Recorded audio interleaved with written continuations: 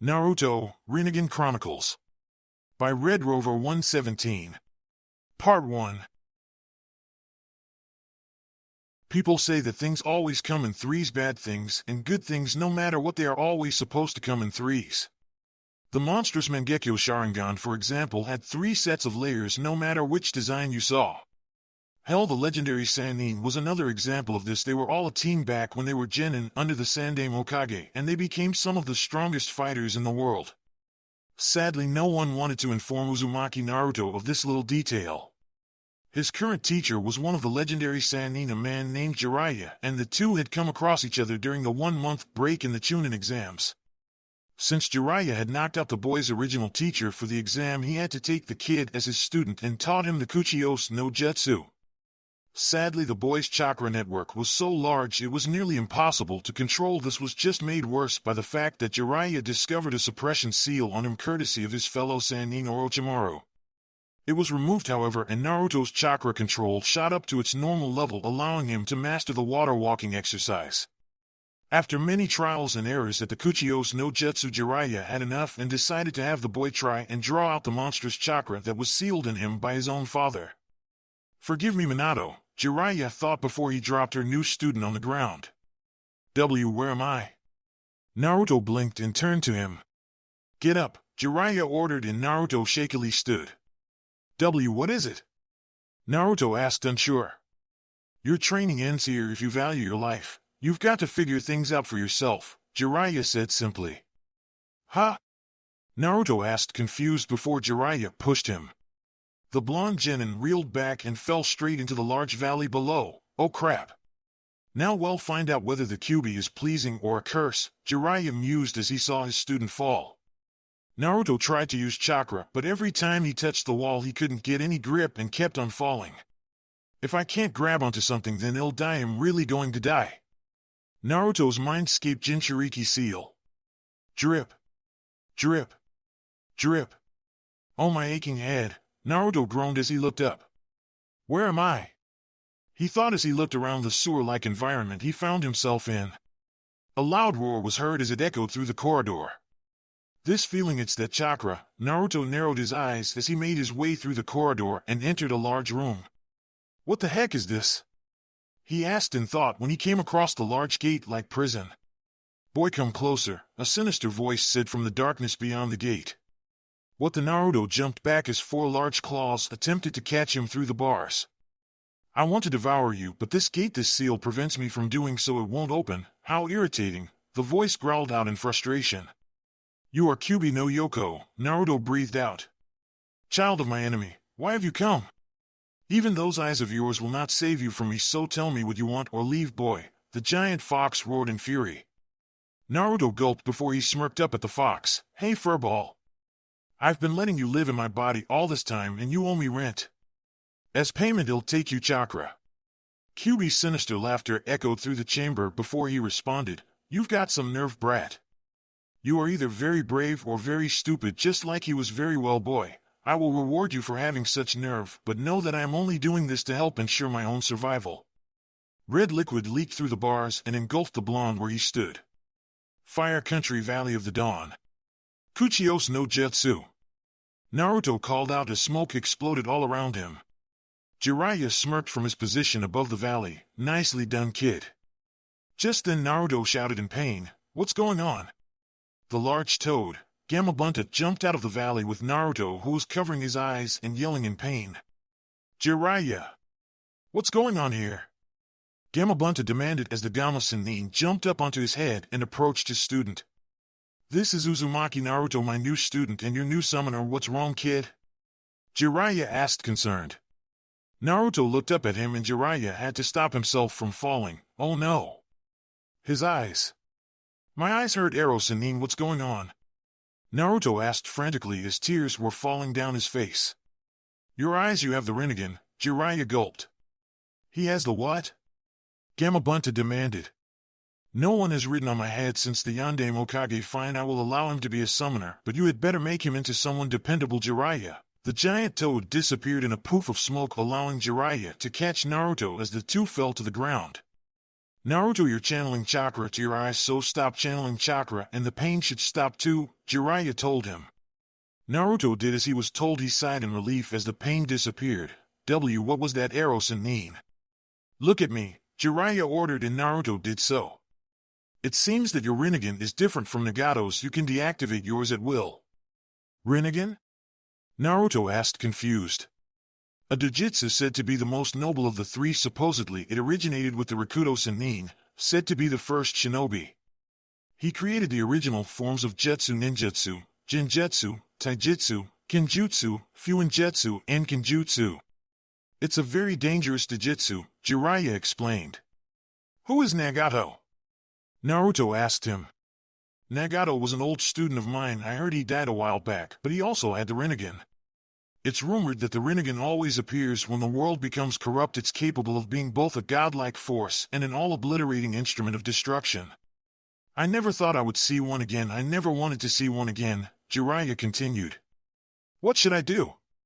Naruto asked hesitantly. For now, keep the fact that you have those eyes a secret. We don't want any of the other countries finding out yet, and we definitely don't need Orochimaru taking an interest in you, Jiraiya told the blonde.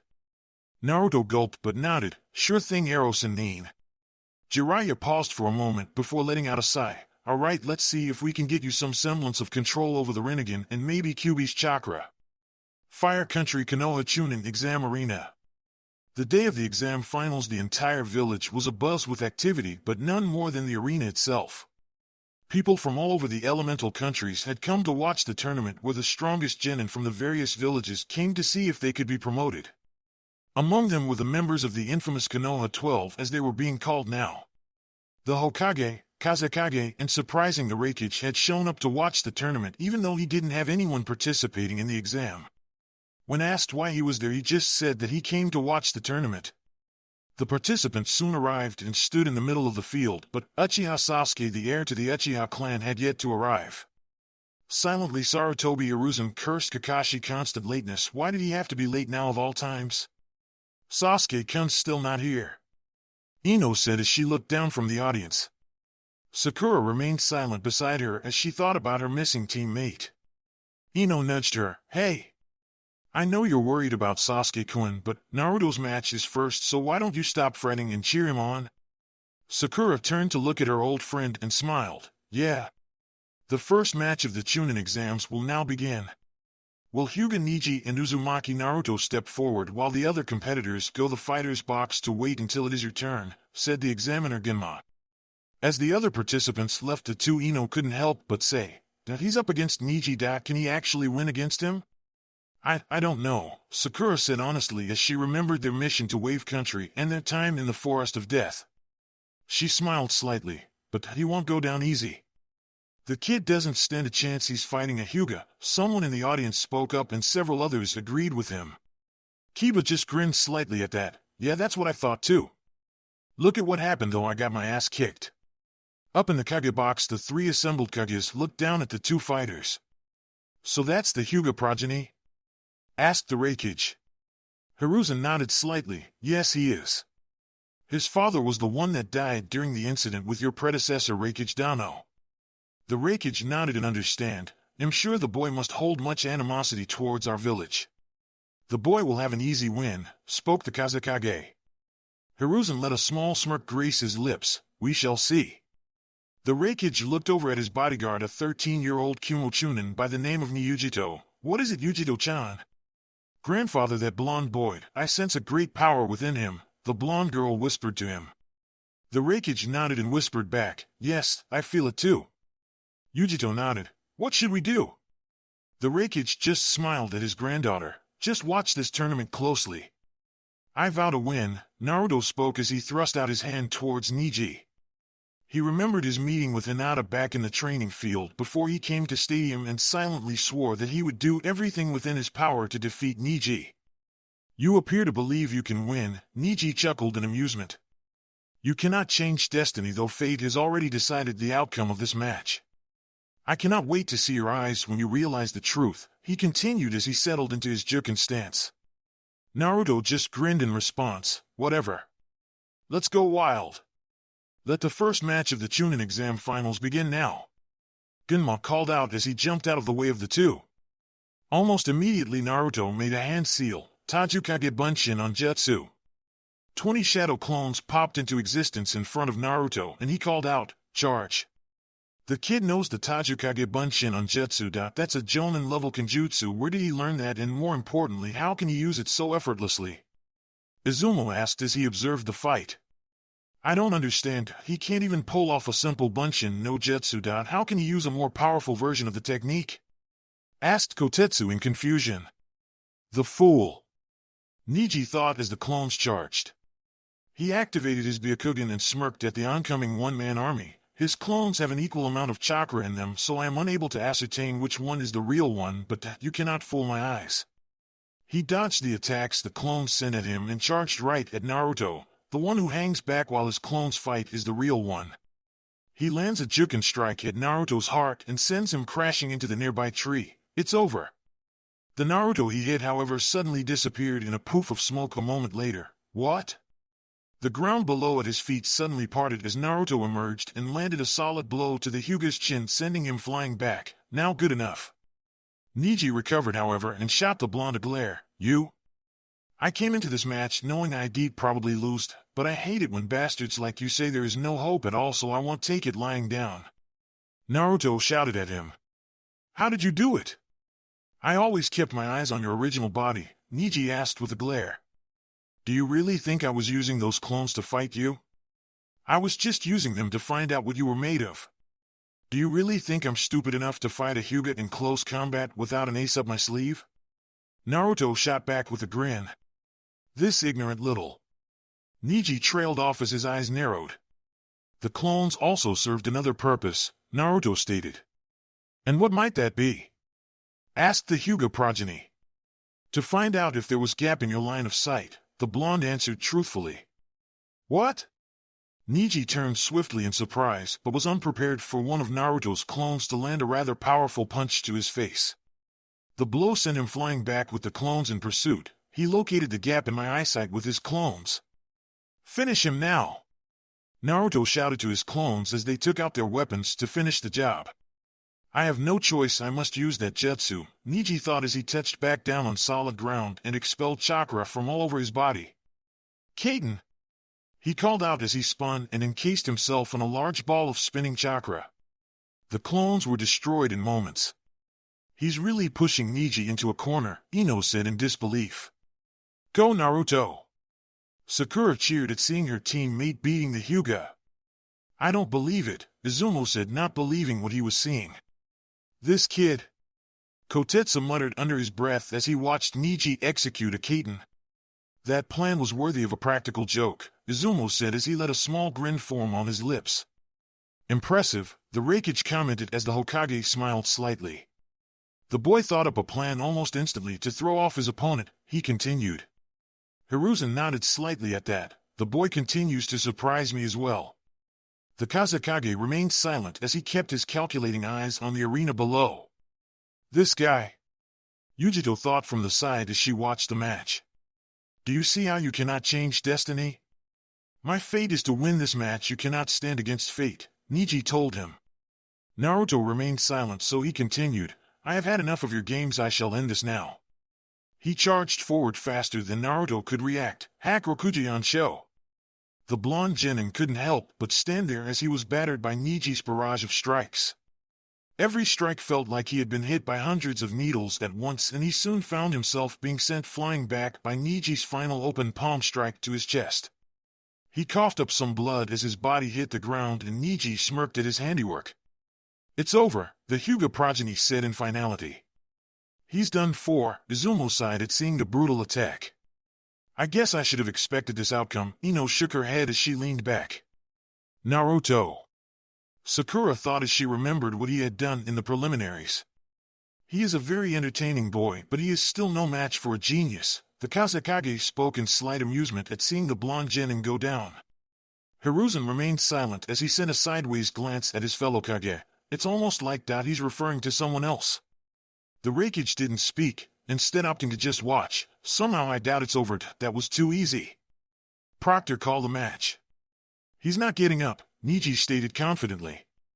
Sadly, reality didn't agree with him. Naruto rose a moment later. He glowed red as an enormous amount of crimson chakra erupted from his body. "Wanna bet?" How? Neji asked as he took a step back at seeing the red chakra. He focused in on its source and his eyes widened further. "Was that a fox?" Eros and Nin told me not to use the Rinnegan unless I had to. I guess I'll just have to stick with the furball's chakra, Naruto thought as the chakra encased his body in what looked like flames. He clenched his as he settled his gaze on his opponent. "Now do you understand, bastard? I had you beat from the start. I just wanted you to show me your trump cards first so I knew what to expect." Niji's eyes widened at that. He had this planned from the start. "He's a Jinchuuriki," the Raikage spoke as he watched the match. "Yes, I believe it's the Kyuubi," Yujito said barely above a whisper. "This will be interesting." The Raikage smirked as he continued to watch. "This chakra. When did he learn to control it in a stable form? Did Kakashi teach him this?" were the thoughts running through Hiruzen's head. The Kazekage continued to watch in silent anger. Naruto cocked his fist back and then threw it out at Neji. A moment later the air around his fist rippled and was propelled towards where Neji stood.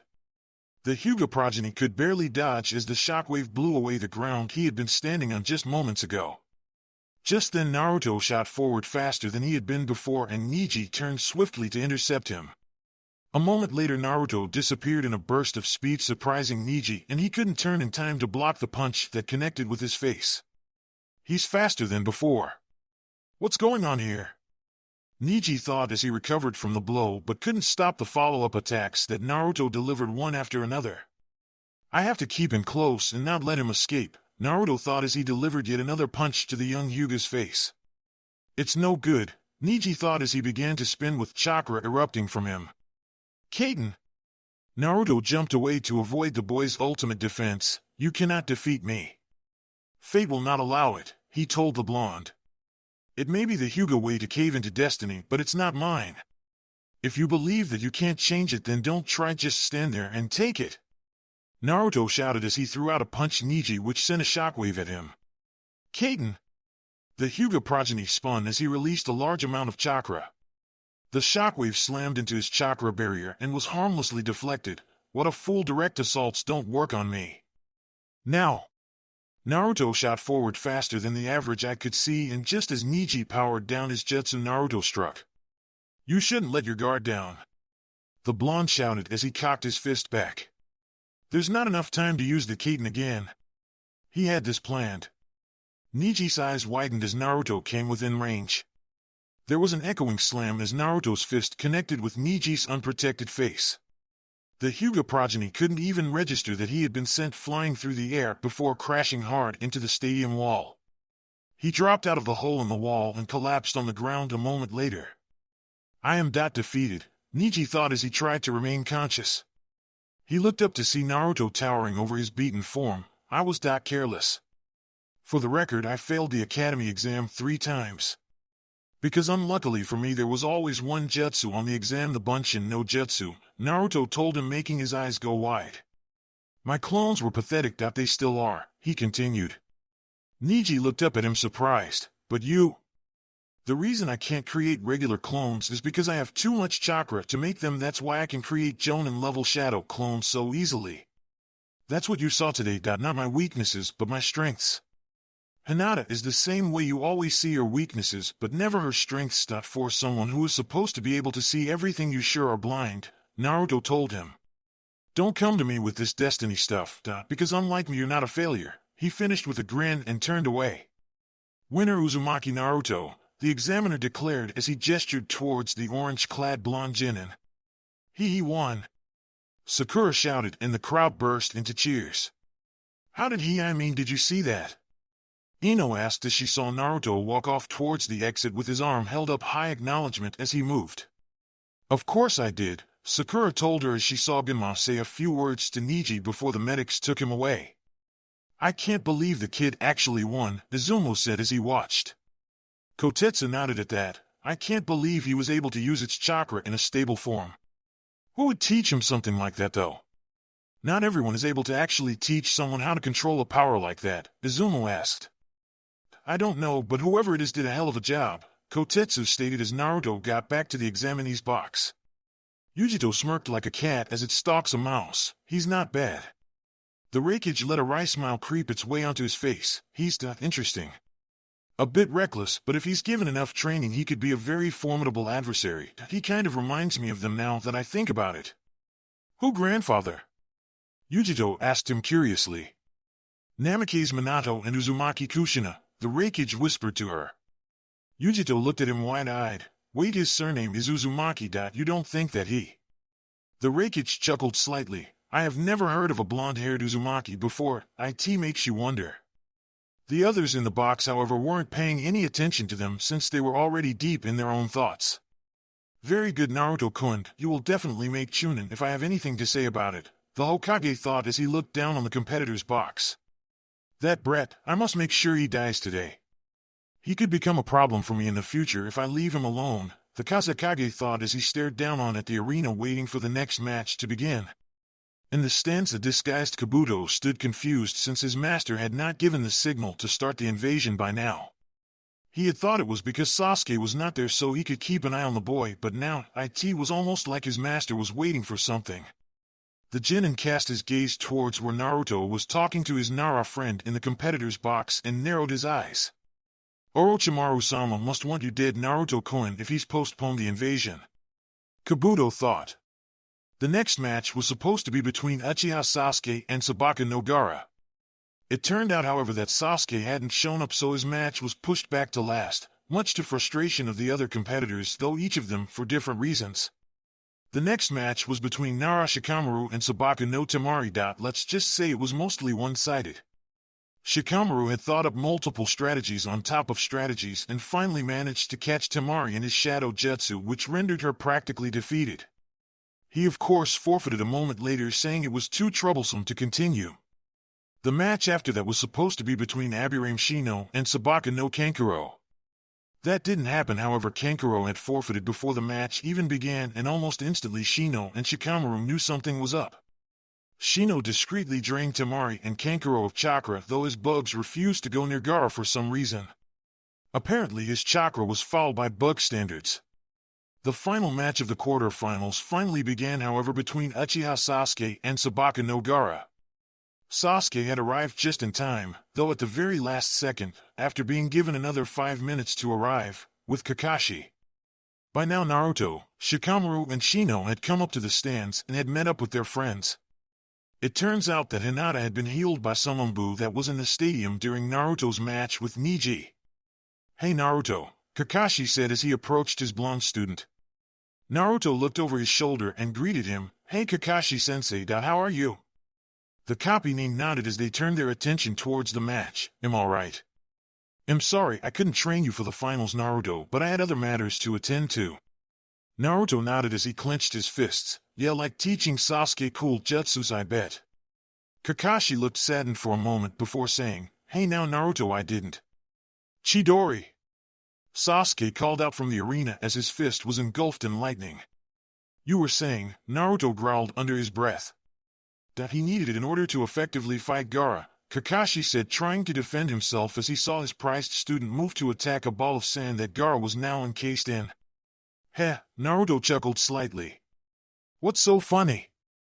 Kakashi asked with a raised eyebrow.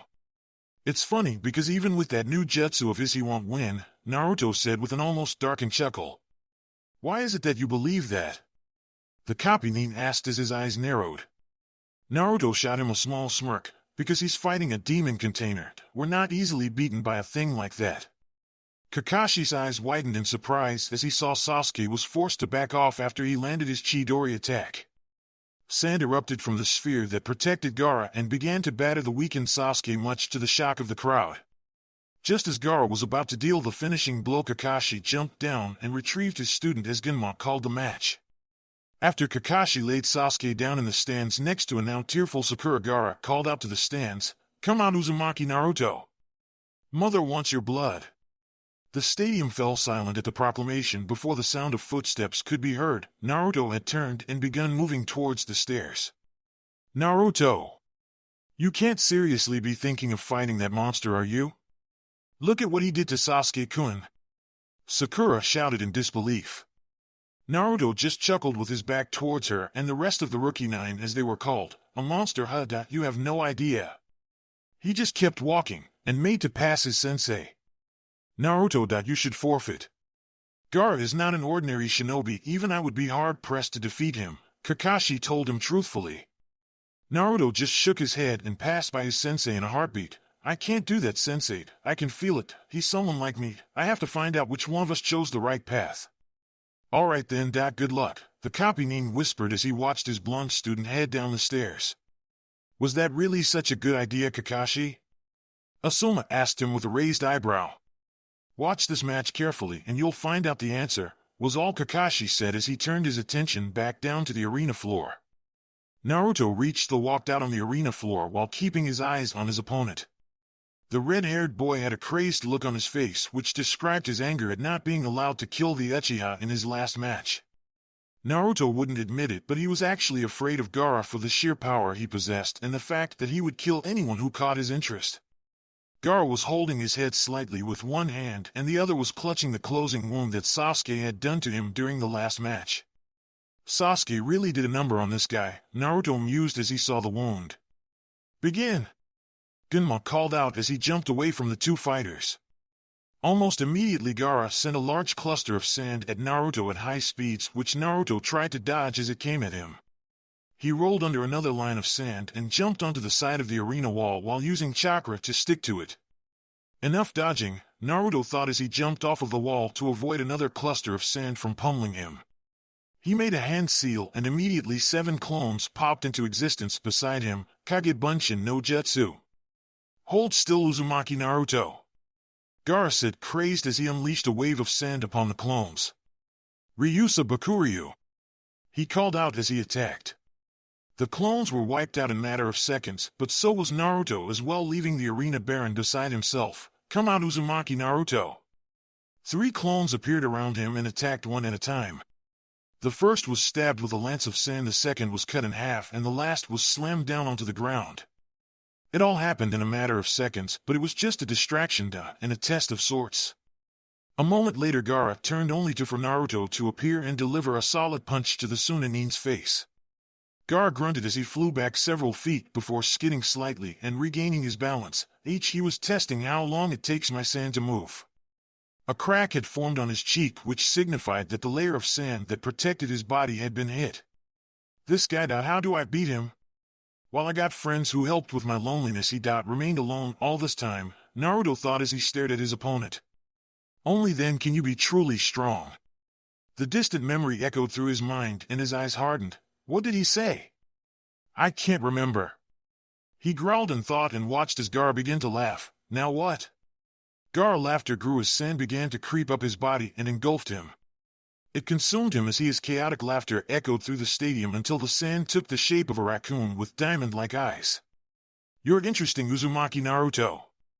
Gaara roared as he jumped towards the blonde. What is this feeling? Naruto thought as he felt anxiety, dread, and also excitement. Was it? He didn't know. What he did know, however, was that every part of him was screaming to fight and win. He jumped back as Gaara crashed down on where he was standing a moment ago. For some reason I don't want to lose to this guy. What's he doing? He's a sitting duck, Kiba growled as he watched the match. I am unsure. Shino commented, puzzled also. He's trying to find a reason to fight, Kakashi explained to the assembled group. A reason? What good will that do? Kiba asked, surprised. The copy nin sighed and shook his head. If you were in his position, what would you fight for? Well, the Inuzuka Genin thought about it for a moment before answer. Well, I guess my family and friends. I mean, I wouldn't want to let them down or nothing. Exactly, Naruto is the same way, but in this case he doesn't really have a reason to fight and so can't win against Gaara as he is now, Kakashi finished. What about Neji then? He beat Neji in the first round, so he must have a reason, Ino spoke up.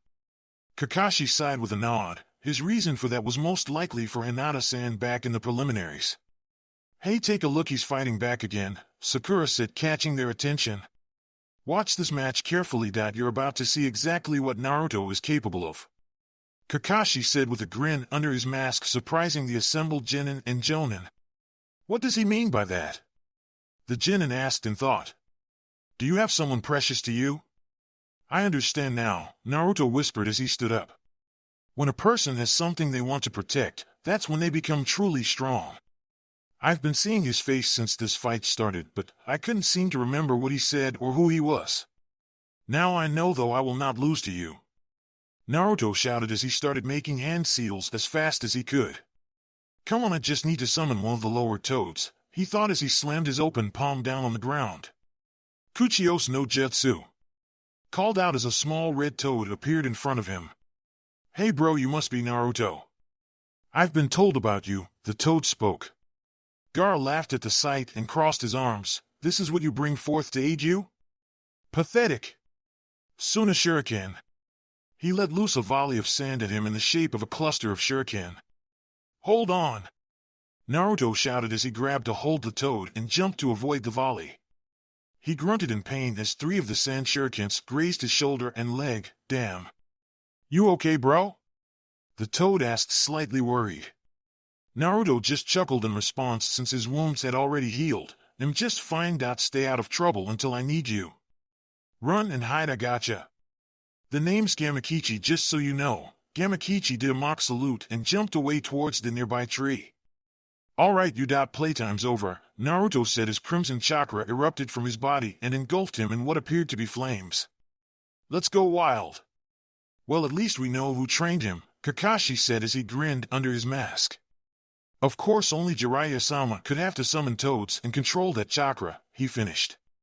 Guy nodded at his side, having assumed his thinking pose. Even so, to actually be able to use it in a stable form. Asuma nodded. Everyone from Konoha is in shock at seeing him wield it like this. That's 2 trump cards he's used in this match, the chakra and his summoning. I wonder if he's got anything else, Kakashi mused as he watched the 2 fighters charge at one another. Not likely, Kotetsu said from the side. Kakashi just grinned under his mask. Oh, I wouldn't be so sure of that. Still, I wonder why Jiraiya-sama would teach a Genin, let alone him of all people, Asuma wondered aloud. Kakashi narrowed his eyes at the man for a second. Naruto is no ordinary child. We are aware of that, Kakashi-san, Kurenai stated. Kakashi just shook his head. No, you aren't. There are things about Naruto that no one in Konoha can understand, things that are far bigger than the burden he carries and would shake this village to its very foundations. He fell silent, allowing the other Jonin to think about what he had said. The small shockwave blew Gaara back, but he landed in a crouch and recovered in moments. A second later, Naruto appeared in front of him and landed a kick to his sand-covered head. He slammed hard into the arena wall, leaving a small crater in his wake. Almost instantly, Naruto was in front of him again and punched him into the wall with his red chakra-covered fist. Dust shot out from where they stood when he landed the blow, but it cleared just as fast. Naruto grabbed Gaara's sand tail and swung him round before slamming him into the wall again with even greater force. After a few more seconds passed, Naruto was blown back by Gaara's large sand claw and landed sprawled at the base of the nearby tree. Bro? Gamakichi asked as he saw his summoner stand up. I'm fine, he's tough, Naruto told him as he saw Gaara stand up also. Ha ha ha. Gaara laugh echoed throughout the stadium as sand began to gather around him. You amuse me, Uzumaki Naruto, he continued to laugh as the sand engulfed him in a column of sorts. Now what is he doing?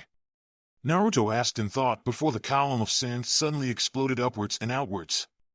Damn! He thought as he scrambled for cover. After the dust settled, he stepped out from behind the tree he had used with Gamakichi now resting on his head. Well shit. Where Gaara once stood now stood a 40-foot-tall tanuki made of sand. This just got a lot harder. Bro? How do you plan on beating this guy? Gamakichi asked him nervously. I'm working on it. What the hell is that? Ino asked in a shout as she saw most of the higher-ranking ninja around them looking like they were having a panic attack. That is a demon, Kakashi said simply. What? Ino asked in fear. It's the Ichibi no Tanuki, also known as Suna no Shikaku, Guy explained further. It's one of the Biju, albeit the weakest of the 9, with Kyuubi being the strongest, Asuma told the Genin. This battle has just risen to a whole other level, Kakashi stated as he looked down towards his blonde student. Dope Sasuke thought, having regained consciousness. Naruto. Sakura thought worriedly. Shouldn't we stop this? Kurina asked the other Jonin. Kakashi, however, shook his head. No doubt, let's see how this plays out. So they are both Jinchuuriki. Interesting, I wonder what level they are both currently at. The Raikage mused upon seeing the giant Sand Tanuki. I think they're down on my level, grandfather, judging by how they're fighting right now, Yujito commented. The Raikage nodded in agreement. They are both on the Chunin level normally, but when they access their inner powers like this, they look to be on the Jonin level. What should we do, grandfather? The Kumo Chunin asked him. Nothing yet, he answered as he returned his attention to the match. Beside him the Hokage watched in interest, having not expected this outcome. Suna sent a Jinchuuriki into the exam. I wonder why. Especially one with such a poor containment seal. It's almost like they were planning to use him for something, but what? No, this isn't going like I had planned at all, the Kazekage thought angrily as he watched the match progress. Have you got a plan, bro? Gamakichi asked hopefully. Naruto nodded as he bit his thumb and started making hand seals. Just one. It will take all of Kyuubi's chakra I currently have to use though, he added mentally as he finished. He slammed his open palm down on the ground and called out, Kuchios no Jutsu. There was a sudden explosion of smoke from where he was standing, and the next thing he knew he was standing on a 40-foot toad he knew all too well. Gamabunta, the boss of the toads. He had of course drained every last bit of Kyuubi's chakra he possessed to do it without harming himself, which left him a bit drained physically, but he still had his normal chakra reserves left, so he wasn't complaining. What the hell is that? Kiba asked upon seeing the giant toad in samurai robes with a large dagger at his side. That is the boss toad, Gamabunta. I never thought I'd see him again, Kakashi said surprised. That last time he has been seen by anyone from Konoha was 12 years ago on the night the Yondaime Hokage defeated the Kyuubi no Kitsune, Asuna explained to the genin. Really? Sakura asked, having never read about that detail. Grandfather, isn't that Yujito began? Yes, the Raikage interrupted. No genin should have the chakra till she tried to finish. I know, he interrupted again, already knowing what she was going to say. Jiraiya Dano definitely has been teaching this boy. Naruto Kunyu. Hiruzen trailed off in thought upon seeing the giant toad. This damned brat. The Kazekage was seething at the sight, unnoticed to the other occupants of the booth. The two large creatures had all but taken up all the room in the stadium with only a small, by their standards, gap between them. The toad poofed his smoking pipe and looked up to the figure that stood on his head. The one that reminded him of his previous summoner. Not you again, boy, what do you want? Gamabunta asked, annoyed. Naruto looked down into his eyes with a look of disbelief. Do you not see the giant Tanuki in front of you? Gamabunta turned his gaze towards the monstrous sand creature and narrowed his eyes. That's Shikaku. I need your help, Naruto said simply as he looked over at where Shikaku stood with Gaara now visibly standing on top of it. And what makes you think he'll help you fight him of all things? The last time I fought a Biju I received this scar on my eye, Gamabunta told him. Oh come on Pops, don't be like that. Help the kid out, would ya? Gamakichi asked from on Naruto's head. Pops? Wait, you two are father and son? Why have I heard none of this? The blonde genin asked, surprised. And what are you doing here, Gamakichi? Gamabunta inquired when he saw the toad that was his son. Well, I came out to play a while back, but that guy over there started bullying me, Gamakichi answered as he pointed towards the giant sand demon. What? Gamabunta droned as he drew his dagger. All right, boy, I'll help you out this once, but you owe me a drink, the toad boss said, and Naruto nodded in understanding. As for you? Gamabunta took 2 steps forward surprisingly quickly considering his size and sliced Shikaku's right arm clean off. No one attacks my son and gets away with it. He shouted as he backed off to avoid the counterattack and the sand arm dissolved. Ha ha ha. Gaara laughed insanely as he made a hand seal. You amuse me, Uzumaki Naruto, but your entertainment has come to an end. Tanuki Nairi no Jutsu. His body fell unconscious in a matter of seconds as Shikaku's eyes sparked with life. Ha ha ha. Shikaku's laughter echoed throughout the stadium, scaring the crowd and everyone else. That's the demon? Naruto asked in disbelief at seeing the clearly mad Tanuki. Gamabunta simply stared impassively. Yes. That's Shikaku, he was always the craziest of the Biju. Believe it, Naruto said weakly as Shikaku's gaze settled on them.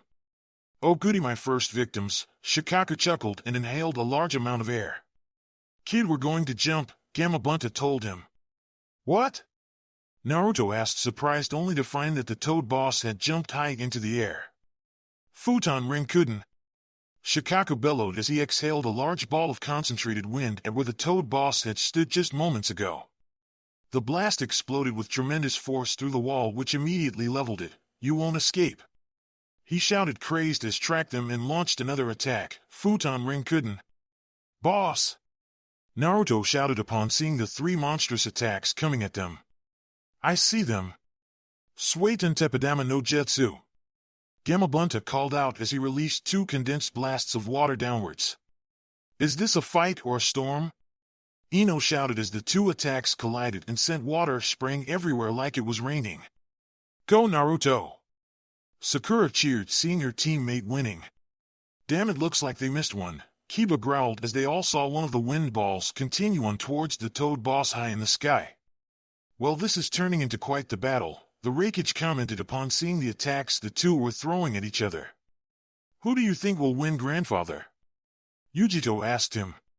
The Raikage remained silent, but the smirk remained on his face as he returned his attention to the fight. You missed one, boss. Naruto shouted as he saw the wind blast coming towards them at high velocity. Damn, Gamabunta grunted, knowing there was nothing he could do. This isn't going to be pretty, Gamakichi said as he covered his eyes. Time suddenly seemed to freeze for a moment as Naruto closed his eyes and breathed slowly. He slowly opened his eyes, having sent chakra to them, and they now looked like they had rings around the pupils and turned the color gray. Time returned to normal as he pointed his hand down towards the wind attack and whispered two simple words. Shinra Tensei. Almost immediately the wind bullet dissipated into nothingness and Gamabunta fell back towards the ground. He landed in a crouch at the other end of the stadium and grinned as he looked up at his summoner. Naruto stood firm on the Toad boss head with his eyes glowing slightly gray, and his jacket was now open and swishing slightly in the wind, just like his previous summoner. Those eyes. Shikaku shook slightly upon seeing them. The Rinnegan, he growled out, no longer amused. What happened? Ino asked, confused. What's up with Naruto's eyes? Kiba asked as he tried to get a better look at them. He's using chakra in his eyes, Hinata stuttered out. Why? Sakura asked, confused. That's the... Kakashi's eyes widened as he heard what the Sand Demon had said. The Rinnegan, the first Dijitsu, and has only ever belonged to the first shinobi. The Rakudo Sennin and the man who founded the shinobi world, Asuma explained, just as surprised as everyone else. Wait, you're saying the Dobe has a bloodline? Kiba asked, looked between the Jonin. Apparently so, Kakashi answered, trying to calm himself. Why wasn't I told? Dobe. Sasuke's eyes narrowed in anger at this little piece of information. What is that, grandfather? Yujito asked as she looked to where Naruto stood on Gamabunta's head. That is the Rinnegan, an extremely powerful Dijitsu, and I think it is the reason my brother asked me to attend this little event. He did say he felt something unusual coming from Konoha. Now I know what he meant, the Raikage explained. There's no doubt about it, that's the Rinnegan, but how is that possible? Neither Minato-kun nor Kushina-chan had it, so why does Naruto-kun have it? 100 thoughts and questions ran through the Hokage's head as he tried to understand what was happening. How can that failure have that Dijitsu? I cannot let him live, he could very well become an even bigger annoyance than Pain, the Kazekage thought angrily as he weighed his options. Believe it, Naruto grinned, as did Gamabunta and Gamakichi. Yeah. The young Toad cheered and jumped off the boy's head as his father dashed forward and crossed the stadium in a matter of seconds. They took up most of it. Shikaku raised his one arm and made to backhand the oncoming Toad when he suddenly found his left sand arm blown off of his body. Shinra Tensei. Naruto called out, having used his gravity manipulation to destroy the arm. He panted slightly, having used up most of his chakra reserves doing so many high-ranking jutsu plus accessing Kyuubi's chakra. Grab him now. Right! Gamabunta shouted in acknowledgement and proceeded to grab onto Shikaku's shoulders. Go! Naruto jumped towards where Gaara stood unconscious on the sand creature's head. Wakey wakey! Naruto called out as he landed a solid punch to the unprotected redhead's face. Rise and shine. He slid down the Tanuki's nose as Gaara seemed to shake for a moment. Wake up, you bastard. Gaara's eyes snapped open and he immediately glared at the blonde for waking him. You? Had enough yet? Naruto asked as he suddenly started to move again. Not so fast. Gaara bellowed as sand shot up trying to encase Naruto. Shit, Naruto thought as he raised both of his hands in opposite directions. Shinra Tensei. Her called out as the sand was blasted away with pure gravity. He continued running up towards where Gaara stood while dodging the spears of sand that were sent at him. I have to get him close or I'm dead. Hold still. Roared the I the Jinchuuriki as the entire Shikaku body tried to break free of Gamabunta's hold. Hurry up, kid, I can't hold him for long, Gamabunta grunted as he tried to hold on. My existence will not end here. Gaara shouted as Naruto jumped up towards where he was located. Shinra Tensei. He called out as he blasted the sand away that tried to intercept him and landed yet another solid punch to the Sunanin's unprotected face. Got you, he grinned as the sand tanuki started to crack around them before finally it all fell down and dissolved. Well, be going now, kid. Come on, Gamakichi, Gamabunta said before he and his son disappeared in a large poof of smoke. The two shinobi touched down on the now sand-covered ground and sluggishly they both climbed to their feet. Gaara raised his hand towards Naruto and had the sand at the blonde's feet surround him. Sabaku Q. He clamped his fists together and called out, Sabaku So-So. Shinra Tensei. Naruto shouted as he blasted the sand away from him along the rest of the sand within a 20-feet radius. Those eyes won't help you here. Gaara shouted in anger as he charged forward, having expended the last of his chakra. Naruto swung his arm out towards him and shouted, Shinra Tensei. Gaara immediately found himself being pulled backwards by an invisible force crashed through the nearby tree which surprisingly had remained standing throughout the clash between the two giants from before. Gaara tried to stand but couldn't find the strength to do so and collapsed onto the ground unable to move. Are you done yet? Naruto asked, exhaustion clear in his voice. My existence won't be extinguished. I won't allow it. The I the Jinchuuriki cried out almost terrified as Naruto slowly and sluggishly made his way towards him. The pain of being alone, it's not trivial, I understand, but I won't allow you to hurt those that are important to me, Naruto told him as he looked down at the fallen Sunanin. Why do you go so far for others? Gaara asked, not understanding. Because they saved me from my own darkness. Someone once told me, when a person has something they want to protect, that's when they become truly strong, Naruto answered truthfully. Gaara simply stared at him for a moment before he said, I see that I cannot win. Genma approached the two and upon hearing Gaara's declaration held up his hand to where Naruto stood. Winner Uzumaki Naruto. He won. Chuji cried out happily and the crowd burst into cheers around him. He actually went and did it, Ino commented in disbelief at her side. Nice one, Naruto. Kiba cheered at seeing his friend's victory. Naruto-kun, Hinata smiled down at where the blonde stood. He won? Yujito asked, not believing her eyes. He actually won? She let a smile grace her features as she stared down the boy. Why, Yujito-chan, if I didn't know any better I would say you had a crush on the young lad, the Reikage commented innocently. Don't be ridicule's grandfather, Yujito stuttered in protest as her cheeks turned slightly red. You're blushing, the Reikage teased. I am not, she said forcefully. Well, I hope you get used to the idea of working with him because if my plan works out you will be seeing a lot more of him, the Reikage smirked making her look at him in confusion. Well done, Naruto-kun, though I have to wonder why the Rinnegan would be awakened in you, thought the man who was nicknamed the God of Shinobi. I must begin the attack now, the Kazekage thought frantically. Naruto swayed slightly but was caught by a red blur which he quickly recognized as Jiraiya of the Sannin. Great work, kid, keep this up and you'll reach your dream in no time at all. Spoke the Gama Sannin confidently. Arrow Sannin? Naruto asked weakly as his eyes closed. Jiraiya nodded as he laid his godson down on the ground to avoid injury. Sleep now, kid. You earned it. Moments later, though, a large purple barrier went up around the roof of the Kage's booth and a genjutsu fell upon the stadium. This marked the beginning of what later became the Suna-Oto invasion as a combined attack force of Oto and Suna Nins launched a strike on the village hidden in the leaves. Naruto groaned as the morning sun shone through the open window. He sat up with another groan and rubbed his tired eyes before checking his surroundings. The room was white, and he knew from experience that it was the hospital. Even if the villagers didn't physically hurt him, he was still an orphan and used to get injured at times. "You're awake, brat, that's good," a voice said from the window, and he turned his head swiftly towards it.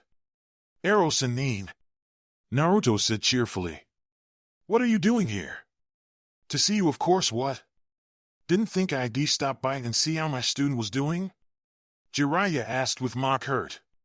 Naruto grumbled at that. "I bet you'd rather be off peeking, though." Jiraiya grinned, but his expression suddenly saddened. "True. But I can't right now. Tell me, what is the last thing you remember, Naruto?" Naruto rested a hand on his head before answering. "I remembered that I beat Gaara, but then, that's a blank." "That's when you passed out from exhaustion," Jiraiya told him. "Nice work with the Kuchiyos no Jutsu, by the way, though I wish you didn't use it in the middle of the stadium. Be glad no one was hurt, because you'd be in a cell right now instead of a hospital bed," Jiraiya told him. "Sorry," Naruto said weakly. "Don't worry about it, you got off lucky," said the Gama-Sannin. He shook his head before he continued. "That jutsu of yours. What did you call it? Shinra Tensei?" Naruto nodded at that. "That's easily an S-rank jutsu, and an extremely powerful one at that." "I have an S-rank jutsu?" "Heh, believe it," Naruto said with a grin.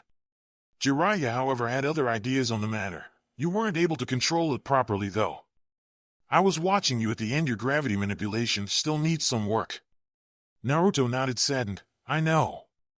The Gama-Sannin sighed at that. "Well, work on that later. Maybe we can work on attracting objects instead of blowing everything away like you've been doing." "Who won, by the way?" Naruto asked, knowing that he couldn't have continued fighting in the condition he was in. "No one. Konoha was almost destroyed right after your match," the Gama-Sannin told him. Naruto's eyes widened at that. "What do you mean almost destroyed? What happened?" "Suna and Oto launched a combined attack on Konoha right after your match finished. We won and beat them back before they did too much damage, but there were casualties," Jiraiya said grimly. "Who died?" Naruto rarely stuttered, but he couldn't help it. "My former sensei, the Yondaime Hokage," answered the Gama-Sannin. "The old man is damn it." Naruto clenched his fists as images of the man he had thought of as a grandfather flashed through his mind. How did he was interrupted swiftly. "It was my traitorous teammate, Orochimaru. He killed Sarutobi-sensei with the aid of his Oto Nins," Jiraiya answered, already knowing what he was going to ask. "He'll pay for that," Naruto told him. Jiraiya nodded in understanding. His time will come, but not right now. "So what do we do now?" Naruto asked, wondering where they would go from here. "Well, I'm heading out to find an old friend of mine. Her name's Tsunade. The council wants her to become the Yondaime Hokage," Jiraiya said with a sigh. "A new Hokage." Naruto trailed off, not knowing his thoughts on the matter. "I'm also taking you along, Chunin Uzumaki," Jiraiya added with a grin. Naruto's eyes widened at what he had said. "I made Chunin?" Jiraiya nodded in confirmation. "You defeated the Suna Jinchuuriki before a planned invasion." "Of course you made Chunin, kid." "Thank you," Naruto said with a smile. "You don't have to thank me, kid," the Gama-Sannin told him and turned his head towards the door. Knock knock. The door opened slightly and Ino poked her head into the room. "Can we come in?" "Yes, we're done here." "I was just leaving anyhow," Jiraiya told her, and she opened the door, revealing the entirety of the Konoha 12 as they were dubbed and their sensei. Jiraiya turned his attention back to his student and said over his shoulder, "I'll talk to you later, Naruto. Meet me at the southern gates after the funeral tomorrow." Naruto nodded as he left. "I'll see you then." "Hey Naruto, who's the old guy?" Kiba asked him as he looked at where the old guy had gone. "My new sensei, he's really strong too. He took out a Jonin in one attack and didn't even look like he was trying," Naruto answered, remembering his first encounter with the man. "That was Jiraiya-sama," Asuma stated. "You did great, man, you totally kicked Gaara's ass," Kiba said with barely controlled glee. "Yeah, well, I don't think I could have done it without help," Naruto said truthfully. "Yeah, what's up with your eyes anyways?" I never knew you had a bloodline, Kiba asked the question on everyone's minds. Well, I don't know really. I mean, I'm an orphan and I've never known who my parents are, so I don't know how I got it, Naruto answered honestly. Now that I think about it, you don't really talk about yourself much, Naruto, Shikamaru commented, raising some eyebrows from the assembled group. I mean, you always brag about how you're going to be Hokage, but I've never once heard you brag about something you've actually done. You didn't even brag about what you did to the Hokage monument a while back, he explained. I don't know what you mean, Naruto said, simply wanting to get off this subject. You're not even bragging about how you beat Gaara and made Chunin, Shikamaru deadpanned, stopping whatever anyone was going to say. Why you made Chunin? Ino asked, astonished. Not even Sasuke-kun had made Chunin yet. Yeah, Naruto replied nervously. Congrats, man, Kiba said as he patted the bedridden boy. How did you know Shikamaru? I mean, only Jonin and above know who was promoted, Kurina asked the young Nara with a knowing smile. Shikamaru sighed, defeated. I heard about it when I found out I was promoted to Chunin also. Are really? Ino asked, surprised, though considering the amount of forethought he'd done in his match against Temari, it shouldn't be a surprise. Troublesome, Shikamaru muttered. Let's go celebrate, Kiba said as he stood up straight. Off in the corner, Naruto's teammates Haruno Sakura and Uchiha Sasuke each had their own thoughts on the matter. How could the dope have gotten so much power? How could he have a Dijitsu that was able to defeat Gaara where even my Sharingan wasn't enough? What have I been doing all this time? Were Sasuke's thoughts as he looked on Naruto's smiling face. Sasuke-kun, Sakura thought worriedly as she looked over her crush. The next day the funeral was held for all the ninja who fell during the Suna Oto invasion, including the kind and strong Yondaime Hokage. It was a tearful ceremony for all who attended it, and even the sky wept for the loss of a great man. Finally it ended, however, and the sky cleared as everyone slowly left. Naruto reached the southern gates of the village and came across a rather unusual sight. Jiraiya was standing next to a girl, a 13-year-old girl to be precise. Hey Eros and Nin, I didn't take you for a pedophile. I thought that was the Hibitem's area, Naruto said with a grin. Jiraiya looked indignant at that. I am not a pedophile, brat. This little missy right here is from Kumoshita. Well, she's going to be coming with us. Naruto stared at her for a few seconds before asking, why? Apparently she's the new ambassador to Konoha, the Gama-san, Nin explained. Again, why? Naruto asked, not understanding. The girl looked annoyed at this, though when Jiraiya saw the look on her face he almost mistook her for a miniature Tsunade. Her long blonde hair hung around her head and was tucked out of the way of her face. She wore a dark purple outfit which surprisingly fit her perfectly, and if he were to be honest with himself, if she put on Tsunade's cloth she would look just like the woman, only younger. Do you have a problem with this? It's not like I want to be here, idiot, the girl grumbled. What did you call me? Naruto said as he narrowed his eyes. I called you an idiot, why? What are you going to do about it? The Kumo Chunin asked with a grin. Before Naruto could retort, however, Jiraiya spoke up. She's also the Reikichi's granddaughter. Her name is Yatsuki ni Yujito. Yujito looked smug for a second as she thought, now that he's heard who I'm related to, he'll act just like the rest. Naruto paused for a second before he scowled. I don't care if she's his grandmother.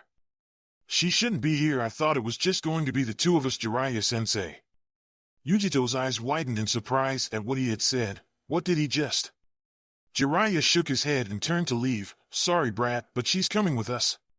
Damn it, like things can't get worse, Naruto grumbled as he followed. Hey, wait up. Yujito called after them. After a good half a day walking, the three stopped to set up camp for the night. Or should I say Jiraiya and Naruto were setting up camp. Yujito had disappeared an hour earlier. I thought you were going to teach me a new jutsu, not walk all day, Naruto grumbled under his breath as he tried to get a campfire started. Naruto, come here, Jiraiya spoke up from the trees. Naruto moved, followed his sensei into the trees, and eventually came across what looked like rocks. Giant boulders littered the clearing, all of which looked like they had all been cut pretty deeply. What is this? Naruto asked. This is all the work of our new friend Yujito-san, Jiraiya told him seriously and nodded his head towards where said Kunoichi lay unconscious. She passed out from exhaustion a few minutes ago, he explained. She's strong, Naruto muttered as he surveyed the damage. Yes, she's the Nibi Jinchuuriki, Jiraiya stated. You've mentioned that word before. What does Jinchuuriki mean? Naruto asked, having never heard the word before. It literally means power of the human sacrifice, but it really is a classification.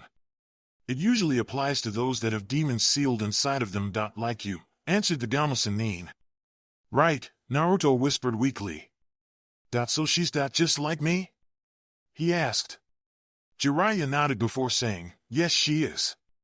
I'm going to teach you 2 jutsus. Both of them are rank jutsus.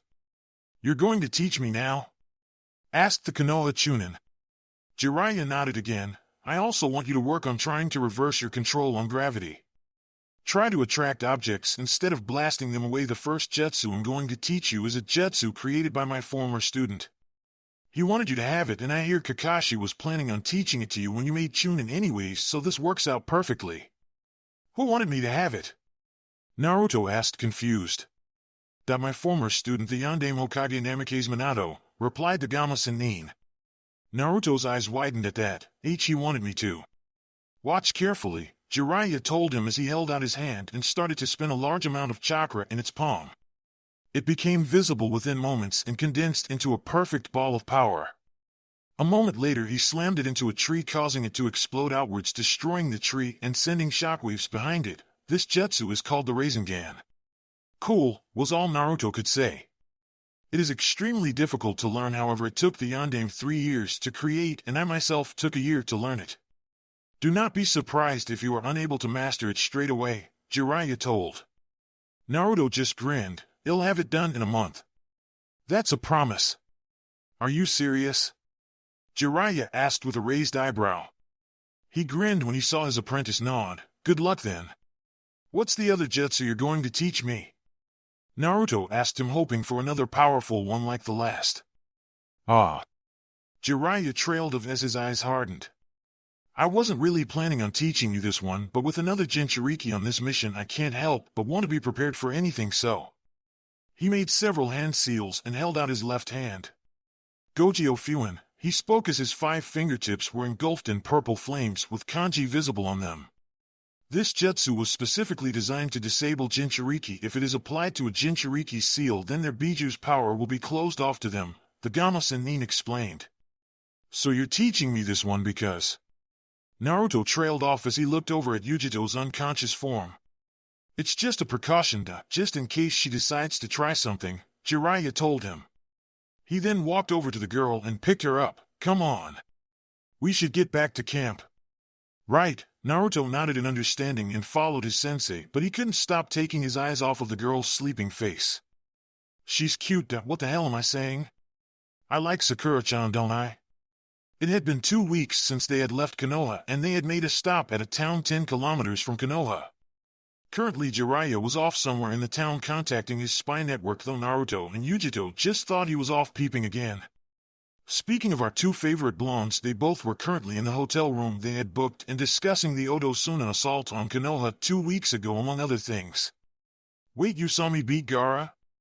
Naruto asked the Kumonin from his position on the bed. Yujito nodded. Yeah, I saw it. You were reckless and downright stupid for summoning Gamabunta of all things to fight in a Chunin exam stadium.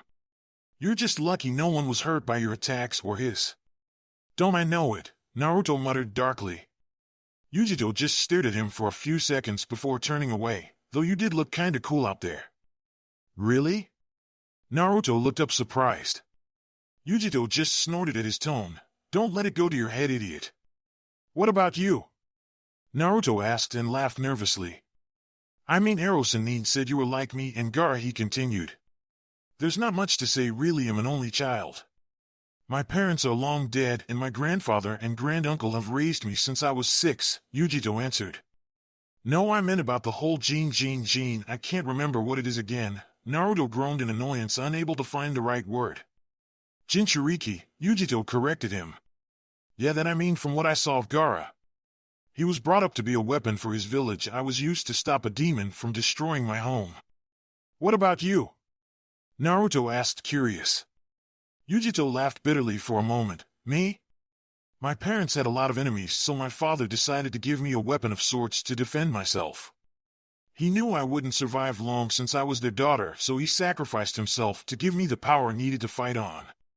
Naruto smiled sadly at that. He must have cared for you a lot then.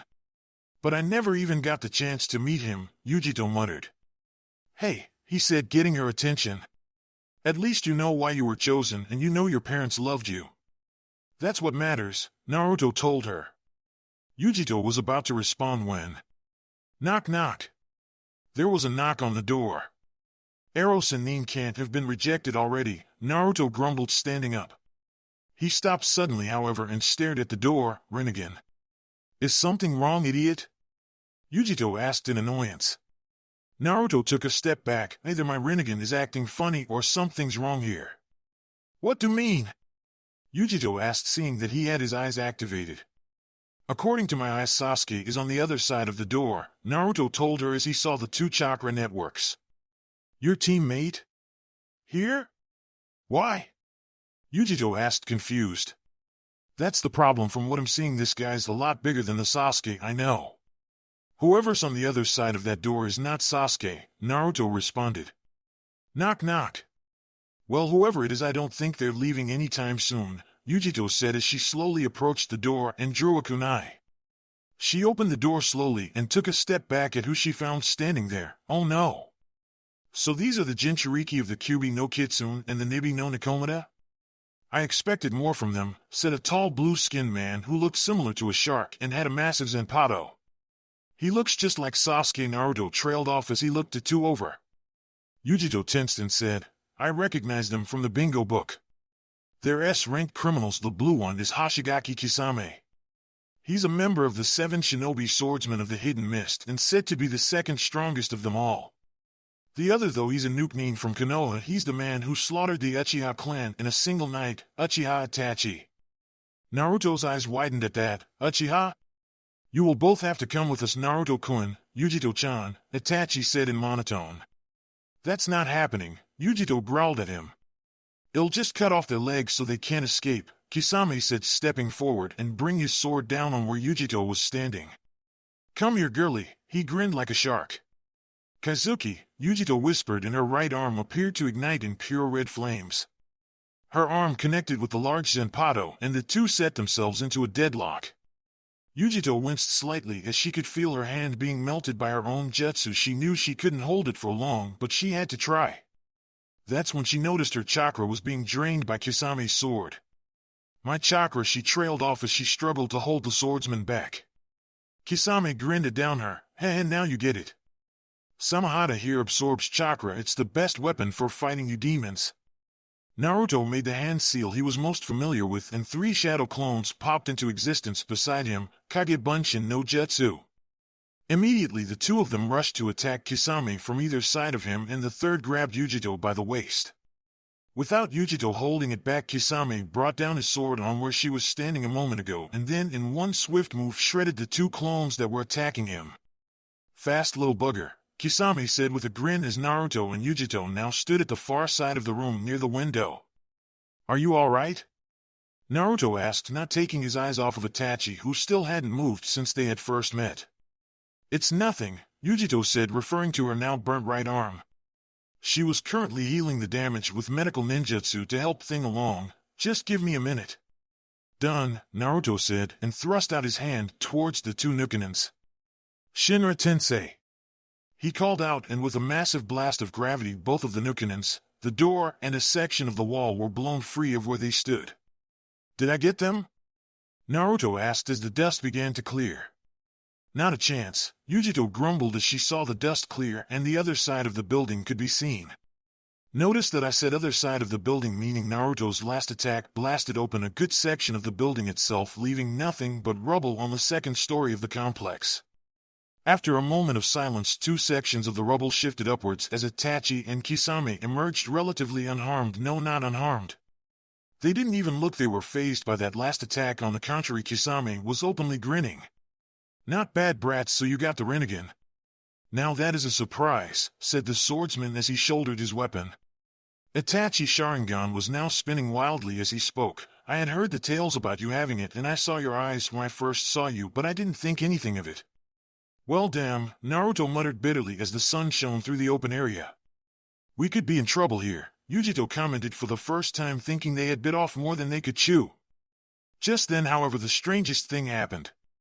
A new presence arrived behind the two Nukanins, a presence that made Itachi take his eyes off of Naruto. Sasuke, Itachi greeted his brother without looking. Uchiha Itachi, Sasuke spat as Itachi turned to regard him slightly. Who's this twerp? Kisame asked with a grunt. My little brother, the only one I spared during the Uchiha massacre, Itachi answered, appeared bored. Go away, Sasuke, you're of no concern to me right now. I have hated and despised you just like you said. Now I will show you my power. Sasuke charged forward as he made several hand seals. Chidori, lightning sparked and encased his hand as he neared Itachi. It all happened in an instant. One moment Sasuke made to stab Itachi, and the next Itachi grabbed his wrist and slammed him into the ground, creating a small crater. After the Chidori dissipated, Itachi lifted him up again and threw him into the nearby wall. Why are you still so weak? Is it because you don't have enough hatred? Itachi asked, barely above a whisper, though everyone heard it. Why is the gap in our strength still so large? What have been doing all this time? Sasuke asked in thought as he fought down the pain he felt. Mangekyo Sharingan, Itachi whispered as his eyes morphed slightly and he picked Sasuke's beaten body up again. The moment they made eye contact, Itachi whispered one terrifying word, Tsukuyami. Sasuke's body suddenly convulsed for a few moments before he became motionless and Itachi dropped him to the floor. Kisame chuckled at the sight. Damn, Itachi, you're too cruel sometimes. To use that genjutsu on your own brother, damn, that's nasty. Itachi didn't respond but instead turned his attention back to the two Chunin. Now where were we? Naruto, we should run, Yujito whispered to him. Naruto shook his head, not without Sasuke. Kisame, get them, Itachi ordered, and the swordsman nodded with a grin. Just as he was about to move, however, a voice called out, Kuchios Yamaguchi Shibari. Suddenly they were all enveloped in some kind of corridor made of red flesh. Kisame looked around and asked, what is this? My jutsu, a voice stated. Turning, everyone saw Jiraiya in a crouched position next to the unconscious Sasuke. Naruto, Yujito, don't move. I'll handle this, he told his two companions. Arrow Sannin, Naruto sighed in relief. Jiraiya of the Sannin, Itachi said in monotone as he gazed at the man. No wonder Kakashi knew who we were and why we went to Konoha. He must have gotten that information from you, he mused. Jiraiya was uncharacteristically serious as he stood up straight and stared at the two Nukanins. So you really are after Naruto and Yujito? Itachi simply stared at him, to capture all the 9. That is the order given to us by our organization, Akatsuki. The two Chunin tensed, knowing that the term 9 most likely meant the 9-tailed beasts. We have been sent to capture them. Too bad for you, you're not getting your hands on them, Jiraiya said with an edge to his voice. Itachi didn't respond but instead turned to his partner, come Kisame. We are leaving.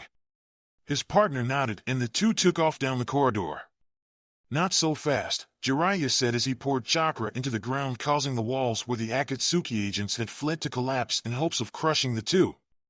After a few moments of silence, there was a small whisper which echoed through the corridors, Amaterasu. What followed was the sound of a mighty explosion and then silence. Jiraiya suddenly dashed forward and turned the corner only to see that part of large mountain toad he had summoned was blown out and black flames were covering parts of the hole's edge. Damn, they got away, the Gamma Sannin muttered as he released his jutsu and the corridor along with the entire building returned to normal. The black flames were still there and so he approached them while pulling out a sealing scroll. This should do it. He laid the scroll out and after writing something on the scroll said, Fukahoin. The flames were suddenly pulled into the scroll and disappeared. I don't know what that was but I will find out. Who were those guys, Arrow Sannin? Naruto asked as he laid Sasuke up against the wall. They said they were after the 9, they were referring to the Biju, right? Yujito asked him. Jiraiya nodded in response, that's right. I don't know what they want the Biju for but it can't be for anything good. So let's go deal with them, Naruto said with his Rinnegan activated. If they want us then I want to see them try, he said with an edge to his voice. Jiraiya shook his head. You wouldn't stand a chance against even one of them as you are now. Then what do we do then? Just sit around and wait for them to capture us? Naruto incredulously. The Gamasanin just snorted at that. What do you do? Had that simple really get stronger so you can fight them yourselves. Naruto took a step back for a moment and nodded, fine. Hey, Yujito said, getting their attention. She was currently sitting over where Sasuke lay with her hands glowing green. For some reason nothing I'm trying is working on this guy. Any idea what kind of jutsu that was Itachi used on him? Jiraiya shook his head in response. It's probably something to do with the Mangekyo Sharingan. The what? Naruto looked up, unfamiliar with the term. The Mangekyo Sharingan is the final stage of the Sharingan and is extremely powerful. I don't know what its full capabilities are, but I do know that the last Mangekyo Sharingan user became the head of the Uchiha clan back during the reign of the Yondaime Hokage, Jiraiya explained. Yujito snorted at that. You forgot to mention the guy turned into a madman and tried to kill Yondaime Hokage at the Valley of the End. Jiraiya remained silent at that, but nodded anyway. How many of those losers are there exactly? Naruto asked, looking out at the hole Itachi had created. 9, Jiraiya answered finally. 9? Yujito's eyes widened. Jiraiya nodded. There would be 10, but Orochimaru is no longer a member of that organization. The Hibi team was a member? Naruto's question was barely above a whisper, yet filled with so much anger it was almost terrifying. He was until he defected from it in order to start his own little hidden village somewhere in Rice Country, the Gamasanin replied. Sasuke will be alright, won't he? Naruto asked, looking down at his comatose teammate. Jiraiya sighed. Physically he'll be fine. It's his mentality. I'm worried about. I'll inform Kakashi about it later, so don't worry. He tensed suddenly and spun round to where the hole in the wall was and saw a green blur appear before him. Guy? Jiraiya narrowly evaded the kick that was aimed for his head, and the green-clad Jonin stopped his assault when he saw who it was. What the hell are you doing? Oh, sorry, I thought you were the enemy for a second there. Guy apologized and looked the area over. He took notice of the wall that was blown out and asked, was I too late? It's more like I was too late, Jiraiya said as he gestured towards the unmoving form of Sasuke. Guy looked the young Uchiha over and narrowed his eyes. I believe this is the same jutsu that was used on Kakashi earlier today. He's bedridden and we can't seem to wake him up.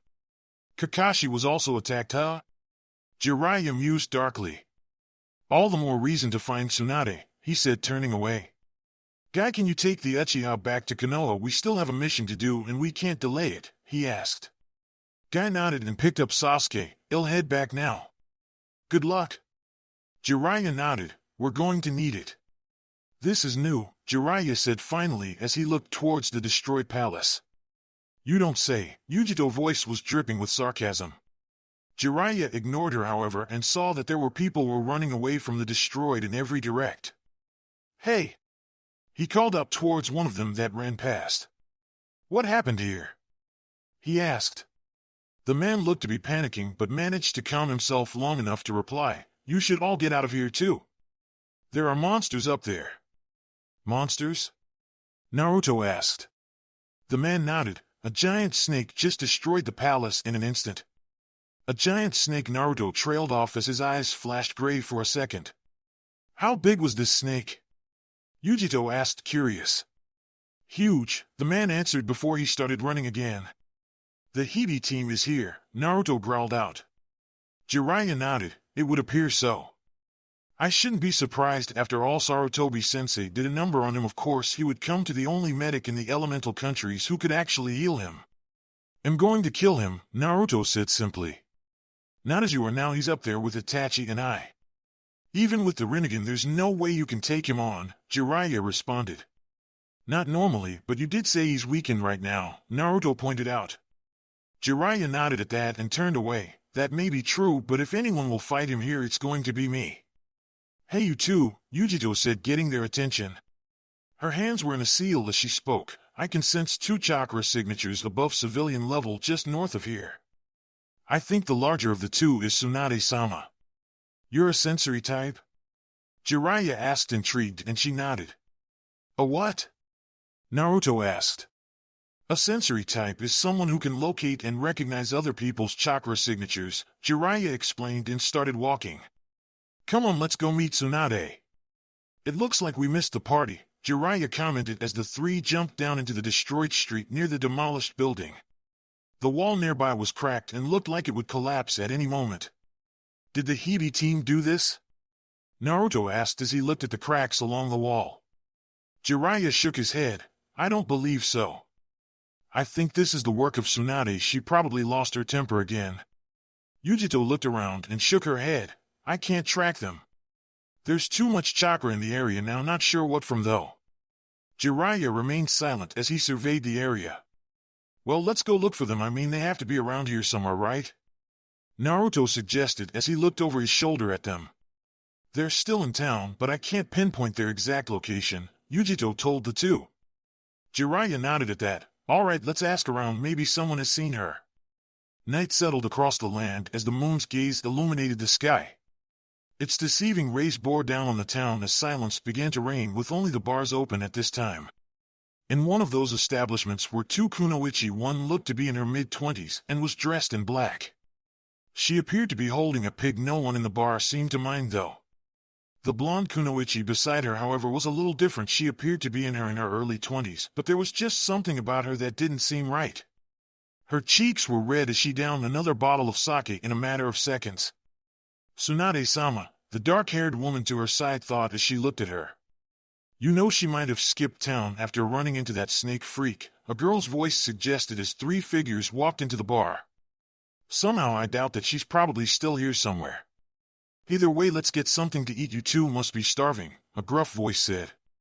This is a bar, Erosanine, a boy's voice deadpanned. Just then the adult of the group looked over to where the two were sitting. Well, I'll be damned. Jiraiya? The blonde woman asked, seeing his aged face. Tsunade? His eyes widened slightly in surprise. What the hell are you doing here? She asked him, not sure what else to say. That's Tsunade? She's seriously 50? She doesn't look like it, the blonde boy to the Gamasen inside commented. It's probably some jutsu, Yujito suggested. Jiraiya, however, just sighed and shook his head. Of course you would be at a bar. I should have known. He smirked as the three sat down at the other side of the table. To answer your question, we were looking for you. Me? Hey, I've been seeing a lot of familiar faces today, she asked as she picked up another cup of sake. Well, we saw Orochimaru's handiwork outside. He always did go overboard with that kind of thing sometimes. Jiraiya sighed again. He raised an eyebrow as he asked, what did he want from you anyway? Nothing really, he just stopped by to say hello, replied the Katsuyu Sennin. Now Jiraiya didn't believe that, but he didn't want to push the issue, so he remained quiet. Why were you looking for me anyway? Okay, you'll get straight to the point. The elders of Konoha want you to become the Yondaime Hokage, Jiraiya explained. Tsunade's eyes widened at that. They want me to what? Become the Yondaime Hokage effective immediately, he told her. If you met Orochimaru, then you know that Sarutobi-sensei was killed by him during the recent attack on Konoha by Oto and Suna, he stated clearly, leaving nothing out.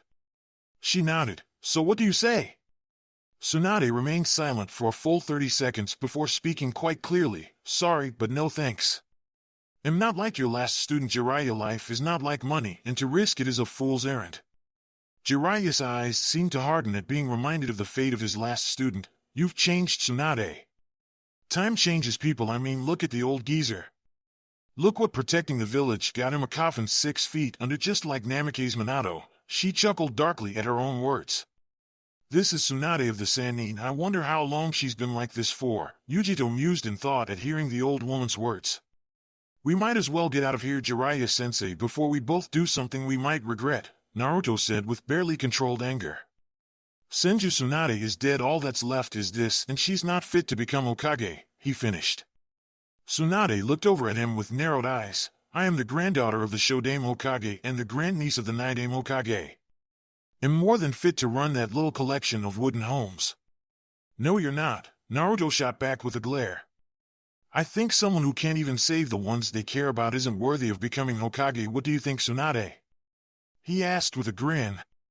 Her eyes widened at that as she turned her gaze on Jiraiya, who looked on impassively. Sennin told me on the way here what happened to the man you loved, to your little brother, and I will tell you right now.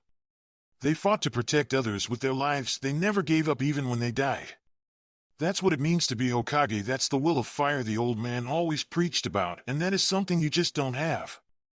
The fire's shadow illuminates the village. Jiraiya mused, remembering how his former student used to say that often. You can sit there all day and moan about what life has done to you, but if you think he'll sit by and let you insult the things that the old man and the Yondaime have done, then I will kick your ass, he snarled as his chakra flared and his eyes turned red. Tsunade just stared at him. Jiraiya, who is this child? The Gamma Sennin just grinned in return. This is Uzumaki Naruto.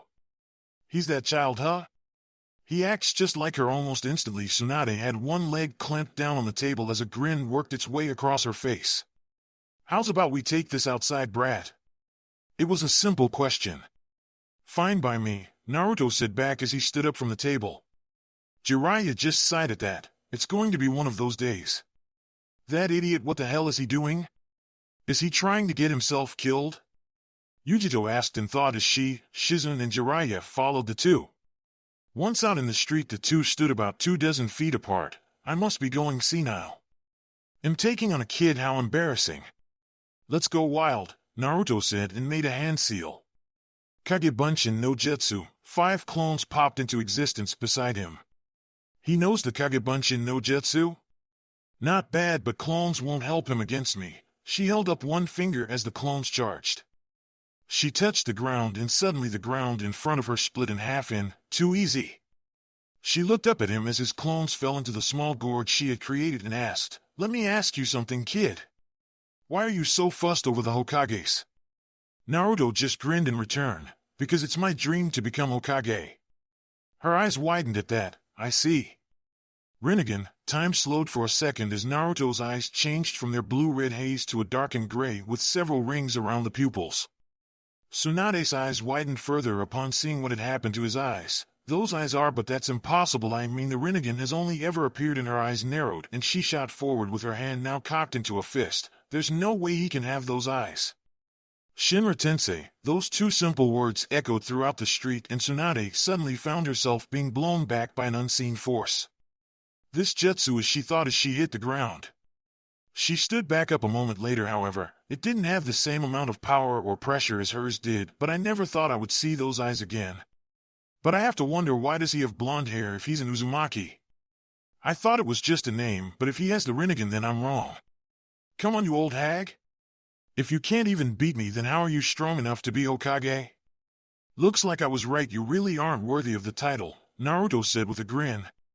He's intentionally trying to make me angry so that I make a mistake. He's definitely got her unpredictability down right, Tsunade thought, remembering a certain red-headed tomboy. I need to end this now, but to do that I've got to catch her off guard. How? It's not like I can just piss her off like I do everyone else. Maybe that jutsu will help me here, Naruto thought with narrowed eyes as he brought both of his hands together at his side. Here goes nothing. He started channeling chakra to his hands and spinning it around as fast as he could. Come on! Contain it, compress it. Don't lose control, he continued, thinking as he dashed forward. That's the Tsunade thought as her eyes widened in surprise. She got over it quickly, however, and grabbed his wrist right before he landed the attack. That was too close. She smirked at him before slamming his jutsu into the ground at her feet. The Rinnegan, huh? She looked over at her former teammate and asked, was it you who taught him that jutsu? A bit cruel of you to teach him a jutsu he has no chance of mastering. Actually, I only started him on it 3 weeks ago, and he's already reached the 3rd step. It took me months to reach it, Jiraiya waved dismissively. I'd give him about a week, 2 tops, before he's got it down completely. Tsunade snorted at that. And what about the Rinnegan, huh? Jiraiya's eyebrow was raised at that. What? Did you really think I wouldn't recognize that Dijitsu? The Gamma Sennin just looked on curiously. What do you mean? Tsunade snorted and turned away. I'll tell you later. She turned to Naruto and asked, Hey kid. Do you want to make a bet? What kind of bet? The blonde boy asked her. She showed him the necklace that hung at her neck. If you master the Rinnegan in a week like the pervert says you can, you'll get this and I will return to Konoha. If you don't, I'll take all of your money and none of you will bother me ever again. Deal? Naruto thought about it for a moment before nodding, all right. A wide grin settled on Tsunade's face. Then I'll see you in a week, kid. That idiot, Yujito sighed at the thought. It's been one of those days. Jiraiya shook his head at the sight. Later that night Naruto had disappeared somewhere without as much as a word. Yujito had gone with him out of sheer boredom and Shizen had gotten them all rooms at the local inn. During the night, however, Jiraiya had asked Tsunade to come out and have a drink with him. She agreed, knowing he wouldn't let it go so easily. "So what did you want to talk about?" Tsunade asked as she took a drink. Jiraiya shook his head at the tone. "You're still so uptight, Tsunade." "Head, if you must know, I wanted to talk about Naruto." "Why did you bring him, Jiraiya? More importantly, why does he have blonde hair if he's an Uzumaki?" she asked with narrowed eyes. The Gama-Sennin raised an eyebrow at the last question. "I brought him to help convince you to return, but as for being an Uzumaki, well, it's his mother's maiden name if I'm not mistaken. All Uzumakis have red hair, Jiraiya, it's always been like that," Tsunade shot back. "You don't know? That kid is Minato's brat, he gets his looks from his father." Jiraiya waved his hand dismissively. Tsunade shook her head at that. "That explains the hair. I knew those two got together and that Kushina was pregnant, but I didn't know they had a kid." "I have to ask, how did you know he had the Rinnegan?" Jiraiya asked curiously. Tsunade just stared at the cup in her hand. "Have you heard the tale of the Rakuto Sennin? If you mean the fact that he was the first shinobi and was the man who discovered chakra, then yes, I've heard of him. Supposedly he's nothing but a myth, but since the Rinnegan is real, I guess he is too," Jiraiya replied. Tsunade snorted at him. Of course he was real. Even if he weren't, he is known to just about everyone in the elemental countries that said there is something which almost no one knows outside of a select few. Jiraiya raised an eyebrow at her. "And what might that be?" "He had 2 sons. That caught Jiraiya by surprise. "You're serious?" he asked incredulously. She nodded in reply. The elder brother was gifted with the sage's eyes and became known as Uchiha Tobi. He was the originator of the Uchiha bloodline and thought peace was best achieved with the use of force. The younger brother, however, was gifted with the sage's marvelous chakra and became known as Senju Naruto. He was my ancestor and the man who created the Senju clan." "Naruto? As in the same name as the brat?" Jiraiya asked, surprised.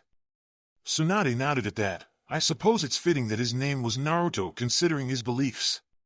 Unlike his elder brother, he thought peace could be achieved through never giving up and always looking towards the future.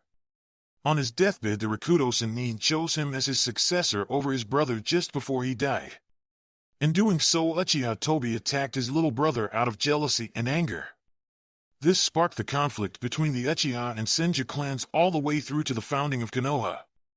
That's all well and good, Tsunade, but what does that have to do with Naruto and the Rinnegan?" Jiraiya asked, losing patience. "I'm getting to that," she shot back. During the clan wars before the shinobi villages were founded, a section of the Senju clan broke off from the main group and wanted to leave in search of a place to call home.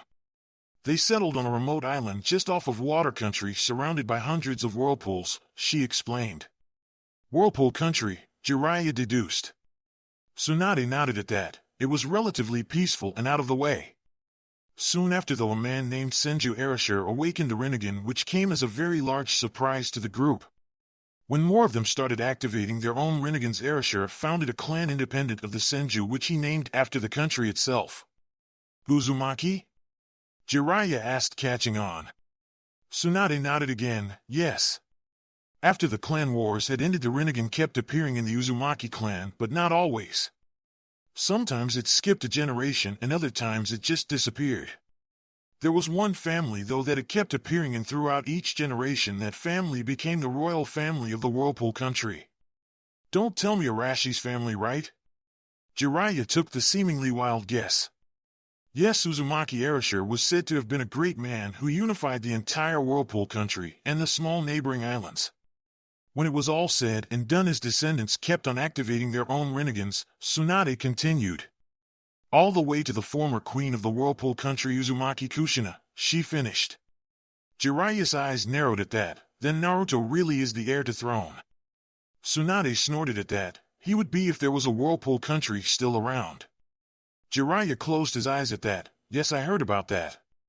The Kyuubi no Kitsune destroyed that entire country right before it attacked Fire Country. I never did find out how it got past Water and Lightning countries without anyone noticing, though," Tsunade said darkly. "Do you know if anyone survived?" Jiraiya asked. Tsunade shook her head at that. No. But then again, the Kyuubi we're talking about, it said that a single swing of one of its 9 tails can cause a tsunami. I guess they were right. I didn't know Kushina had the Rinnegan, neither she nor Minato ever told me, Jiraiya said as his eyes closed slightly. Yeah, well, the only reason I knew was because I was Kushina's doctor before she passed on. Tsunade shook her head at the last part. Well, Naruto had to get from somewhere. Nagato probably got it from the same place, but he didn't even know what it was until I told him about it, like his parents didn't know, Jiraiya mused. Nagato? You mean one of those orphans you took care of back during the war? He nodded at her question. Some of the Uzumaki did settle down back on the mainland, Tsunade told him. You must be right about it slowly dying out in everyone but the royal family, Jiraiya said as he thought of his former red-haired student. I can only imagine what Orochimaru will do when he finds out you've met us, he mused. Tsunade eyed us for a moment before speaking again. I don't know what you're talking about. I don't know what he's offered you, Tsunade, to make you hesitate like this, but I don't care. I will tell you right now, if you betray Konoha and everything the Hokage stood for, I will kill you, Jiraiya told her, completely serious. Tsunade just glanced at him for a second but was unable to meet his gaze. I know. The rest of the time they spent drinking in silence, awaiting the battle they both knew was coming. You're not going to do it. I told you I will master it. It's an A-rank jutsu designed by the Yondaime Hokage. You physically can't do it in a month. It just can't be done, idiot. Would you shut up and let me concentrate? Rasengan, there was a resounding boom as he drilled his attack into a tree.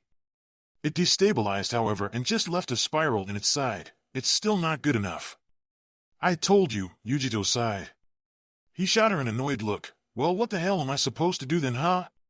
Hey, don't bite my head off. She raised her hands defensively. I'm just saying this is an A-rank jutsu, you can't expect it to be easy, she continued.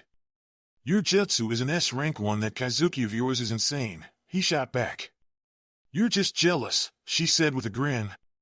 Whatever, he scoffed and started channeling chakra to his hand again. Rasengan, he drove it into a nearby tree, and yet again it lost containment. What is the problem exactly? She asked, getting rather annoyed now. His frustration was building as he answered. I already know how it works and the idea behind, but it takes an insane amount of concentration and control just to reach where I am now. I mean, to reach the next level would require more control than I have. It's like trying to look left and right at the same time. It just can't be done. That's it? That's what this is about? Yujito asked incredulously, and he nodded. Instantly a lightning clone appeared beside her. Ride Bunshin no Jutsu. If you want to look left and right at the same time, then why don't you use clones? Naruto's eyes widened as a grin spread across his face. Yujito, you're a genius. A week later, the two were just entering the room they were staying when they felt something wrong. Call it his gut feeling or whatever you want, but it was something in the air that day. Something's wrong, Yujito commented as she opened the door. Hello? We're back, she called out, but no one answered. Rinnegan, Naruto's eyes shifted to his Dijitsu and he scanned the room. He instantly identified the figure that lay on the floor. It's Shizune Ai-chan. Yujito was instantly at the unconscious woman's side. Who the hell did this to her? Naruto's eyes were scanning the room but found nothing. Whoever it was is long gone now. From what I can tell, she was hit by a blast of pure chakra and a concentrated stream not unlike those used by Konoha's Hyuga clan, only instead of a precision strike like what they do. This appears to have been done with brute force. I doubt she'll be ready for a fight anytime soon. Can you do anything? He asked as he leaned up against the wall and was peeking out of the window. It's nothing I can't fix, she replied as her hands glowed green.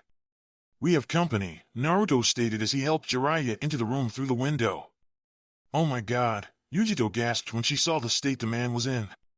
He wasn't injured exactly, but he didn't look to be in any shape to fight at the moment. What happened? Tsunade, he gasped out as the girl tried to heal him. She slipped something into my drink last night and left me at the bar. Leave it to her to use an odorless drug to distort my chakra control. There's nothing I can do about this without any knowledge of the drug. The good news is that it should wear off in about an hour or two, Yujito told him. That's good. Are you going to tell us exactly what is going on now, Shizune? Jiraiya asked as he saw that the woman had regained consciousness. Shizune gulped and nodded. Alright, he'll tell you everything. Fire Country Plains. You're afraid of blood, aren't you? How about I show you some? I'm going to splatter as much of your blood as I can while keeping you alive. The Oto Jonin shouted as he dashed forward with a pair of kunai in hand. Tsunade struggled to stand. I can't dodge in time. A sudden large poof of smoke shot from the ground in front of her, effectively blocking them both from view. What?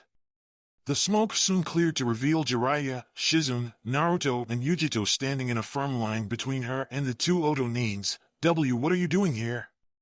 Well, it has been a while, Jiraiya, the one in back said, amused. You're looking as morbid as ever, Orochimaru, the Gamasen Nin smirked. Naruto, the Oto Jonin smirked upon seeing him. The Konoha Chunin instantly recognized him, Kabuto. Well, it seems that these two know each other, Jiraiya commented.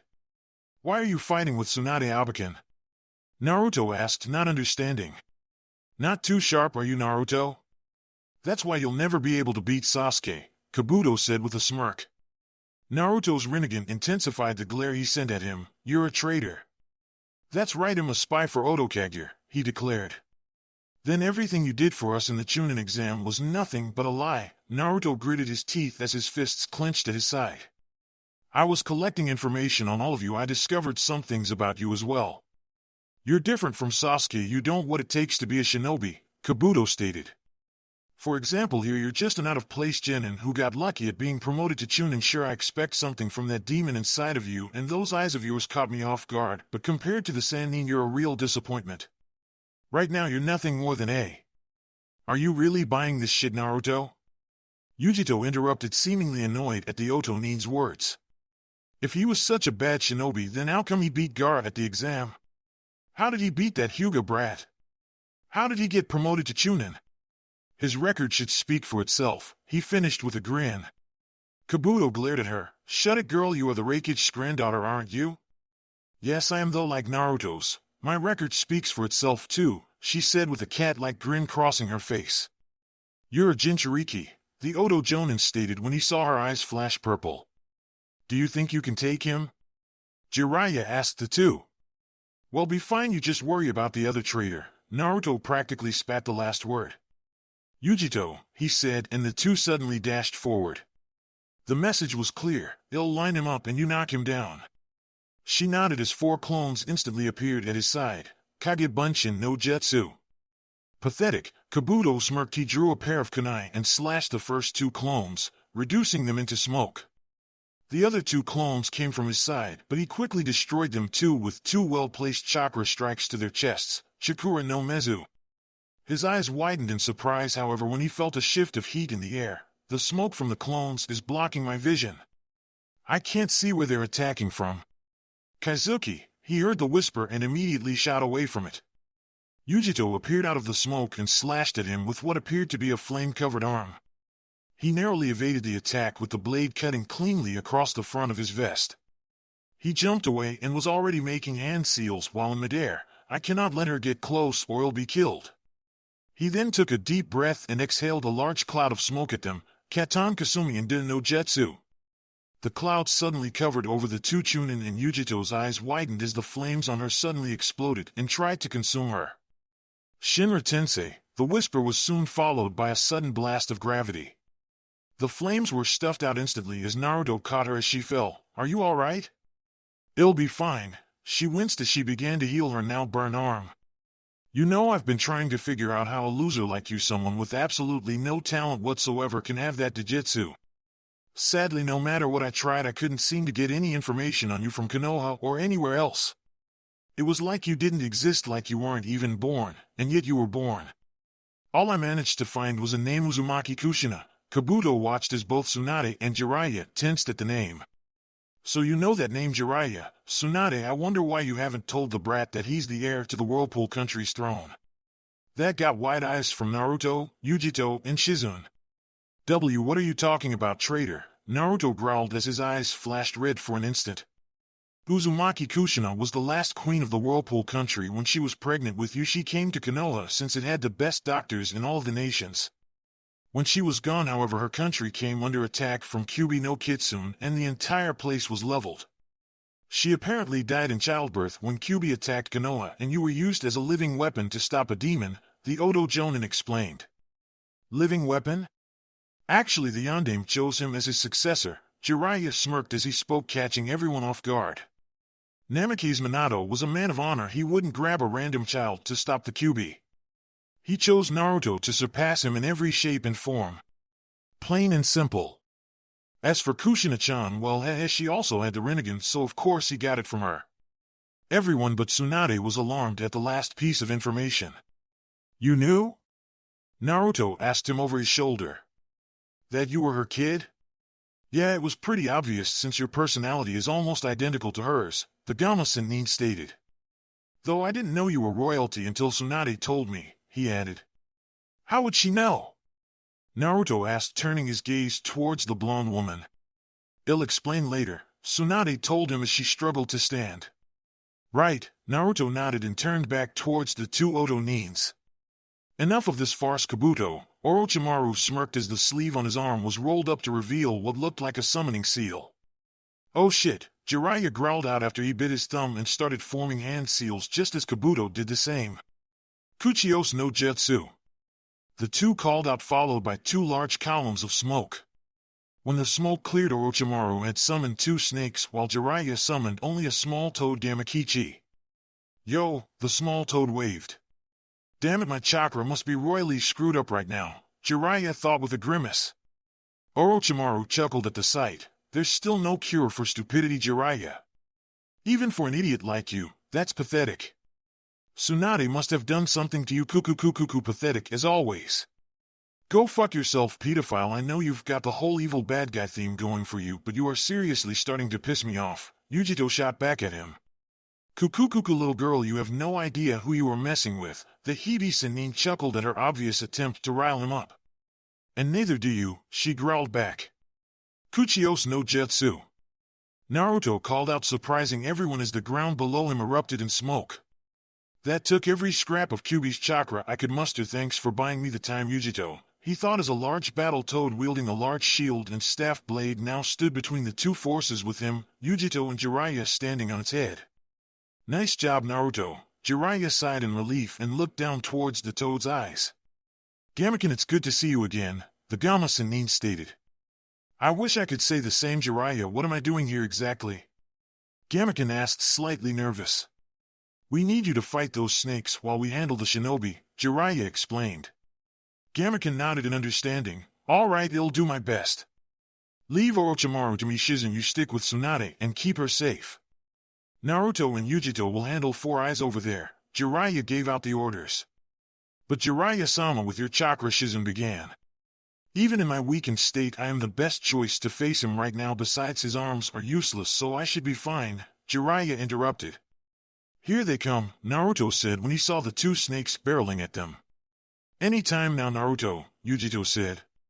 Shinra Tensei, the two summoned snakes were instantly repelled away from them by an unseen blast of pure gravity. Jiraiya jumped off immediately towards Orochimaru, who had already lunged to intercept him. Kabuto came at the two Chunin as they touched down on solid ground once again. Gamaken went off to deal with the two snakes as Kabuto got within range of the two. Kage Bunshin no Jutsu, 5 clones instantly lunged to strike at him. He effortlessly destroyed them. However, clones are useless here, Naruto-kun. Do you want to run away? You should know when to call it quits and save yourself. You talk too much. Naruto shouted back as his clones were slaughtered. The girl. Kabuto turned swiftly, knowing that the Kumonin was the greater threat, and prepared to dodge the jutsu he had seen before and was expecting. Raikyu. He was shocked, literally, when a ball of pure lightning slammed into his chest and blew him back into a nearby tree. Shinra Tensei, there was an audible crack as the tree gave way under the violent force of nature and Kabuto's bloodied body fell to the ground. Did we get him? Yujito asked as Naruto fell back to her side. Just then Kabuto stood up seemingly unharmed. No, he appeared to be healing at an accelerated rate. Does that answer your question? Naruto shot back as he stared at the Oto Jonin. A well-thought-out plan and trick, but nothing more than that. You can't defeat me, Naruto-kun, just like you can't defeat Sasuke-kun. We will always be stronger than you, Kabuto said with a smirk. I'm going to kill you, traitor, nice and slow, Naruto said with a glare. Naruto? Yujito thought as she shot him what would count as a worried glance. He wasn't acting like his normal self since the battle had started. He was talking like he was actually fighting to kill his opponents, and truthfully she believed he would do it too.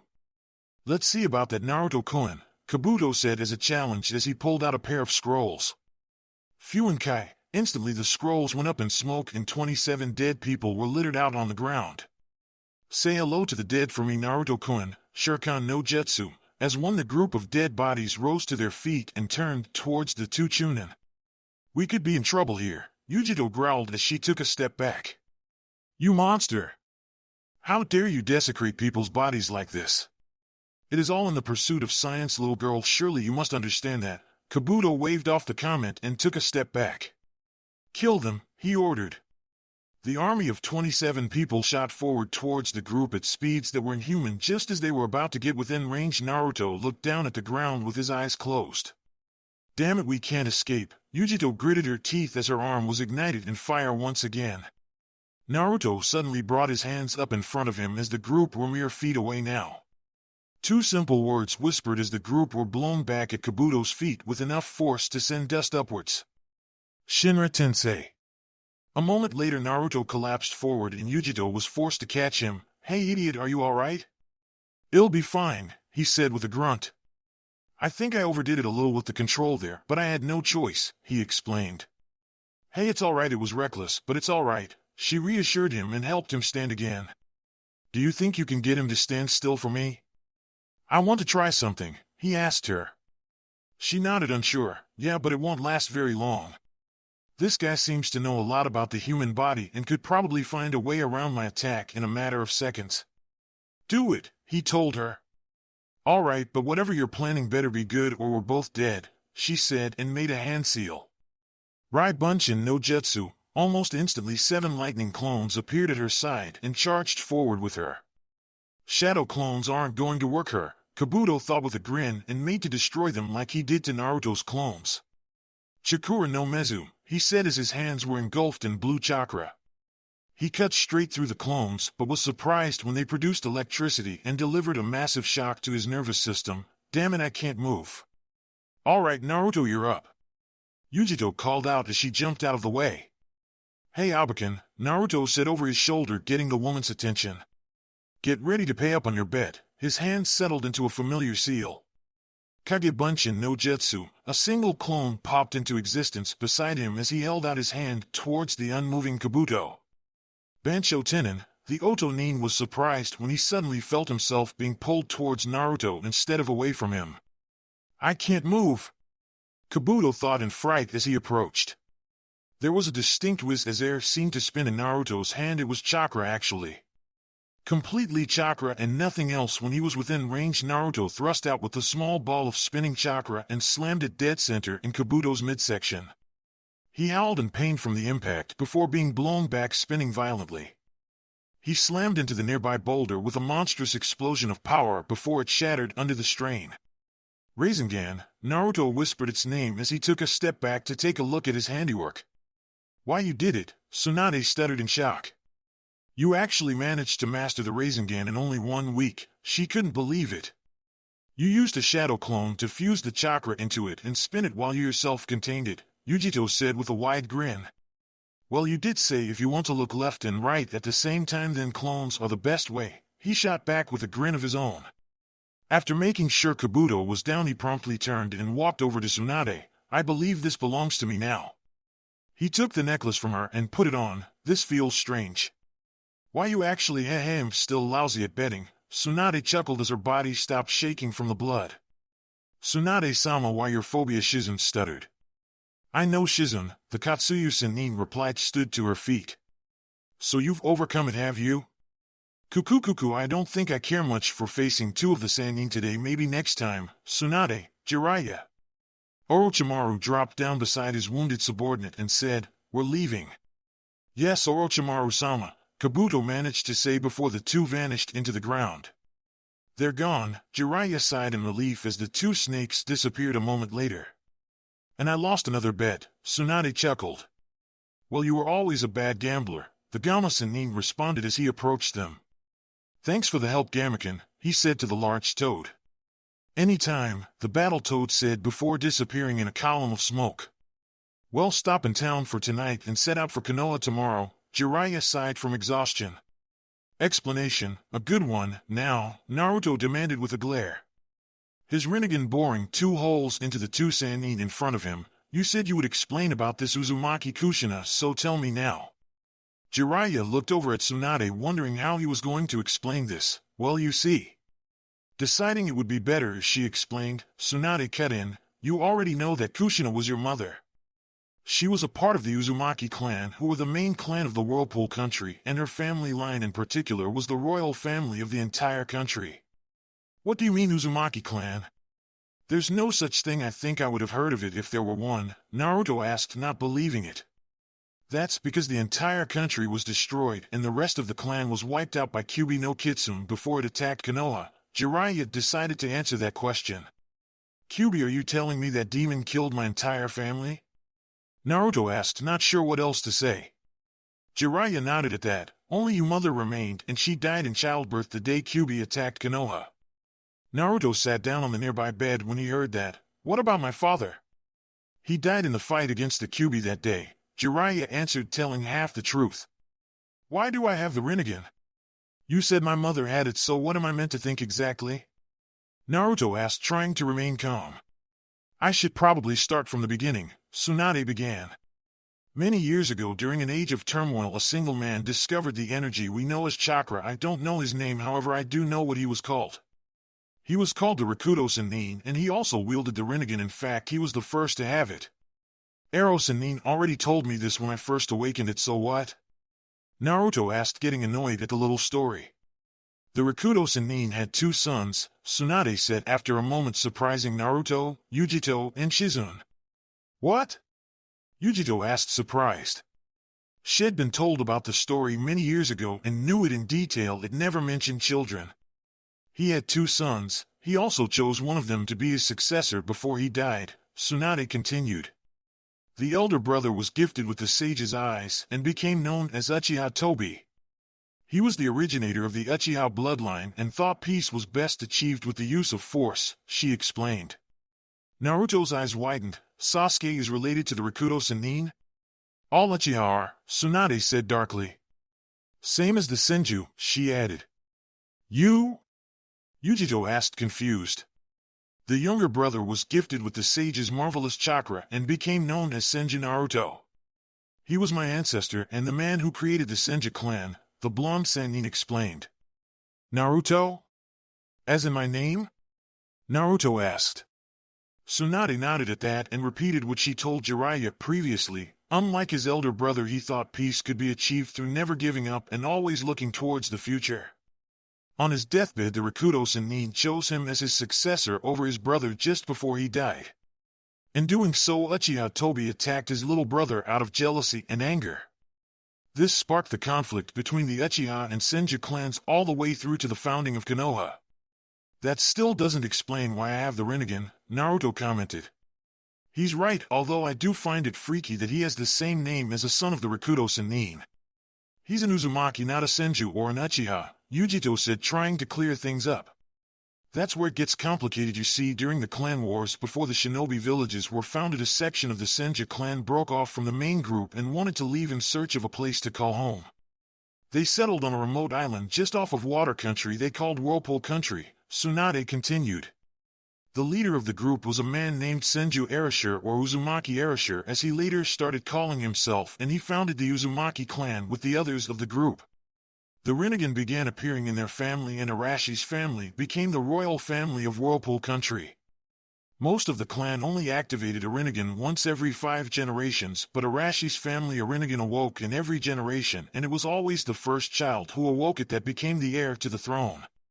Naruto took a moment to let all the information sink in. "So then, since I'm an only child, you are the heir to the throne," Tsunade finished with a nod. "So what now then?" Yujito asked after a moment of silence. Jiraiya sighed and stood up. "We should head back to Konoha now so Tsunade can assume the Hokage's position." "When did I say I was going to do that?" Tsunade asked with a small smirk. Everyone looked at her with confusion. What do you mean, Tsunade? You made a bet with the kid, remember? You lost, so you have to become Hokage, Jiraiya said sternly. Actually, I only agreed to return to Konoha. I never agreed to become Hokage, Tsunade told him, surprising the group.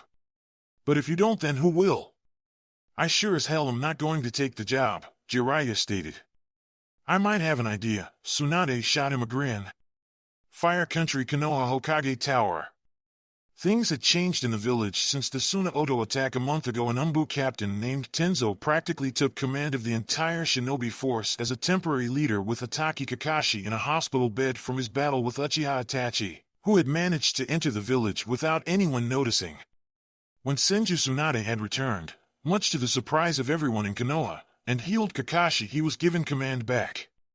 The elders were shocked to say the least when they discovered that both Jiraiya and Tsunade spoke to the daimyo himself, practically going behind their backs, and got the daimyo and the council to make Kakashi the Godaime Hokage, saying he was the best man for the job right now. That leads us to the current situation. This is torture, Kakashi grumbled from behind the Hokage's desk as he scanned over the many sheets of paper on the table. Why did I accept this job again? He asked with a groan. Because Tsunade-sama and Jiraiya-sama said you were the best choice, his new assistant Shizen answered as she brought in another stack of papers. I'm not sure if I should be insulted by the fact that they both turned it down or flattered that they have so much faith in me. The masked Hokage sighed and leaned back. How did you survive this torture, Minato-sensei? He asked in thought as his eyes settled on the vast amount of paperwork. Knock knock. Come in, he called and sat up. The door opened and his former students entered. You're late.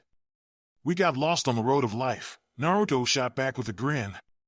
The blonde Chunin had changed his attire some after he had returned to Konoha. He still wore a jumpsuit, but this one was covered in more black than orange and suited him a lot better than his previous cloths. Think his jumpsuit from Part 2.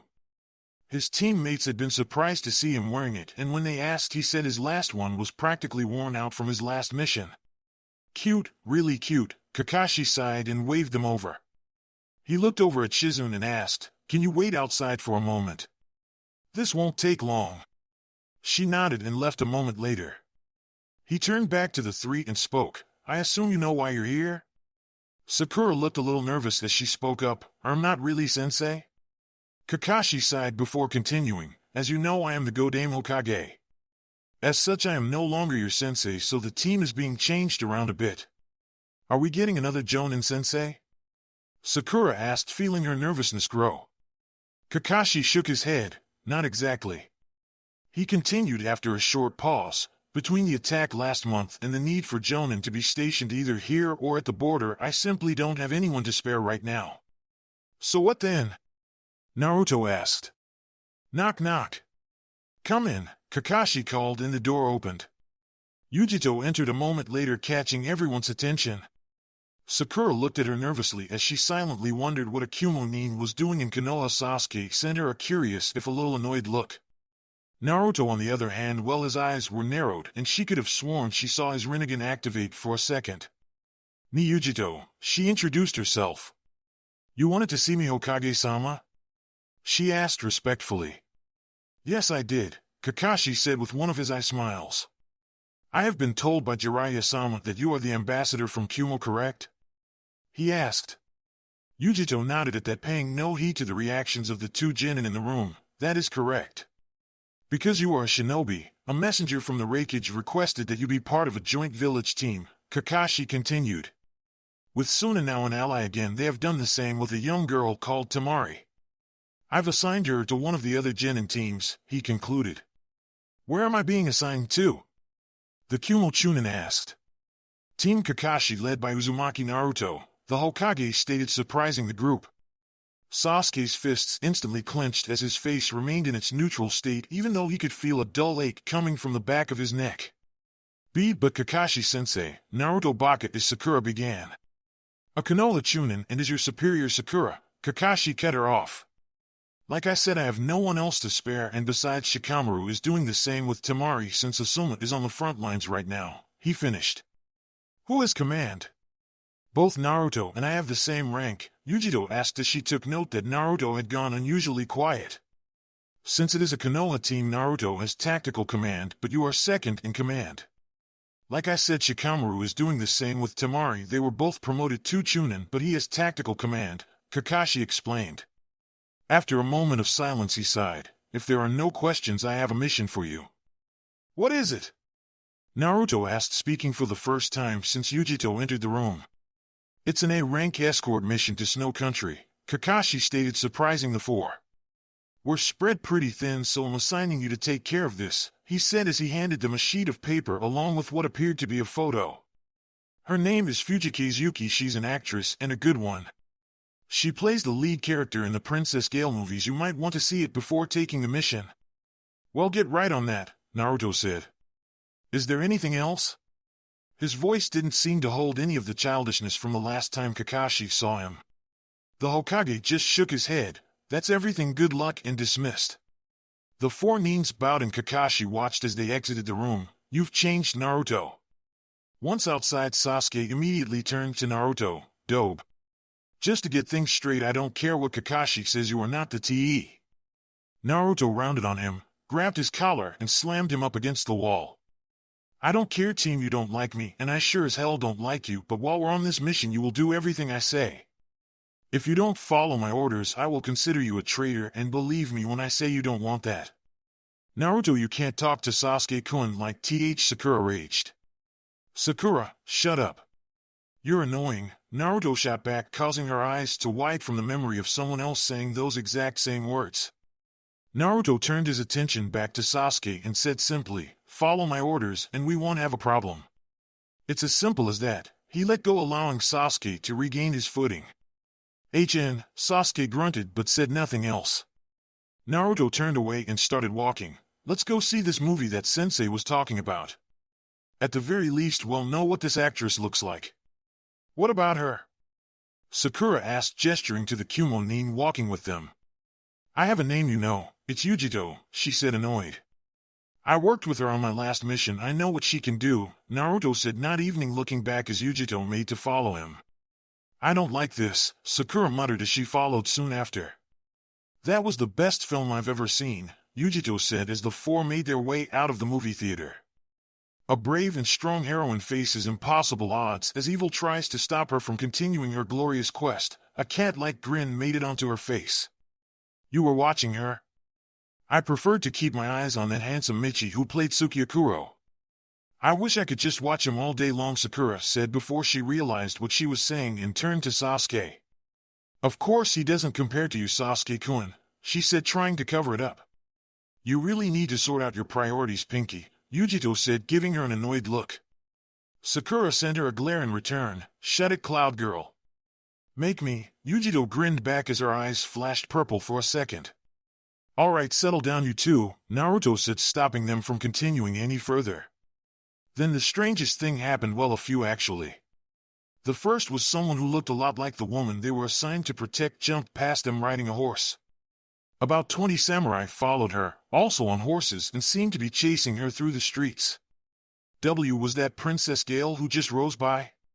Sakura asked in a stutter. No, that was the actress that plays her. She's being chased, right?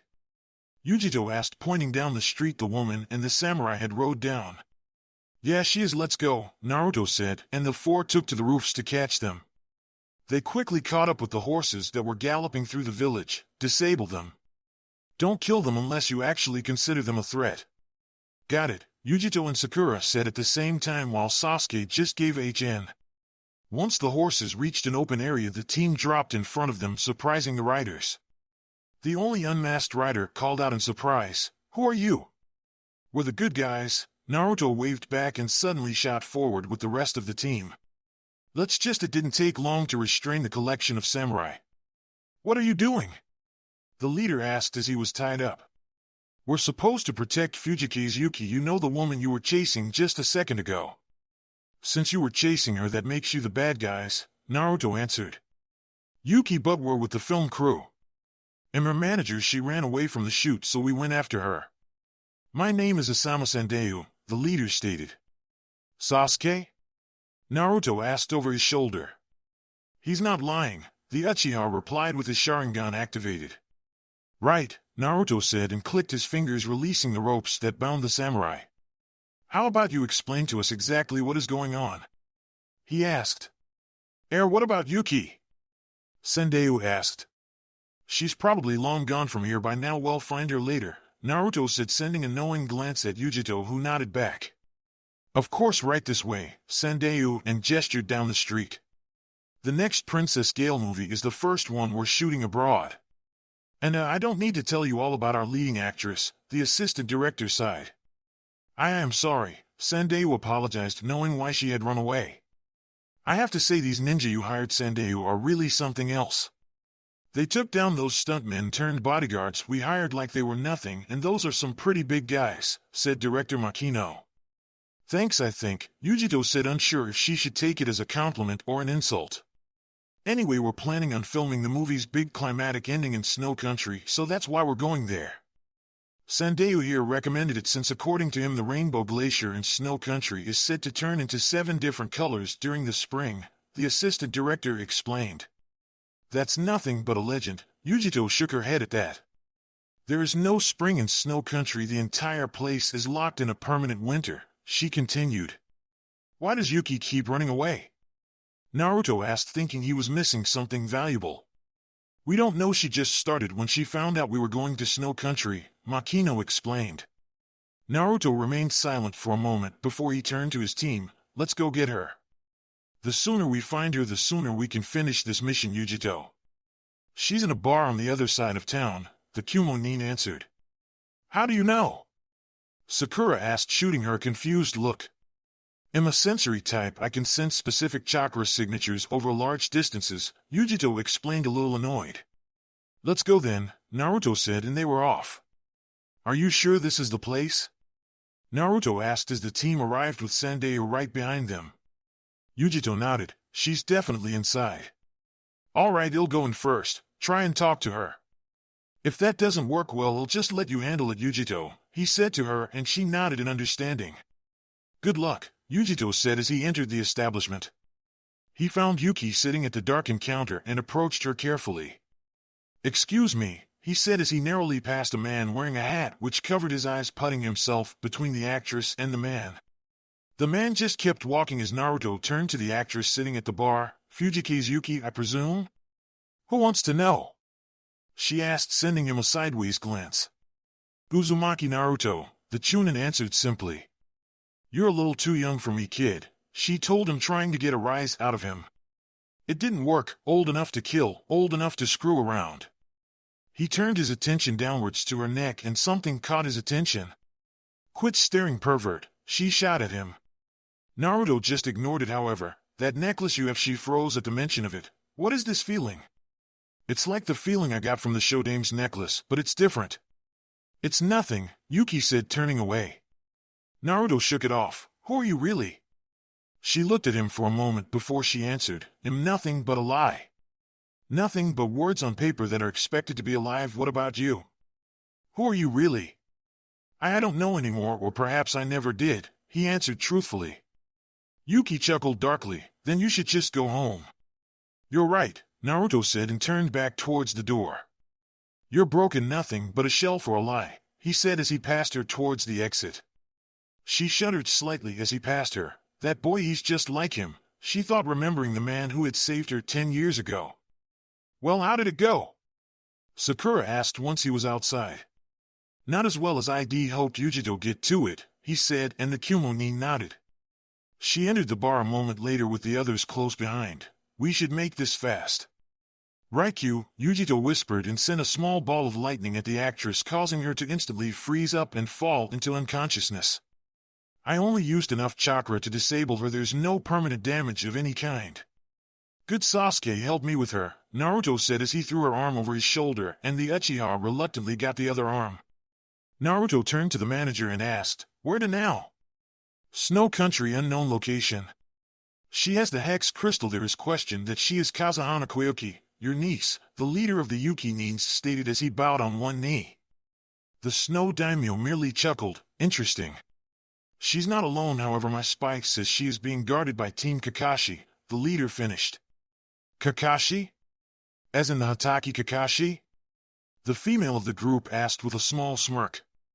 It would appear he is personally trained your escort, though he does not appear to be a member of the team, the leader replied with a nod. I heard he became the Hokage, the last man mused. Even without Kakashi, the team is extremely dangerous on their own, the leader continued. The leader of the group is Uzumaki Naruto, the holder of Rinnegan. Uzumaki, that's a name I haven't heard in a while, the daimyo said. I thought they all perished at the fall of the Whirlpool country. He's probably that woman's brat, he mused. So the Prince of Whirlpool, huh? Sounds like fun, the female said as a grin spread across her face. His teammates are nothing to joke about either. The heir to the Uchiha clan, Uchiha Sasuke, is on the team as well. Then there's the Raikage granddaughter, who appears to be acting as an ambassador to Konoha now, the leader stated clearly.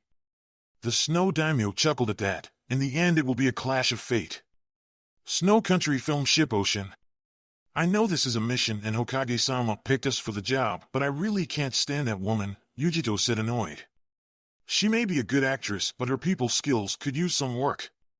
It's not so bad, Yujito, it could always be worse. Naruto shrugged and leaned back on the railing of the ship.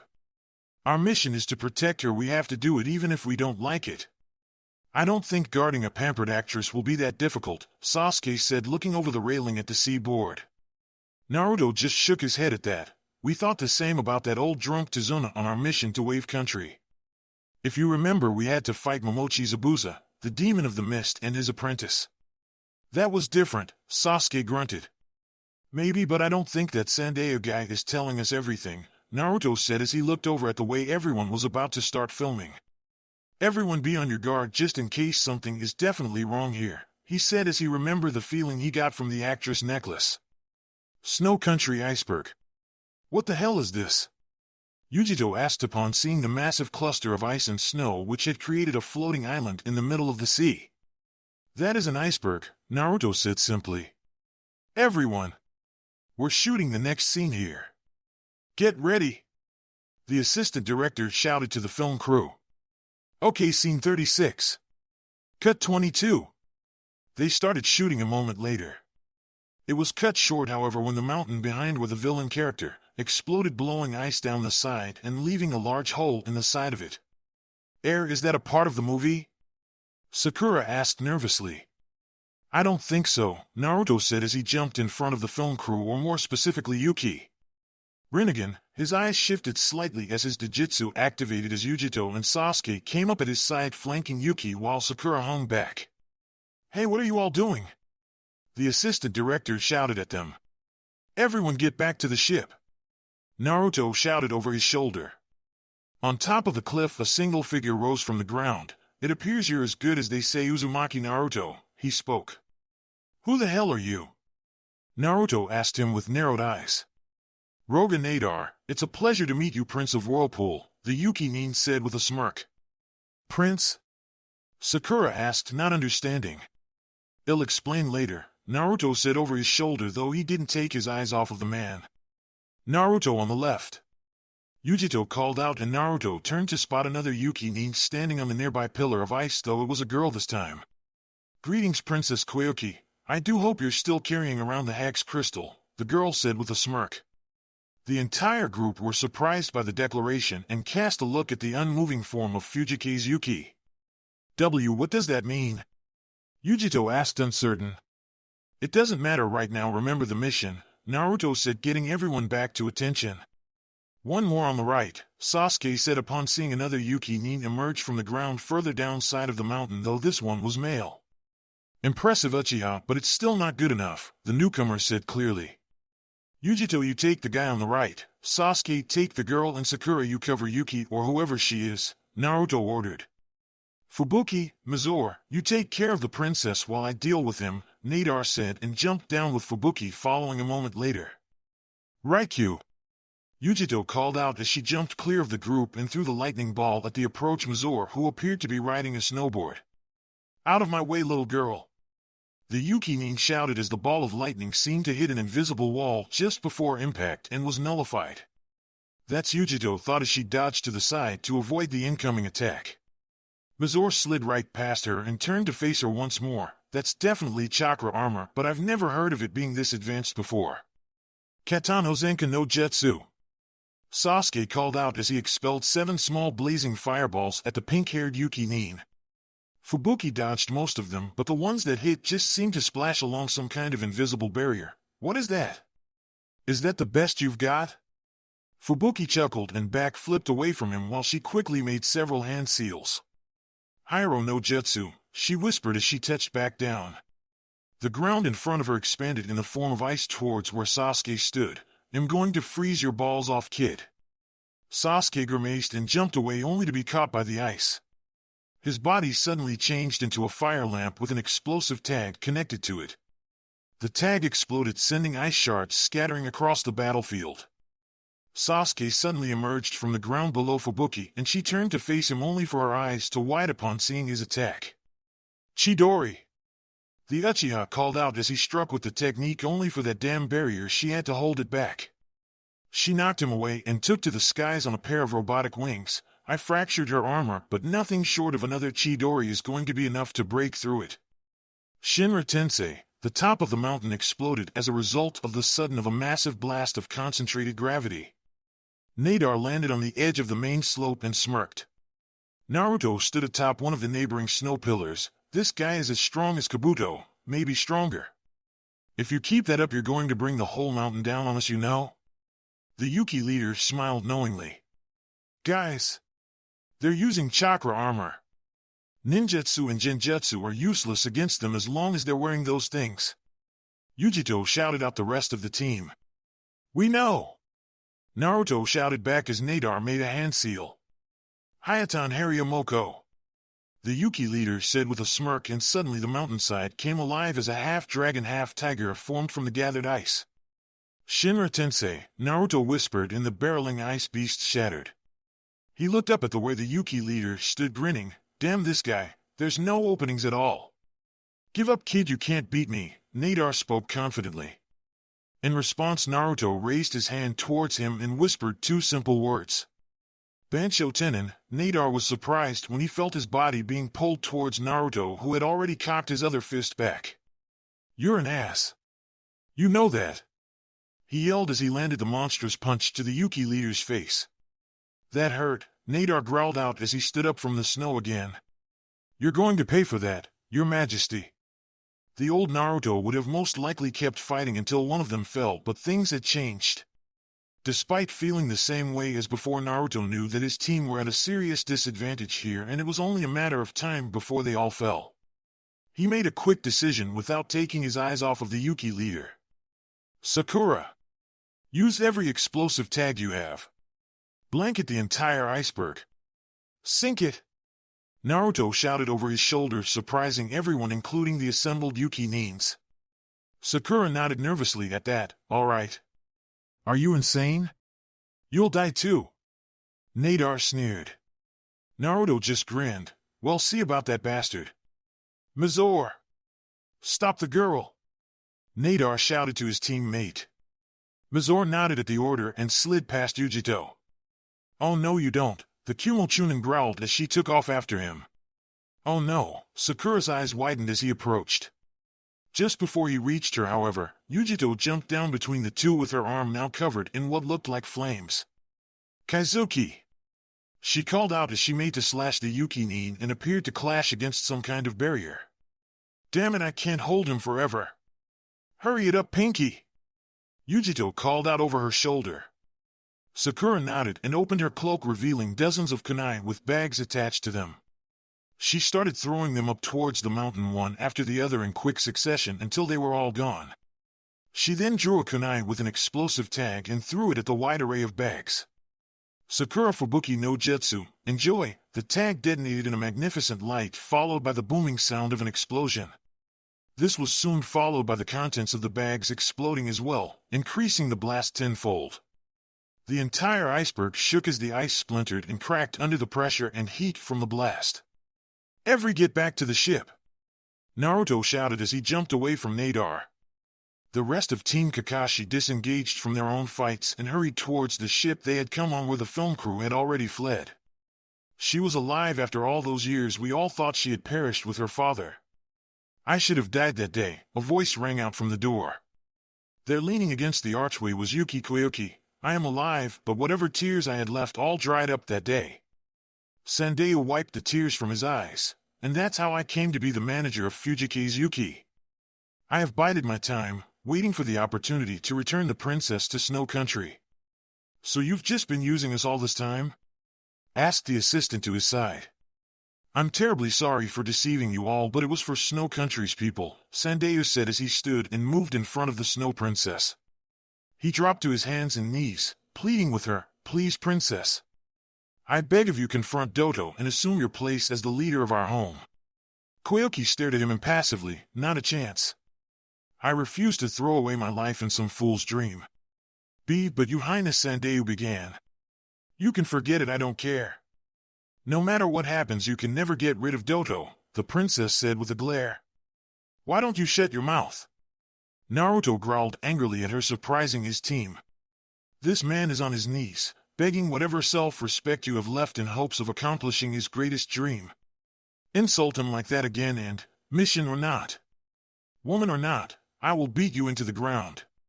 The room fell deathly silent after the tensions running high as the two bit back their own sneers. And just who are you to tell me what to do? Koyuki asked, never taking her eyes off the blonde boy. I can be your best friend or your worst enemy, Naruto answered as his Rinnegan activated, creating a pressure in the air. It's not like you have a choice with this Doto after you now, your only hope is to keep moving. He let that sink in for a few seconds before continuing, like it or not. We're your only hope, deal with it. Koyuki didn't know what to say to that. Yujito spoke up next. Normally on a mission like this we'd return to the village, but with Doto after us we'd be slaughtered before we escaped. Let's just deal with them here, it's nothing we can't handle, Sasuke grunted with his arms crossed. Sasuke-kun is right, we won the last fight, Sakura added in her 2 cents. Naruto nodded reluctantly, no we didn't. They ambushed us, we barely escaped without any serious wounds, they'll be prepared next time, but then again so will we. Uchiha Sasuke walked along the length of the ship, his mind not on the ocean or the ship itself. Instead it was on his team, his second family. He cared for them, for the bonds between them, but something was missing. Something that was important, his goal. Why are you still so weak? Is it because you don't have enough hatred? Uchiha Itachi. The man who murdered everyone he cared about, the man who slaughtered his entire clan, the man who was once his brother. He had been on Sasuke's mind since their encounter a month ago. He had thought that Itachi had returned to finish him like he did the rest of the Uchiha clan. Instead, he not only all but ignored Sasuke's presence, his reason for returning was to capture his teammate Naruto. It was ludicrous, it went against everything he stood for. He hated it. The dope was Itachi's target, he didn't even bother taking Sasuke seriously. At first he didn't really pay much attention to the orange-clad idiot, but the Chunin exams. Between now and their time in the academy, it was unnatural progress. At first he thought it was the Rinnegan that was giving him power, but that didn't account for their mission to Wave Country. The dope had beaten the guy who had defeated him and was still conscious. He didn't have the Rinnegan back then, so how did he not only survive, but win against his opponent? Why was Itachi interested in him to begin with? Just who was Uzumaki Naruto? Judging by the conversation earlier, Naruto was the prince of the Whirlpool Country. Had never heard of it before, it was strange, especially considering the blonde's bloodline. Naruto had the Rinnegan, so naturally his clan had it also, right? Surely if there were a clan of Rinnegan users someone would have noticed, right? If there were such a clan, then why hadn't he heard anything about them? Questions plagued Sasuke's mind, but he couldn't seem to find any answers. There was also Yujito to consider. Had never cared much for feelings, physical or otherwise, preferring to retain his seemingly cold appearance. The ambassador from Kumo seemed to embody what Had always thought Kunoichi were supposed to be like. She was strong, didn't need protecting, and was capable to defending herself. Given time, she would be a force to be reckoned with, especially considering she was the granddaughter of the current Raikage. Though for some reason which he found frustrating, he couldn't seem to copy any of her jutsus with his Sharingan. Dope, I will find out your secrets. Yours and that girl's too, Sasuke thought as he stared out at the sea, completely oblivious to the cold. It's interesting how things had changed since their academy days, Sakura thought as the ship pulled into dock and everyone began to disembark. Back in the academy everything was normal and she knew where everything fit. Sasuke was the cool genius who always won. Naruto was the dead last who always asked her out and she always hit. She was the most popular girl in school and wanted to get to know Sasuke better. Things changed when she joined Team 7. Kakashi taught her a very important lesson: look underneath the underneath. In other words, don't take anything at face value. Kakashi had laid out Sasuke like he was an old rug. Naruto had not only mastered the ability to create clones, but also managed to make them solid. Where Sasuke was beaten badly by Kakashi, Naruto had come up with a plan in the middle of the test and, though it was useless, managed to surprise the scarecrow-like man. Then the mission to Wave Country. She would never forget it, how Sasuke easily dispatched 2 Chunin Nukanins like they were nothing. The look on Naruto's face and his vow, it was unbelievable and yet terrifying at the same time. Then they were attacked by Momochi Zabuza, the demon of the mist. He was able to catch Kakashi off guard, though that was only because he had to protect his students while fighting. Zabuza had taunted them, scared them beyond all recognition, and just as they were about to run away in fear, Naruto did something that she had never seen from him before. He didn't give up, he didn't run and didn't back down. He stood his ground and made up a plan which he along with Sasuke managed to implement. The plan surprised Zabuza and freed Kakashi from his prison, who then proceeded to defeat Zabuza. That was the first time she had really seen that Naruto wasn't what he appeared in the academy and Sasuke wasn't that strong when compared to others. It happened again when Zabuza came back with his apprentice and nearly killed them. She had thought Sasuke was killed, but he was just put in a near-death state. Naruto, on the other hand, had not only defeated the masked Nin, but he didn't seem to have a wound on him. She had thought Sasuke had won the fight since Naruto wasn't that hurt, but when Sasuke asked her if Naruto defeated the masked Nin, she knew that wasn't the case. After they returned home, they were entered into the Chunin exams, and yet again Naruto defied every image she ever associated him with. He beat opponent after opponent. Where Sasuke ran out of chakra and energy, Naruto just seemed to go on forever. Then during the final she found out that he had a bloodline, and not just any bloodline, but the same bloodline only the Rakudosen Nin had. It had been months since the tournament, and if she were honest with herself, she thought that she was the only known name on the team. Then there was Yujito. Sakura didn't care much for her. In her opinion, the blonde-haired girl was a cross between Ino and Temari. She was annoying, stuck up, and she was sure the girl wanted her Sasuke-kun. I mean, why else would she have joined Team Kakashi? Surely it had nothing to do with Naruto. Okay, he had improved greatly, but he was still an idiot. Not that it mattered, Sasuke-kun would be all hers. One way or another. Snow Country Mountain Range. After everyone had disembarked from the ship, they had all used the small convoy of vehicles they brought with them to continue their journey on solid ground. It took several hours before the convoy reached the other side of the mountain. They had used a small tunnel going through it which had once been used by the railway, which was once used by the natives. When they stopped to rest, however, things became complicated again. The assistant jumped out of his truck and approached Makino frantically. "Mr. Makino!" he shouted as he drew near. "What is it?" Makino asked. "Yuki has vanished again," the assistant replied frantically. "What?" Makino exclaimed. Naruto looked over at Yujito and said, "Find her." Yujito nodded and took off. "No way, I'm not going back there," Koyuki thought as she dashed through the frozen forest. Suddenly she tripped and rolled across the ground until she finally came to a stop at the bottom of a hill. Why is this happening? Why do you run away?" Koyuki's eyes widened slightly at the voice, but she didn't move. "Senju, child of prophecy. Are you done?" Koyuki looked up and saw Yujito standing not too far away. "Come on, everyone's waiting," the Kyuubi Chunin said as she pulled the princess to her feet. "How did you?" Koyuki began as Yujito suddenly holstered the woman up onto her back. "I'm a sensory type. I had you picked out before you even ran away again," Yujito explained as she took off with the woman clutching her back. "You can run as far as you like and I'd still be able to track you," the blonde stated. Koyuki remained quiet at that as they neared the entrance to the tunnel. "Why do you run away from your fate? It can't be just self-preservation, it's got to be something more than that," Yujito said as she slowed to walking speed. When she didn't answer, she decided to change the subject. "You know, you and Naruto are similar in a lot of ways." Koyuki snorted. "Yeah, right. I'm nothing like your boyfriend. I'm not insane." Yujito snorted. He's not my boyfriend, and yes, you are insane. You're insane for making everyone worry you're insane because you're afraid. I am not afraid, Koyuki growled out. I heard about your father. He was a great man who followed his dreams.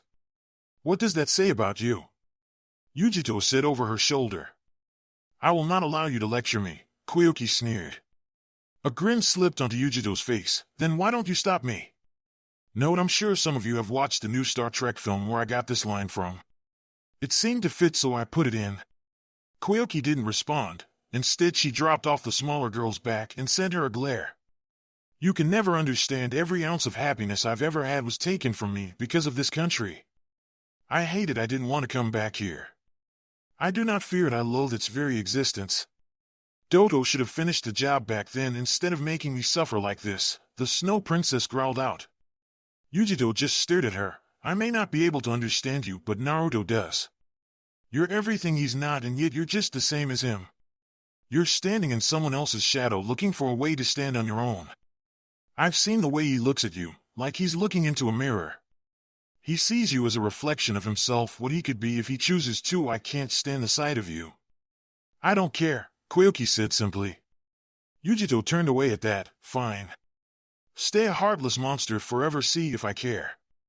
Without another word, she picked the princess up and started carrying her again in silence. The sudden sound of a horn echoed through the tunnel as the frozen railroad tracks at their feet began to thaw until the tracks were usable again. Yujito stopped at the sight and looked back towards where the sound originated, but only saw a light. It's a train, Koyuki said in confusion. She hadn't seen one since she was a little girl. The only ones used were in Snow Country, and they had been frozen over after Dodo rose to power.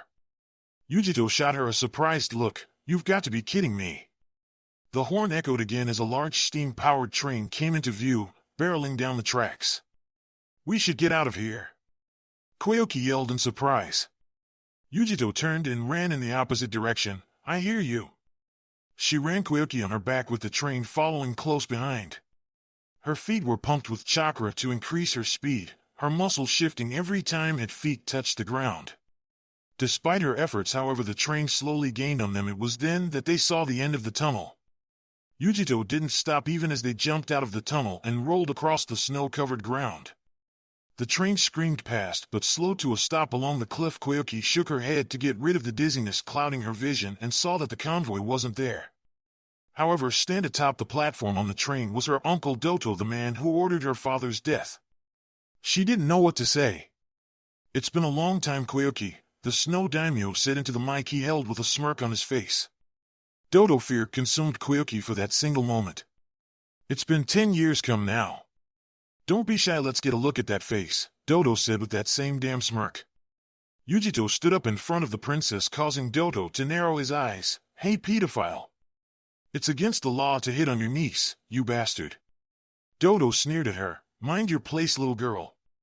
Make me, she growled as her eyes flashed purple.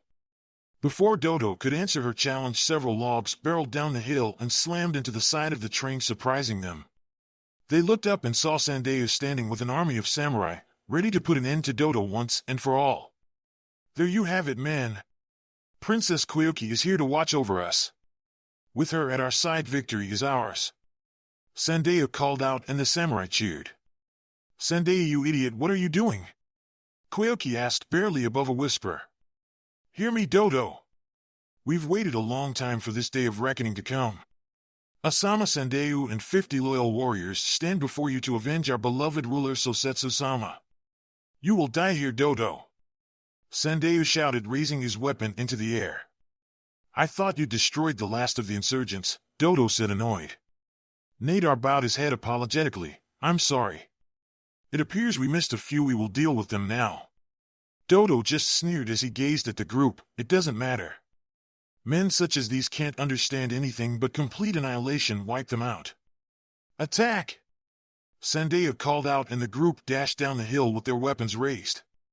The side of the train opened, however, to reveal dozens of tubes along the carriage, and nameless Yuki stood at the controls. He turned the gears and suddenly dozens of kunai shot out from the tubes, creating a wall of flying kunai. The samurai stopped dead in their tracks as their eyes widened at the approaching swarm of death. Shinra Tensei, The ground cracked as the kunai were suddenly hurled to the side like toys. Naruto stood next to Sandayu, his arm raised towards the train and his eyes glowed with a dull gray. Katangakaku no Jutsu. Sasuke exhaled a large fireball from the side which slammed into the side of the train, a section of it to explode in a column of fire. Dodo clutched the rail as the train shuddered from the impact. "Get us out of here!" He barked and the train started moving again. The moment it was on the bridge a bit further down the track, Sakura detonated 2 of her explosive notes. The back end of the train collapsed as the bridge under it was consumed in a pair of miniature suns. The front end of the train kept moving, however, as it released the damaged sections, allowing it to escape. Sasuke and the samurai were about to go after them when Naruto called out, "Hold it. They want us to go after them. If we're going to face them, it will be on our terms, not theirs." Sasuke looked like he was going to argue for a moment, but nodded, understanding the logic. He didn't like waiting around, but he did understand that it was better to use any advantage you had. Koyoki walked up to Sandayu and asked in a voice befitting a mother, "You stubborn fool. What were you thinking? You could have gotten yourself and everyone else killed with that little stunt of yours."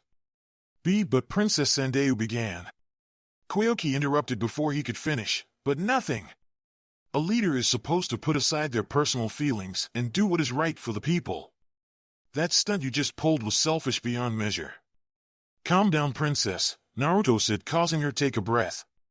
"Thank you, Naruto-kun." Sandayu nodded his head in gratitude. "Don't I happen to agree with her?" Sandayu took a step back at that.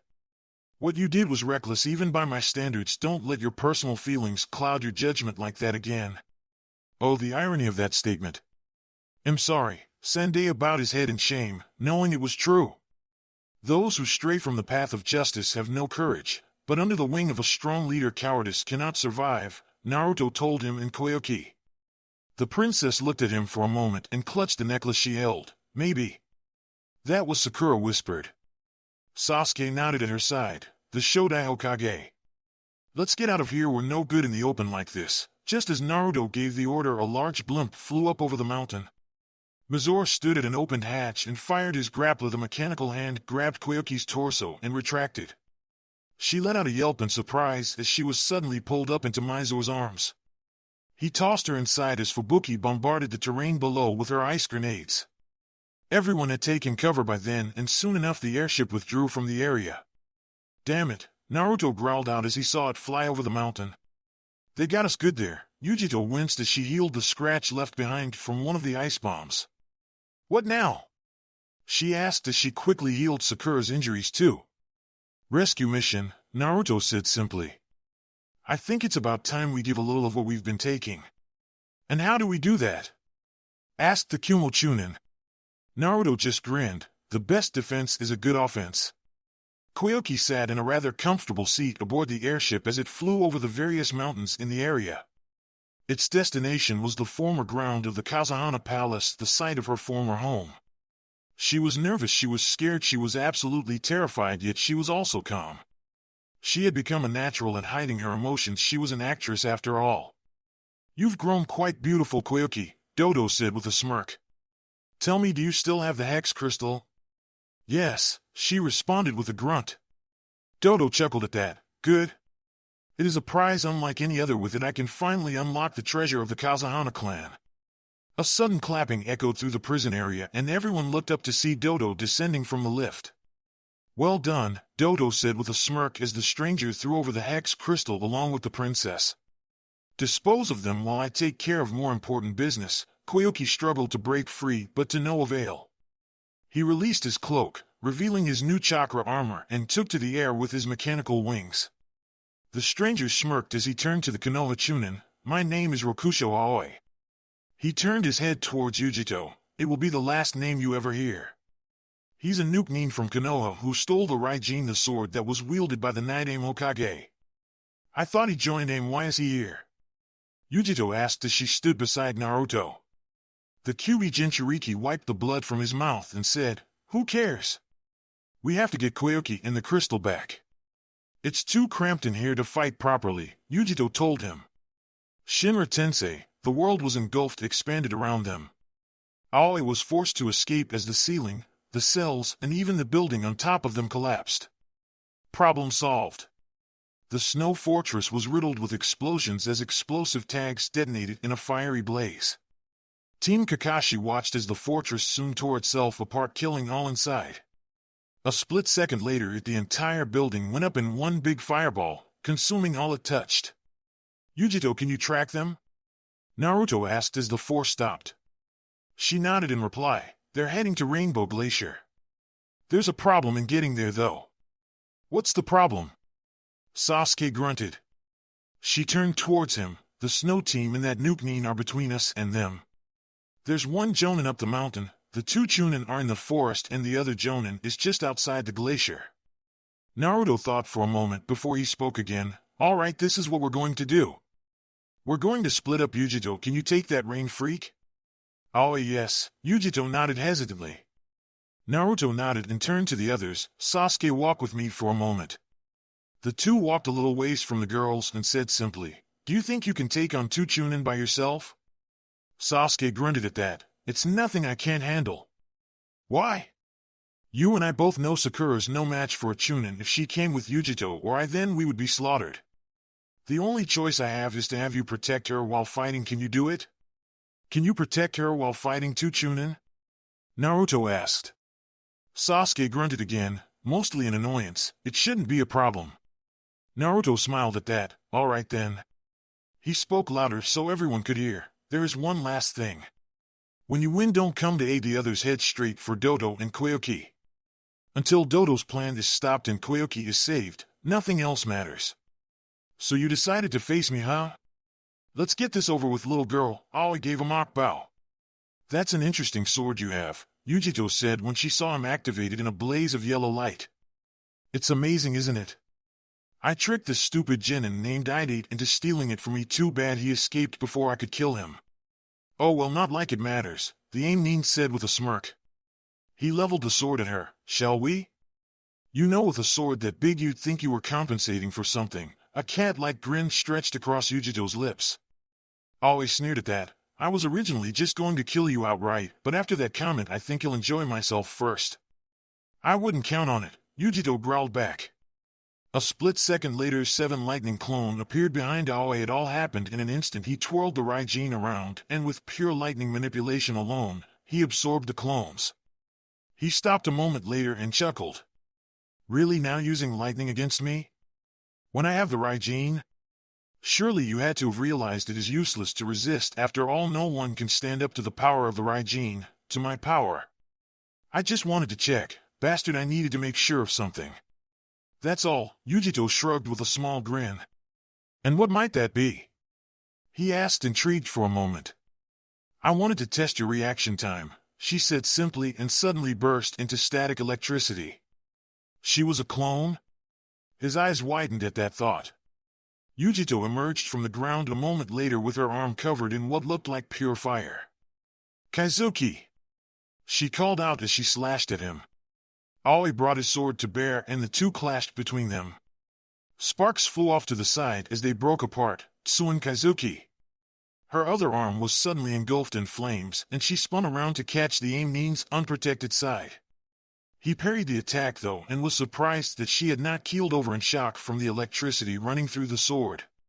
The blow came faster and faster. Eventually he was brought the sword down to cleave her in half. Only this was a mistake that cost him. She brought both of her arms up and locked the weapon between her two fire blades. Then in one swift motion her arms moved like scissors and cut the sword at the handle. Aoi dropped the weapon in shock. This had never happened before. He wasn't able to think properly after that as Yujito cut right through him from back shoulder to thigh. His body melted into nothingness, forever erasing his presence from the world. She sighed in relief and turned towards where the two sections of the Raijin lay on the ground. She only took a moment to catch her bearings and seal the two pieces for future use. Maybe she'd be able to repair it once they returned to Konoha, if they returned to Konoha. For now though, she still had a mission to complete. She just hoped everyone else was alright. Snow Country, Snow Mountain. This is such a fitting arena, wouldn't you agree, Uzumaki-san?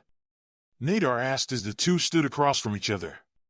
Naruto just stared with his Rinnegan activated. "You're in my way." Nadar smirked at that. "Then how about we finish this little dance, huh?" "Fine by me," Naruto said and formed a hand seal. Kage Bunshin no Jutsu, a single shadow clone popped into existence beside him. Alright then, the Yuki leader responded and made several quick hand seals. Hayatan Roga Nadar no Jutsu. He called out as snow began to barrel down the mountain in the shape of a dozen wolves. Naruto dashed forward, chakra spinning in his hand as the clone moved with him. The clone jumped into the air, which was soon followed by Naruto a moment later. Naruto then proceeded to jump off the clone as if he were a platform, and in doing so avoided the avalanche-like attack. He fell towards where a surprised Nadar stood and swung his attack down upon him. Rasengan! The blonde called out as the jutsu connected. Nadar backed off a moment later as the attack died down. The device on his shoulders sparked and shattered. He looked at it for a moment and chuckled slightly. Impressive kid for a child no older than 13 to break chakra armor is unheard of. You should feel honored, Nadar said in a mocking voice. And you shouldn't let your guard down, Naruto responded as a clone appeared behind the Yuki leader. What? Nadar turned swiftly when he felt the presence, but it was already too late. The clone struck him dead center in the face, knocking him off the cliff and down towards the trees below. Naruto jumped after him a moment later, 3 clones popping into existence with him. The 4 clones grabbed Nadar in midair and slammed him into the ground, blowing dust into the air with the impact. Naruto fell on him a second later, his knee firmly planted in the Yuki nin's midsection, causing him to grunt in pain. Shinra Tensei! The blonde called out as gravity increased on Nadar's body. A crater formed around him from the jutsu, and he felt every bone in his body shatter. Naruto then proceeded to punch him repeatedly, again and again and again. Naruto didn't stop, however. He raised his hand into the air and immediately a clone started charging his next attack. Rasengan! He called out as he drove the spiraling sphere of destruction down upon his opponent. It was during this time that Nadar dissolved into snow, indicating it was a snow clone of the Yuki Bunshin no Jutsu. The shadow clones around the blonde disappeared in clouds of smoke a moment later as Naruto stood. Nadar appeared behind him with a kunai. And blood splattered on the unforgiving ground. Snow Country Forest. Sasuke-kun, they're getting closer! Sakura exclaimed as she dodged yet another snow grenade. I know, he responded calmly. He stopped suddenly and threw a collection of wire strings onto the branch above him. He backflipped away as Mizo's mechanical arm extended and tried to catch him. Sasuke was already ahead of the 2 Yuki Chunin, however a Fuma Shuriken unraveled in his hand and he threw it up towards the flying Fubuki. You've got to do better than that to bring us down, Fubuki said as she easily dodged the large shuriken. What the hell? She exclaimed as a second Fuma Shuriken appeared, bounced off of her chakra armor's shield. Kage Shuriken no Jutsu, Sasuke whispered as he saw the second shuriken connect. The force of the impact, however, knocked her off course straight into the patch of wire. The moment she touched it, the wire had wrapped around her, trapping her. She broke free a moment later, however, but it was already too late. Sasuke appeared behind her while in midair and attacked immediately. Sure Rinnegan! He called out as he landed multiple kicks to her stomach, shoulders, and legs before finally finishing it with a downward kick to the midsection. She slammed into the cold snow with a thunderous impact, but Sasuke wasn't done. He plummeted towards her, his hand now engulfed in lightning and ready to deliver the finishing blow. Her armor had already been pushed to its limits after that last attack. Chakra armor wasn't really designed to resist against taijutsu techniques, so it was practically useless against them. Chidori! The echo of 1,000 chirping birds filled the forest as Sasuke struck down the Yuki Kunoichi. Fubuki! Mizore shouted as he saw her now lifeless form. He moved to help her, but found that a number of wires had latched onto him. Let go of me! No! Sakura shouted back as she held the wires down, stopping him from moving. Sasuke appeared at her side and unleashed his final jutsu, Katan Ryuka no Jutsu. The wire suddenly ignited and Mizore was engulfed in flames. The power core on his armor fractured and a moment later it exploded, blowing both Sasuke and Sakura away. They stood a moment later after the blast died down, coughing heavily from the amount of ash that was seemingly released during the explosion. What was that? Sakura asked after regaining her footing. Sasuke shook his head. I don't know, but that was definitely not my jutsu. Wait, you don't think that their armor is volatile? Snow Country Rainbow Glacier. Koyoki gazed out over the beautiful landscape. The shining scenery of the glacier was stunning even at this hour. Dawn was approaching fast, she knew, but accepted it all the same. Her eyes drifted to her uncle, a man driven mad by his lust for power and the man who had ordered her father's death. She hated him, yet he was family and she could never wish for his death. If you believe in the future, then spring is sure to come. Those who stray from the path of justice have no courage, but under the wing of a strong leader cowardice cannot survive. I'm at the end of my journey, father. I don't know if I can believe. Tears slid down Koyoki's face as she watched Dodo stand before the altar. He slipped the crystal into a small slot located in the very center of it, and the entire altar exploded in light. The ice around them illuminated the glacier as she felt the temperature begin to rise. The smirk on Dodo's face had turned to outrage as the ice around them began to melt, leaving behind streams of water moving all around the glacier's edge. It's so warm, what is this? Koyoki asked, confused. A heat generator? This is the hidden treasure of the Kazahana clan? Dodo shouted in outrage. Hey, pedophile! I got a bone to pick with you. A voice called out from the other side of the glacier. Koyoki turned quickly and identified the young girl immediately. Yujito? Dodo growled upon recognizing her and made a hand seal. Hayatan Kakuryo Bofusetsu. He thrust out his fist and a black dragon made of ice shot out towards the oncoming Kumochunin. Yujito saw it coming and used her fire manipulation to literally blast herself out of the way. The dragon impacted the ground behind her, knocking her off her feet, but she regained her balance a moment later. Dodo was already upon her, however, and swung his fist down to finish her. The ground bled under the impact, but she had already flipped over him and landed between Dodo and Koyoki. Kaizuki! She slashed with her signature jutsu, but it was blocked by the barrier in his armor. Such a foolish little girl, Dodo sneered, and backhanded her across the glacier. Her body hit the altar and he started walking towards her, intent on finishing the job. Damn it, Kazuki is useless against someone like him, Yujito growled in thought as she tried to stand. Any last words? The Snow Daimyo sneered. Go to hell, Yujito shot back. You first. With that he swung his fist down on her, A sudden Fuma Shuriken bounced off of his armor barrier from the side a moment later. Dodo turned swiftly as the sound of 1,000 chirping birds filled the air. Sasuke barreled across the melting ice with his hand covered in lightning. Chidori! He called out as he slammed the Raiten Jutsu into the man's armor barrier. There was an audible crack as part of the armor's reactor core fractured slightly. A moment later Dodo knocked Sasuke away and slammed him into the nearby frozen boulder. Sasuke slumped the ground but remained conscious. Sakura appeared by his side. Sasuke-kun! The pink-haired Kunoichi shouted in alarm. Dodo laughed, and with each passing moment Yujito got angrier.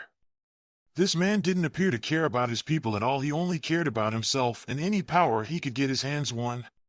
She hadn't seen Naruto since they had parted ways, and she didn't know what she would if he had died, all because of this infernal man. It'll get you! Purple chakra flames erupted from her being and encased her completely in an inferno. It morphed itself into the shape of a human-sized cat with a single swishing tail behind it. An echoing roar escaped Yujito's lips as she disappeared in a burst of speed and reappeared in front of a surprised Snow Daimyo. The slash that was delivered to his chest broke through his chakra barrier and the flames burned for large claw marks across his chest plate. He slammed into the side of one of the heat generators and howled in pain from the wounds that had been inflicted on him. D-Demon! He yelled frantically as he tried to move away. Yujito was down on all fours and looked like a lion ready to strike. Stay away from me. He made several hand seals and held out both of his hand. Hayatan Soryo Bofusetsu. Two black dragons of ice shot out and combined when they approached their target. They formed a pitch-black tornado of wind and ice which started pulling in everything in the glacier. Eventually Yujito was pulled into, and when the wind finally stopped, steam filled the air. Nakomata Enden, the wind whispered as a superheated blast of crimson flames streaked at him from the steam-filled area. It impacted his barrier and scattered melting parts of his armor and the ice he stood on. A moment later the ice collapsed and he dropped into the freezing water below. Dodo grabbed onto the edge of the ice and tried to pull himself up. Yujito stood at the place where the blast originated, and the ice below her feet too seemed to shatter. causing her to drop in as well. The fire around her died upon contact with the water, and she was forced to grab onto the edge of the hole. Doto was the first one on his feet, and he dashed towards where Yujito stood. She knew she couldn't defend against him this time, and her eyes closed when he drew near. "Die, demon!" he yelled as he went in for the kill. Bansho Tenin, he was pulled back by an invisible force, and he suddenly a searing pain in his back. Rasengan, he was suddenly shot forward and slammed into a formation of frozen boulders. "Don't you dare touch any of them with your filthy hands," Naruto growled as he glared at the snow daimyo. Naruto Koyoki whispered and gasped at the look on his face. His Rinnegan was blazing, and there were faint traces of red mist drifting off from his body. His cloths were a mess, and he looked like he had been through a small war. Actually, all things considered, that was probably true. "Are you all right, Yujito? Koyoki?" he asked, his eyes not moving from Doto's form. Yujito winced as she tried to heal her injuries. "It'll be fine." Koyoki nodded. "I'm okay." "Sasuke? Sakura? How about you two?" he asked over his shoulder. Sakura visibly sighed in relief. "I'm all right." Naruto Sasuke thought angrily as he stared at his teammates' back. Good Kage Bunshin no Jutsu, a single clone appeared at his side awaiting instructions. You annoying little brat," Doto shouted angrily as he stood once more. "It'll make you regret interfering in my plans, Uzumaki." Hayatan Kakuryō Bofusetsu.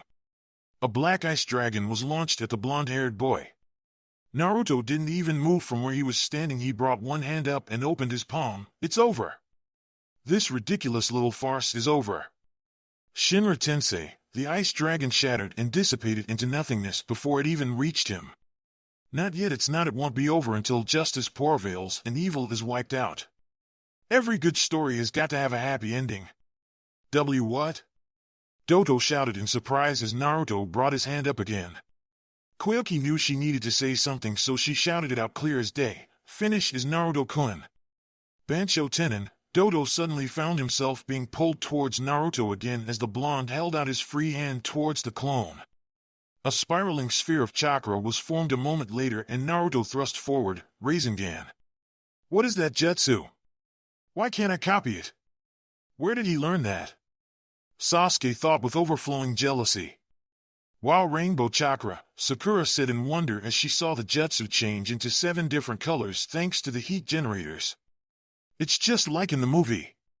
Come on, come on!" Yujito cheered as she saw the attack connect with Doto's barrier. There was an audible kaboom as the jutsu detonated, sending Doto spinning back and slamming into the very center of one of the generators. The glass cracked and shattered, and suddenly the area around him had changed from ice and water to grass and streams. Doto's lifeless body fell to the ground and remained motionless with a pained look forever imprinted on his face. Up on the cliff above, the director looked out over the new scenery and exclaimed, "Wait a minute. Could it be we're making this movie 3D? Believe in the future. If you do, then the spring will surely come." The image of a younger Koyoki appeared in the middle of the glacier, though everyone could tell it was a recording. "What will you do when it comes, Koyoki?" a male voice asked. "I'm going to become a princess," the recorded Koyoki said with a childish smile. "Oh, and what sort of princess?" the male voice asked. "Well, let's see one who's strong and kind and fights for justice," the young girl said cheerfully. "Ha ha ha, that's some dream," the male voice sounded happy. "Did I really say those things?" the real Koyoki asked as she stared at the recording. Everyone was watching it, wondering how it would end. Suddenly a man much taller than the young Koyoki appeared with a smile. He was dressed in green robes and was wearing glasses. "Well, so long as you believe in your dream and never give up, one day you'll be that fine princess," the recorded Sosetsu told her with a smile. He placed the hex crystal around the little girl's neck and looked onward. "Can you see her? There's a beautiful princess standing right in front of you now," he said with a smile. By now the real Koyoki had tears trailing down her face as she looked up at her father's face. I have a problem though. There's something else I want to be," the younger Koyoki said over her shoulder. Sosetsu looked curiously at her. "Really? What's that?" "An actress," she replied with her childish smile. Sosetsu chuckled at that, clearly believed she could do it. The real Koyuki started laughing lightly herself at the irony of what was said. Eventually the image dissipated, however, and the recording became nothing but memory. Yujito smiled at that. Now that's what I'd call a happy ending. Yeah, it is, Naruto said, looking up at where the image had been a moment ago. Suddenly the altar erupted into a series of low chakra shockwaves, causing everyone to snap their attention toward it. What is that? Sakura asked in surprise. How the hell should I know? Yujito shouted back as the altar exploded in light. Koyuki covered her eyes to avoid looking at the light. What is going on exactly? The hex crystal glowed and shot up into the air above the altar before it moved at an insane speed. Naruto caught it with both hands, but the force behind it was enough to blow him back several feet. Naruto! Yujito shouted in worry upon seeing him being blown back. I'm fine, he told her and looked down at the crystal. I am the one who will establish peace and order. Did this crystal just talk? He asked in thought as he saw both the crystal in his hands and the one around his neck glow. 2 of 6 senju. The crystal, it's resonating with the necklace Tsunade-sama gave you, Yujito said, looking between the two glowing objects. Well, it looks like it belongs to you now, Koyuki said as she saw the necklace stop glowing. Naruto looked over at the Snow Spring Princess. You mean I can keep it? Koyuki nodded. Yes. Take good care of it. Thank you. He didn't know why he was thanking her, it just felt like the right thing to say at the time. Yujito clapped her hands together at that moment. Now let's get out of here. I could really use a shower right now. The trip home had been uneventful. They had stayed until Koyuki had been instated as the new spring daimyo, and she agreed to ally with Konoha and the Fire Country as a thank you. On the trip back, Sakura was doing what she normally did and constantly pestered Sasuke. Yujito had been surprisingly quiet after she found out that Koyuki would still remain an actress and would be playing a part in the new Ika Ika movie.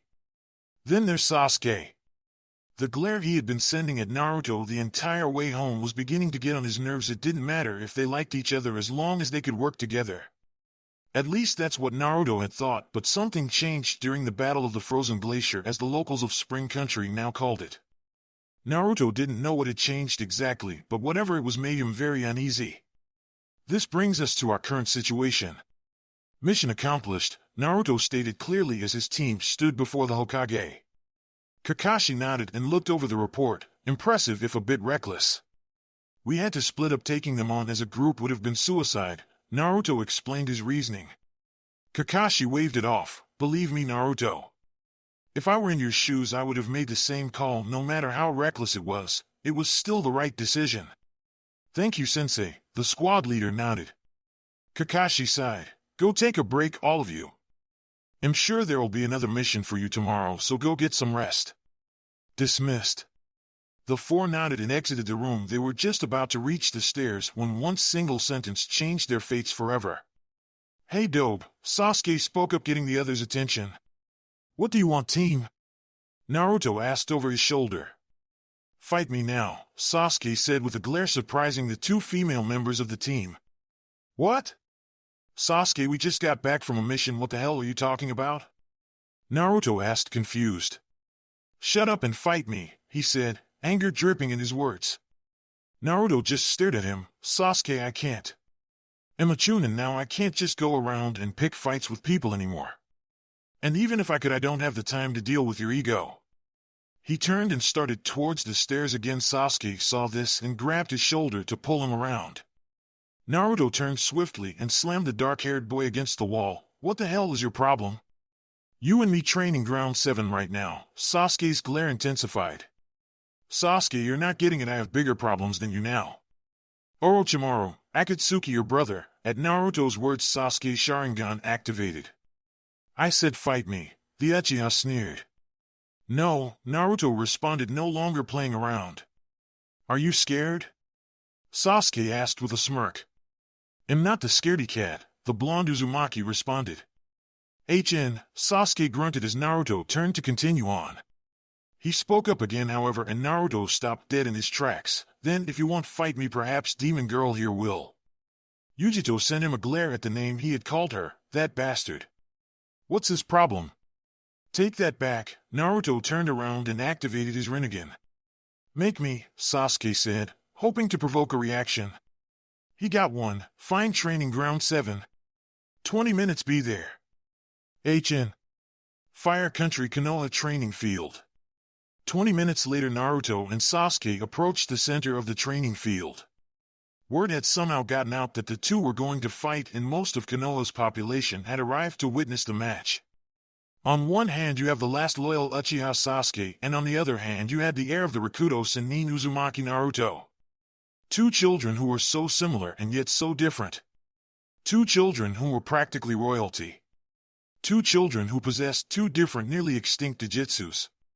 Two children whom represented fire and hatred. Two children whom represented the legacies of the Senju and the Uchiha. Even Kakashi, Tsunade, and Jiraiya had gotten word of this and had come to see what was going on.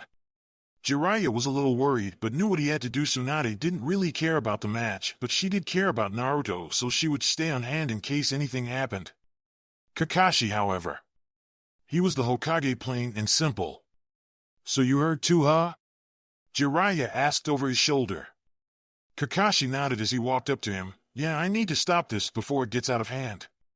"It's already out of hand. The best thing you can do for those kids is to let them sort this out for themselves," Jiraiya said, his head shaking. "Jiraiya-sama," the Hokage began.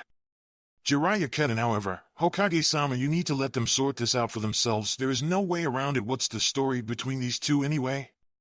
Kakashi sighed. "Remember how you were with Orochimaru?" Jiraiya nodded with a grimace. "Oh great. It seems we've got quite a crowd," Naruto commented as he cast a glance at the large group watching them. "We've even caught Sensei's attention," he said as he spotted the Hokage in the group looking like his lazy self. "HN," was Sasuke's only reply. Naruto turned his gaze towards the Uchiha and chuckled. "What's so funny?" Naruto shook his head. "It's just I guess I'm happy. After everything that's happened, I'm glad I finally get the chance to pound your ass into the ground." "Who are you fooling, loser?" Sasuke sneered. Naruto's eyes flashed gray as he replied, "I haven't been a loser in a long time, team." "Whatever, loser," Sasuke grunted.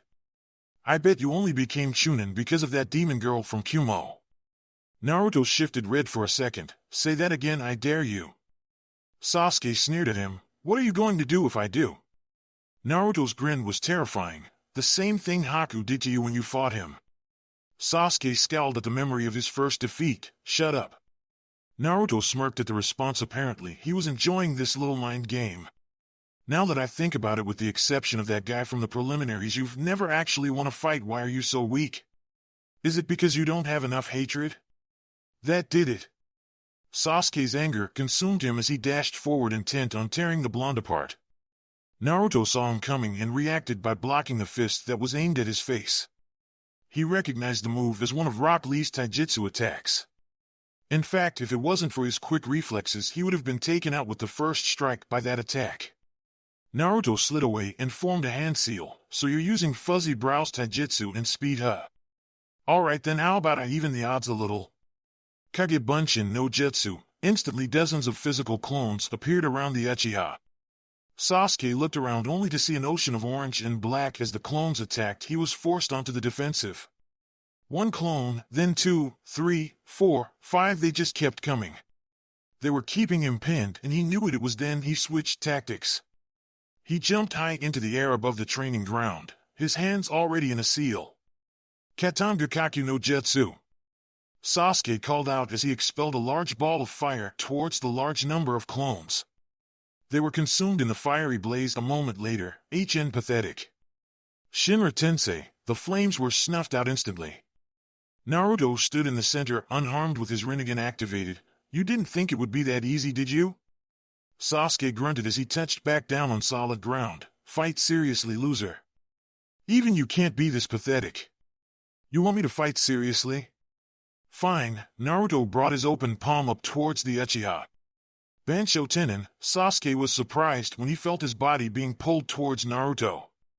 "What is this? Is this one of his Rinnegan's jutsus?" Sasuke asked as he drew near.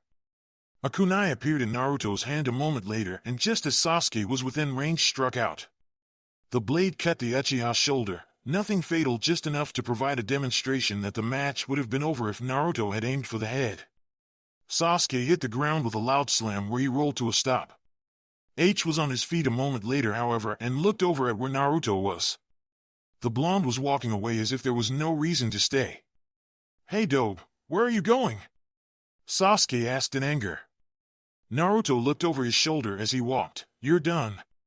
If I had aimed for your head or anything else vital, you would be a corpse right now."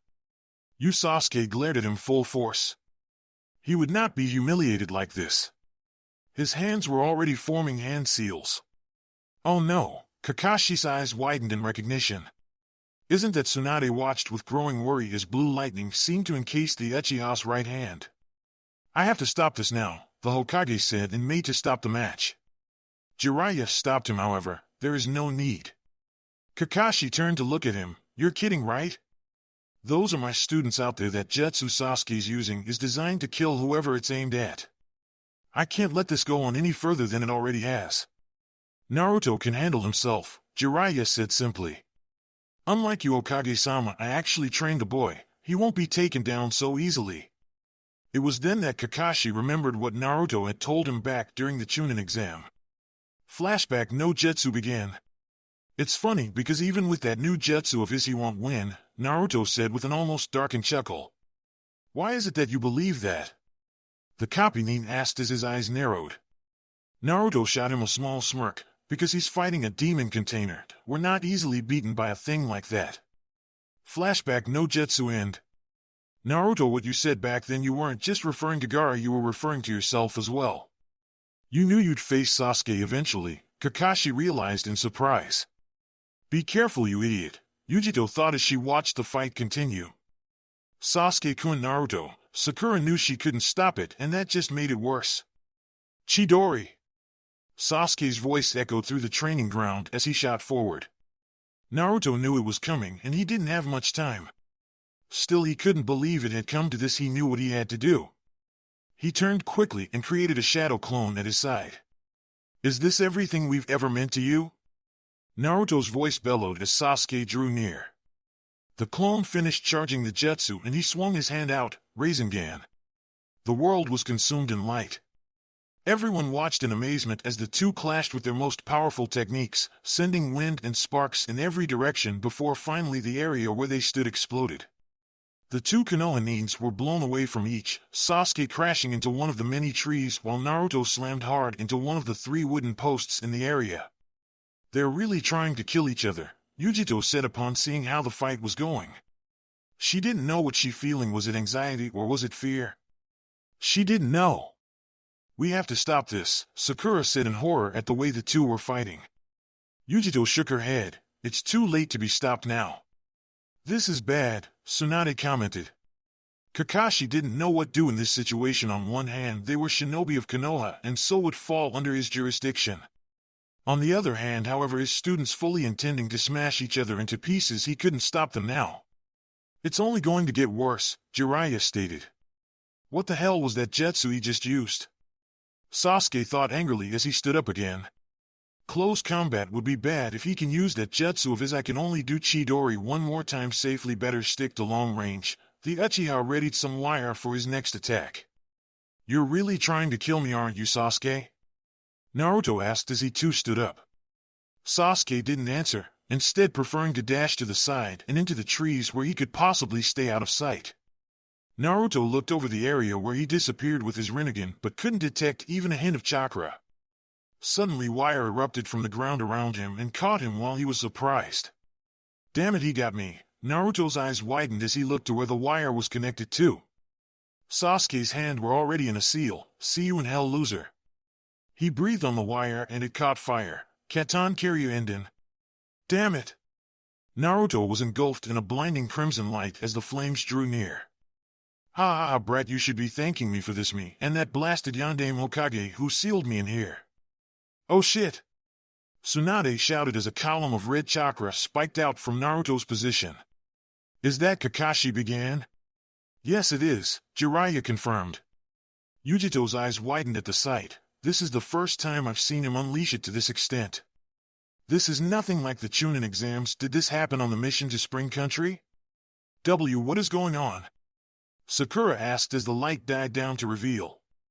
Naruto lowered onto all fours, red chakra encasing his body and taking the shape of a fox with a single swishing tail. It's just like that demon girl, Sasuke thought when he saw it. He realized the danger, of course. This will not be so easy as I thought it would be. Well? What do you think, Scarde Cat?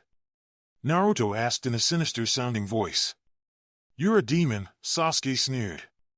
You really are a monster just like her. A demon? You don't know the meaning of the word. Naruto shouted as he shot forward at amazing speed. Sasuke didn't see the fist coming until it collided with his face, blowing him back and crashing him through a tree. I didn't even see that.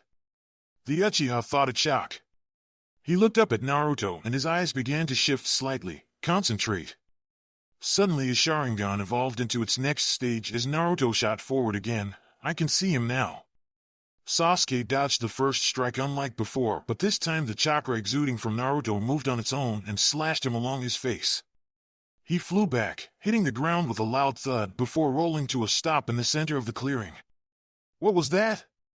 It's like that chakra of his has a mind of its own, Sasuke thought as he recovered. I'd best stick to purely long-range attacks. Close combat is useless right now. Had enough yet, team? Naruto growled out. Sasuke sneered as he formed a hand seal. Hardly. He suddenly expelled a large ball of fire at the chakra fox. Katangakaku no Jutsu. Naruto didn't dodge it, however. Instead he took it straight on and didn't even flinch as it slammed into him. Sasuke was in shock as mist cleared and Naruto stood completely unharmed. That chakra must be protecting him, Sasuke realized. Naruto held out his hand and the chakra shot out towards the Uchiha. Sasuke's eyes widened, but he was unable to do anything as the claw snagged him and with a slight tug brought him towards Naruto. The blonde's right hand was glowing red as he drew near, and then suddenly the fist collided with the Uchiha's face. Sasuke was blown back with tremendous force, ricocheting off of 3 trees before finally coming to a stop at the posts. All was silent for a time until... Cuckoo, Sasuke said as he stood up. The curse seal on his shoulder having completely covered his body and 2 demonic wings sprouted from his back. Let's finish this, DOB, were his words as he flexed his wings. Naruto snarled at the sight of him. What happened to you? Was it Orochimaru? Did he corrupt you? Cuckoo, his Oto needs came to me and gave me what I needed to control my new power, Sasuke answered with a sneer. And you trust them? Naruto snarled. Sasuke chuckled darkly at that. Of course not that it matters. His hands were suddenly forming hand seals and his hand was encased in lightning a moment later. Naruto was much the same way with a ball of spinning red chakra in his right hand. They jumped at each other and threw out their attacks, aiming to finish the battle once and for all. Rasengan. Chidori. He heard a lot. Pain flooded his senses as his eyes began to flutter open. A groan escaping his lips as the sunlight hit him in the face from the open window. Seriously, why were the curtains not closed for sleeping patients? He shook himself awake and tried to look around to see where he was. At first glance he knew he was in the hospital and remembered what happened. You're finally awake, a voice he recognized said from the window. Jiraiya smirked knowingly. Your mother was as stubborn as you are. What happened, Erosanin? The last thing I remember was he thought back, but couldn't seem to find the battle's conclusion. You and the Uchiha brat were going at it pretty damn heavily, Jiraiya grunted. You won. In fact, you broke the guy's left arm with a Kyuubi enhanced Rasengan. Naruto looked at him surprised for a moment before he sighed. I'm sorry. What for? Jiraiya asked, but already knew the answer. For getting into that fight. I shouldn't have done it, the blonde replied. Jiraiya snorted at that. Trust me, you're not the first one to put their teammate in the hospital despite the rank difference. Hell, I put Orochimaru in the hospital when he was a Jonin and I was a Chunin because I couldn't stand the guy. Naruto chuckled hearing that. Still, I'm sorry. Jiraiya just sighed. It doesn't matter, kid. In fact, what does matter is where you want to go from here. Naruto looked at him confused. What do you mean? The Gama-Sennin smirked at him. What I mean, kid, is... Do you want to come with me for training as my apprentice? Naruto's eyes widened at the offer. How long would we be away? 3 years, Jiraiya answered truthfully. You know about Akatsuki, right? The blonde nodded in reply. Well, they're gonna start hunting Jinchuuriki in 3 years, so you need to be able to defend yourself by then. Alright, I'll do it, thank you, Naruto said with a nod. Jiraiya just chuckled and turned to leave. Don't thank me yet. You still have a lot to learn, my student. You're leaving? Yujito asked the Rinnegan user. They were currently at his apartment, which was filled with bags he was using to pack for the trip he was going on later today. Yeah, Naruto answered as he stuffed away the crap littering the floor. Hey, he's a 12-year-old guy living alone, give the guy a break. How long will you be gone? She asked the question. Naruto smiled sadly at her. 3 years, give or take a few months. 3 years? She exclaimed in shock. Naruto nodded nervously. I need to get stronger if I want to face Akatsuki. What about you? Me? Yujito asked with a raised eyebrow. Well, I guess I'm stay around here. I am the Kumo ambassador after all. Naruto just smiled at her. Well, what? I'll miss you too, Yujito, he said before pulling his backpack onto his shoulder. He walked past her and tossed her the keys. The place is yours for as long as you want it. Yujito didn't know what to say to any of that. She quickly came to a decision, however, and ran to catch up to him. Ready to go, brat? Jiraiya asked his new apprentice. He was standing beside Tsunade, Kakashi, and the Konoha 12 as they had been dubbed, minus Sasuke and Sakura. Yeah, I'm ready, Naruto said as he waved to the Genin and Shikamaru. Troublesome blonde, I'll give you one guess who. What was that, Shika? Ino asked in an all-too-friendly tone. I'll see you in 3 years, by guys and girls, Naruto said hastily after getting a glare from Ino. The Sannin and his apprentice were just about to leave when a voice stopped them. Hey, idiot, wait! Naruto turned around as Yujito came to a halt in front of him. He stared at her confused. What is it, Yujito? She didn't reply. She simply grabbed both sides of his face and pulled his lips to hers. The others were surprised at the action and Kiba whistled at the sight. Neither of the two paid any attention, however, as they both settled into the kiss. Kakashi coughed to get their attention, obviously amused when Naruto shot him a glare. Yujito took a step back and coughed so she could talk again. Well, take care of yourself.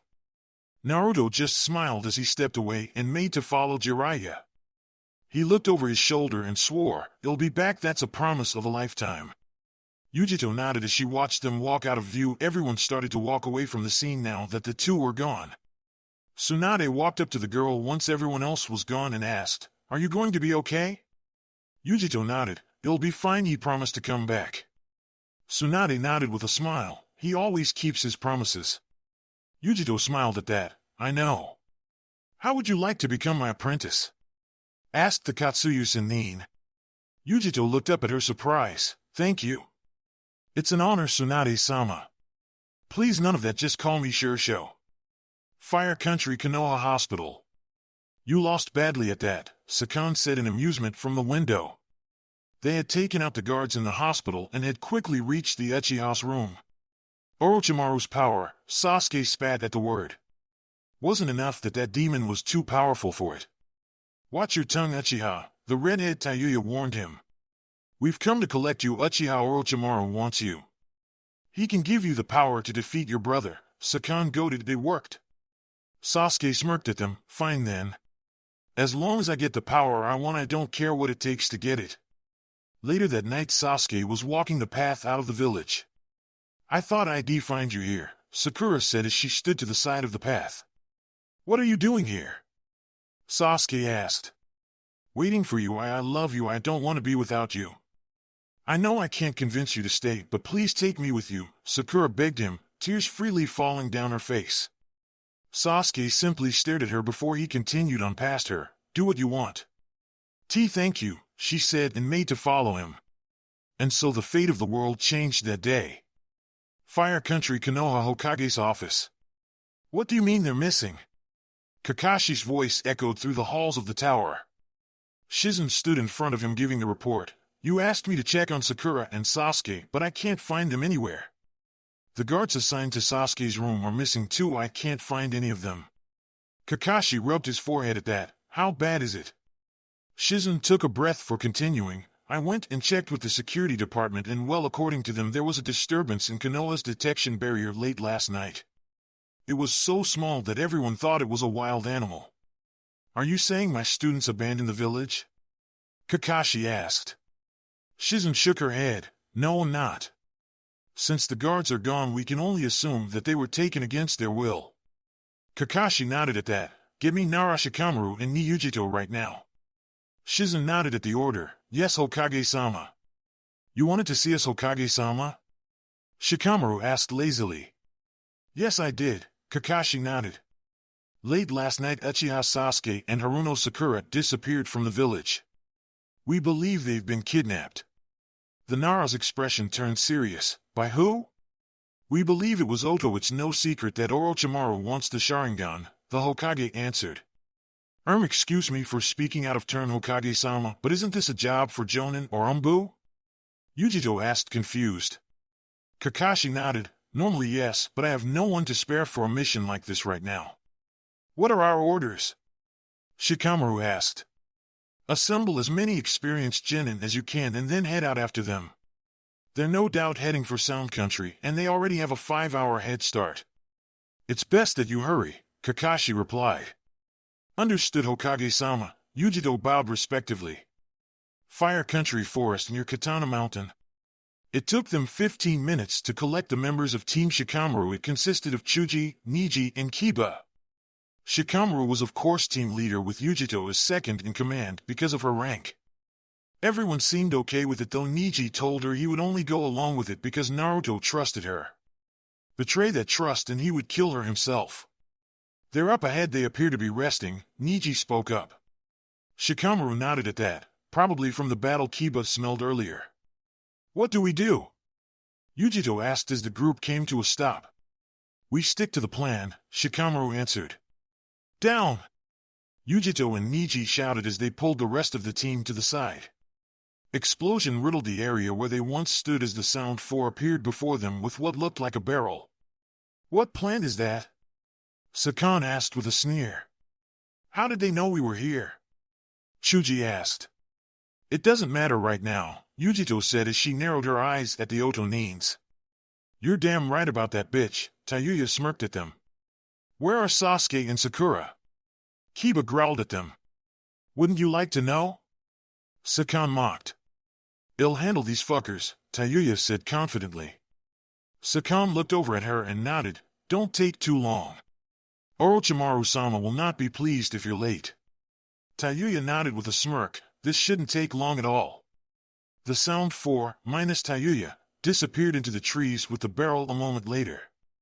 Everyone get ready, we don't know what she's capable of, Shikamaru told his team when he saw her making hand seals.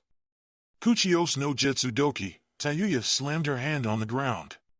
Kanji spiraled out of it, and in a poof of smoke 3 elephant-sized demons appeared. Let's play. Let's go wild. Yujito shook herself. Why did I just think of Naruto? Tayuya pulled out what appeared to be a flute and started to play. A moment later the 3 doki shot forward and struck down on the team with their weapons. Team Shikamaru evaded the attack, however, and quickly withdrew into the trees above. We need a new plan, Niji grunted as he stared down at where Tayuya stood. I'm thinking, Shikamaru responded. Think faster, Yujito told him. Come on, morons, I want to have some fun before I beat you. Tayuya smirked up at them as symbols started to move across her skin. What is that? Chuji asked in worry. That's Uchiha-san had that back during the preliminaries, Niji told them. If you remember, he used it against the Oto team that was sent to the exam. It's a cursed seal. I've read about them. Orochimaru uses them on his subordinates to enhance their strength and loyalty, Yujito explained. Guys, is that what I think it is? Chuji asked with a start as he pointed towards the redhead below. Her eyes had changed. They were a different color, but the pattern of them was the same. It was the Rinnegan. Holy shit, she has the Rinnegan! Kiba exclaimed. That's why she reminded me of Naruto. Yujito's eyes widened. Shinra Tensei. Trees, boulders, hell, even the earth itself was blown away by the blast of gravity that was sent out. Team Shikamaru recovered, however, and looked at the source of the attack, a red-headed girl about their age with eyes that were all too familiar to the group.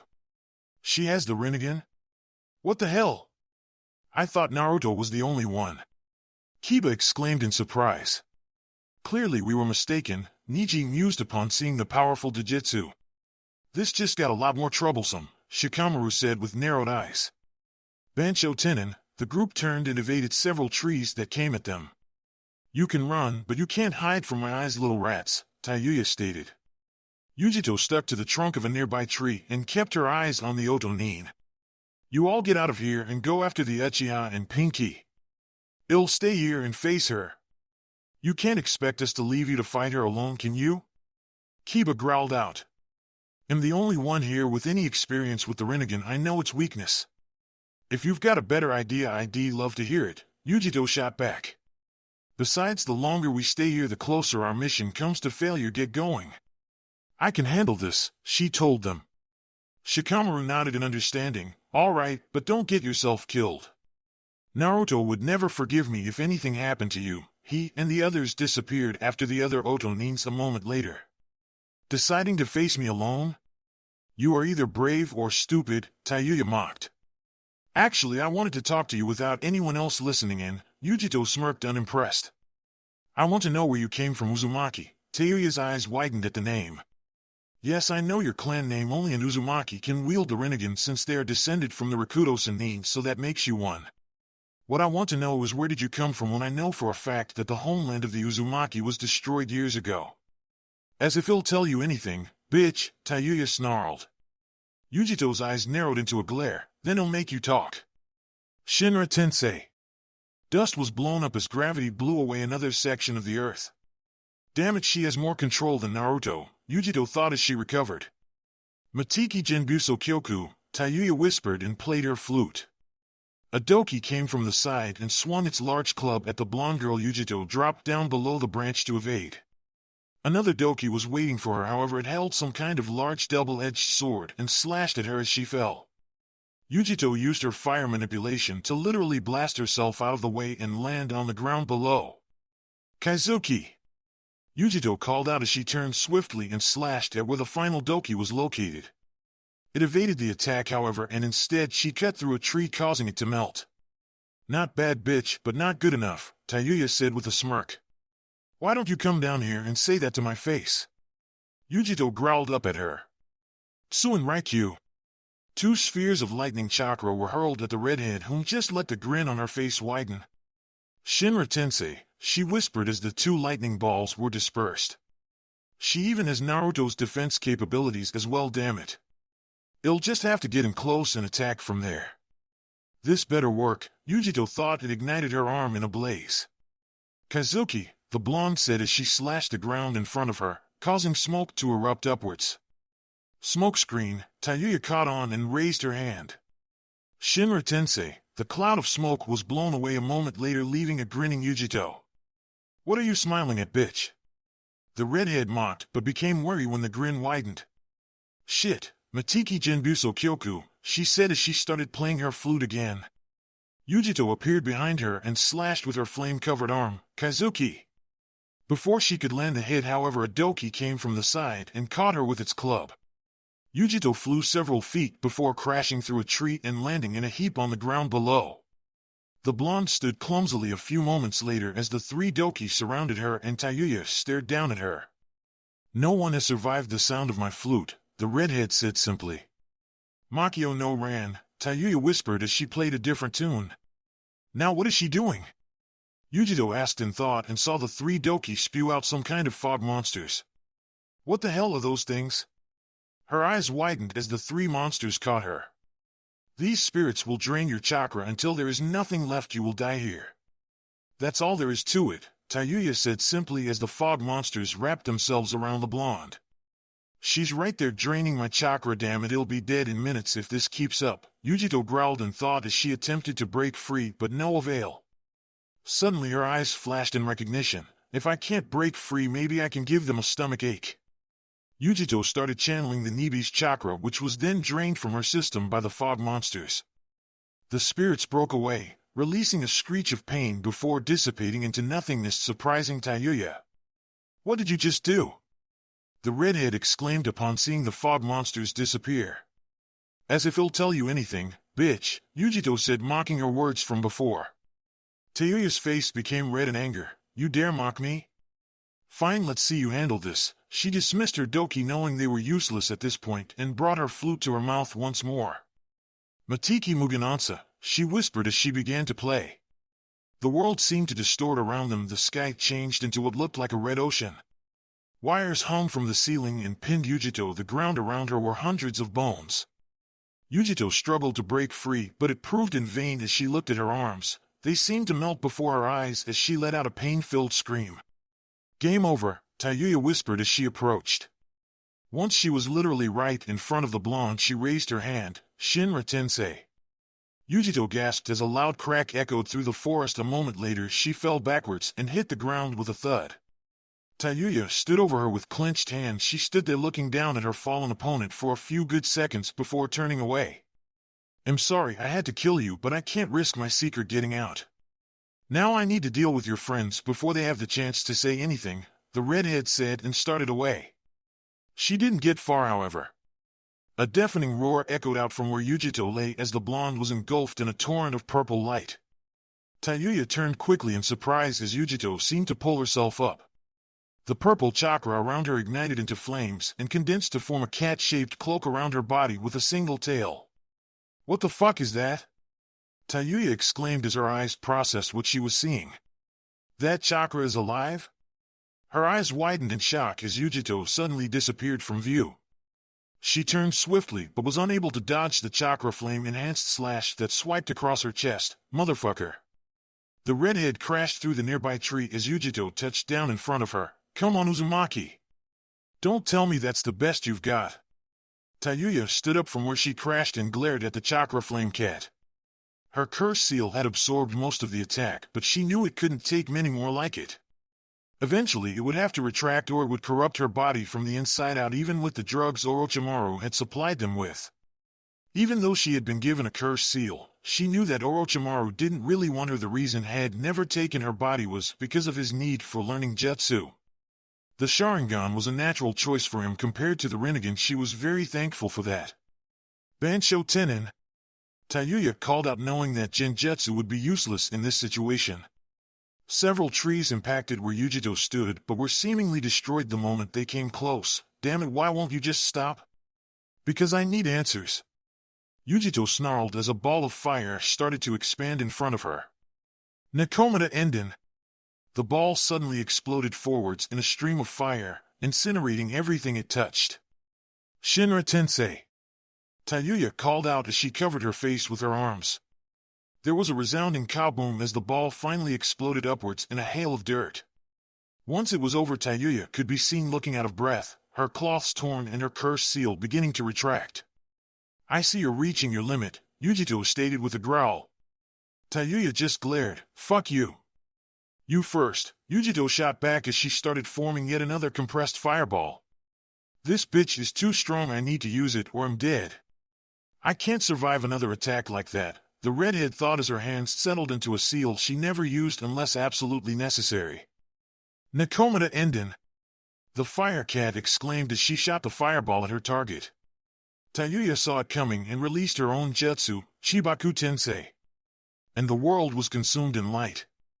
Senju Tsunade never did like the way Konoha did things, not even when she was a child. Her grandfather knew what he was doing when he founded Konoha with the Uchiha Madara, but he was too naive when it came to plans for the future. An example of his naivety is when he handed the Biju out to other countries to maintain balance in the elemental countries.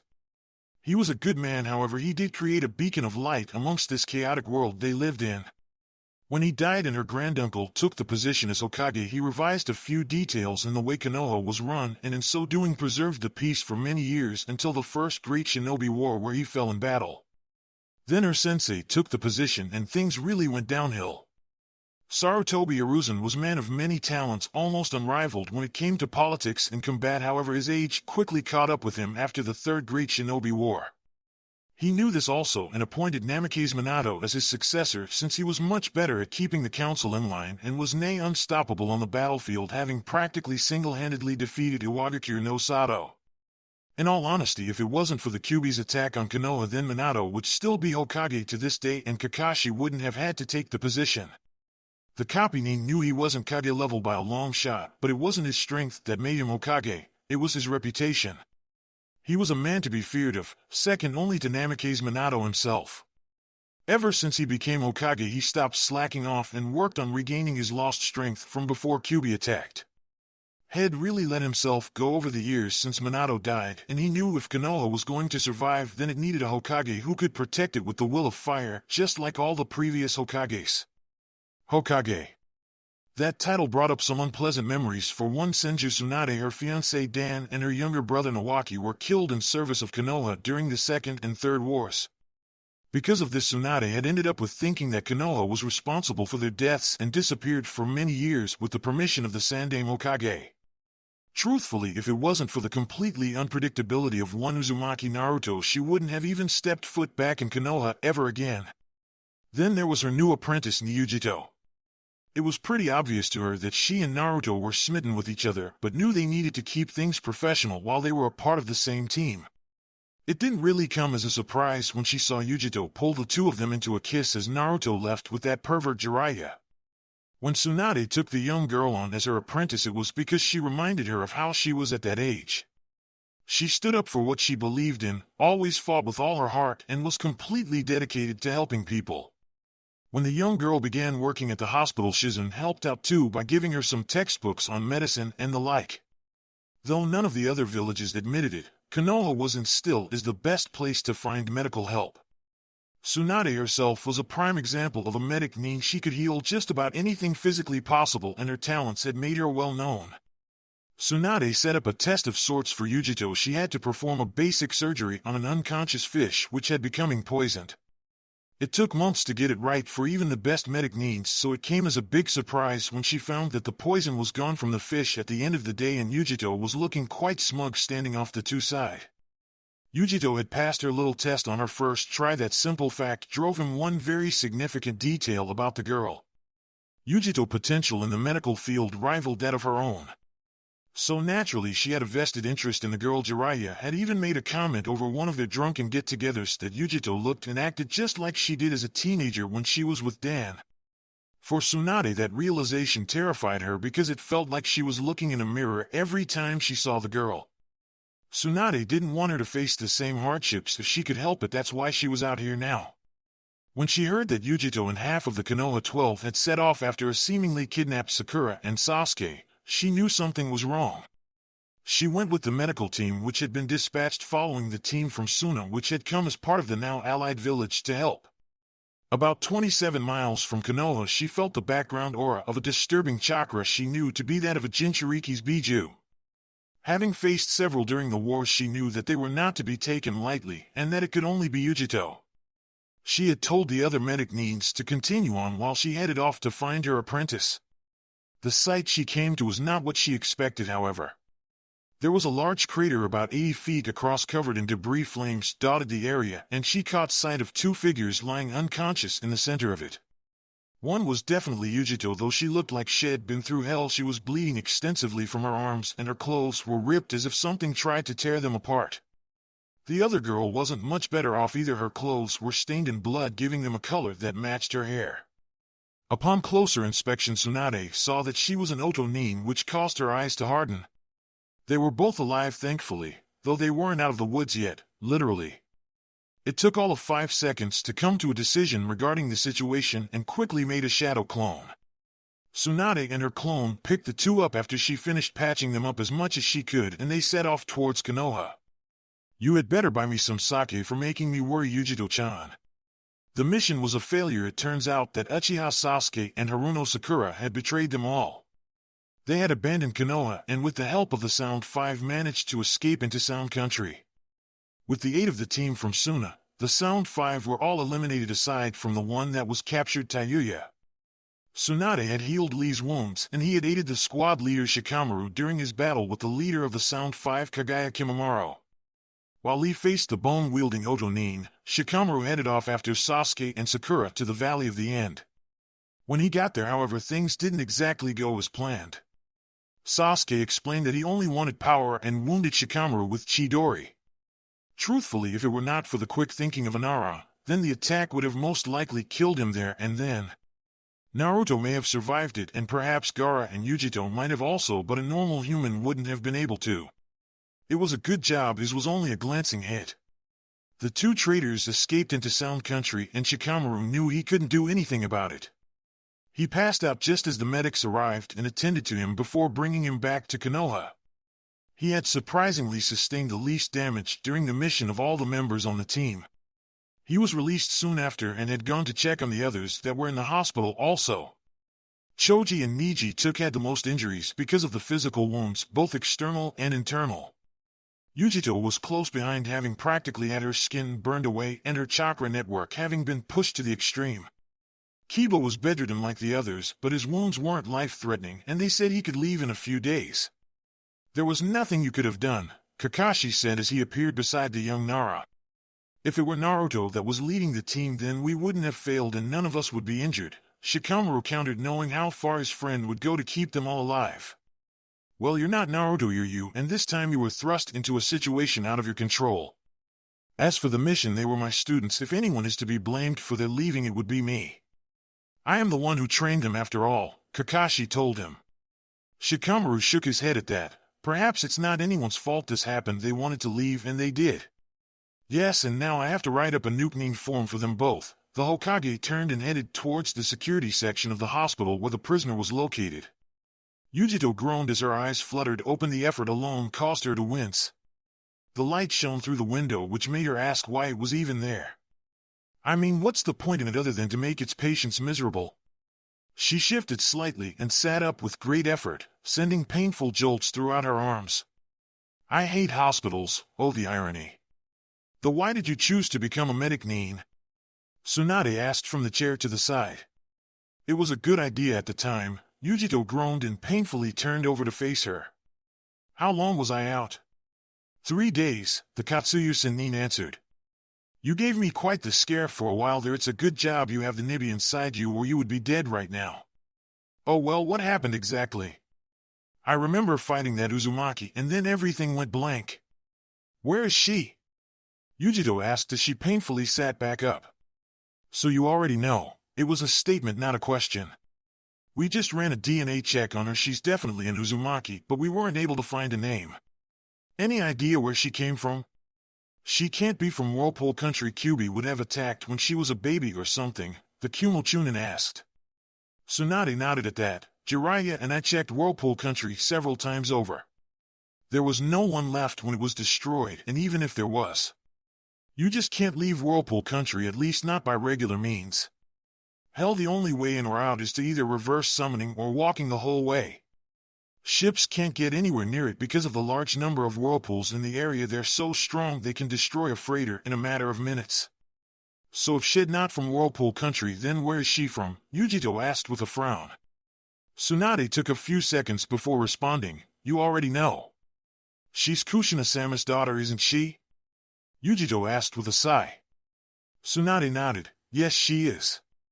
So that makes her Naruto's sister as well as the Yondaime Hokage's daughter, Yujito mused, surprising the Sannin.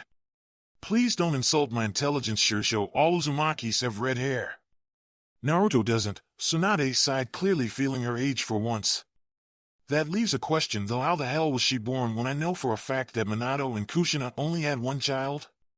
Tsunade asked the one question she wasn't able to answer.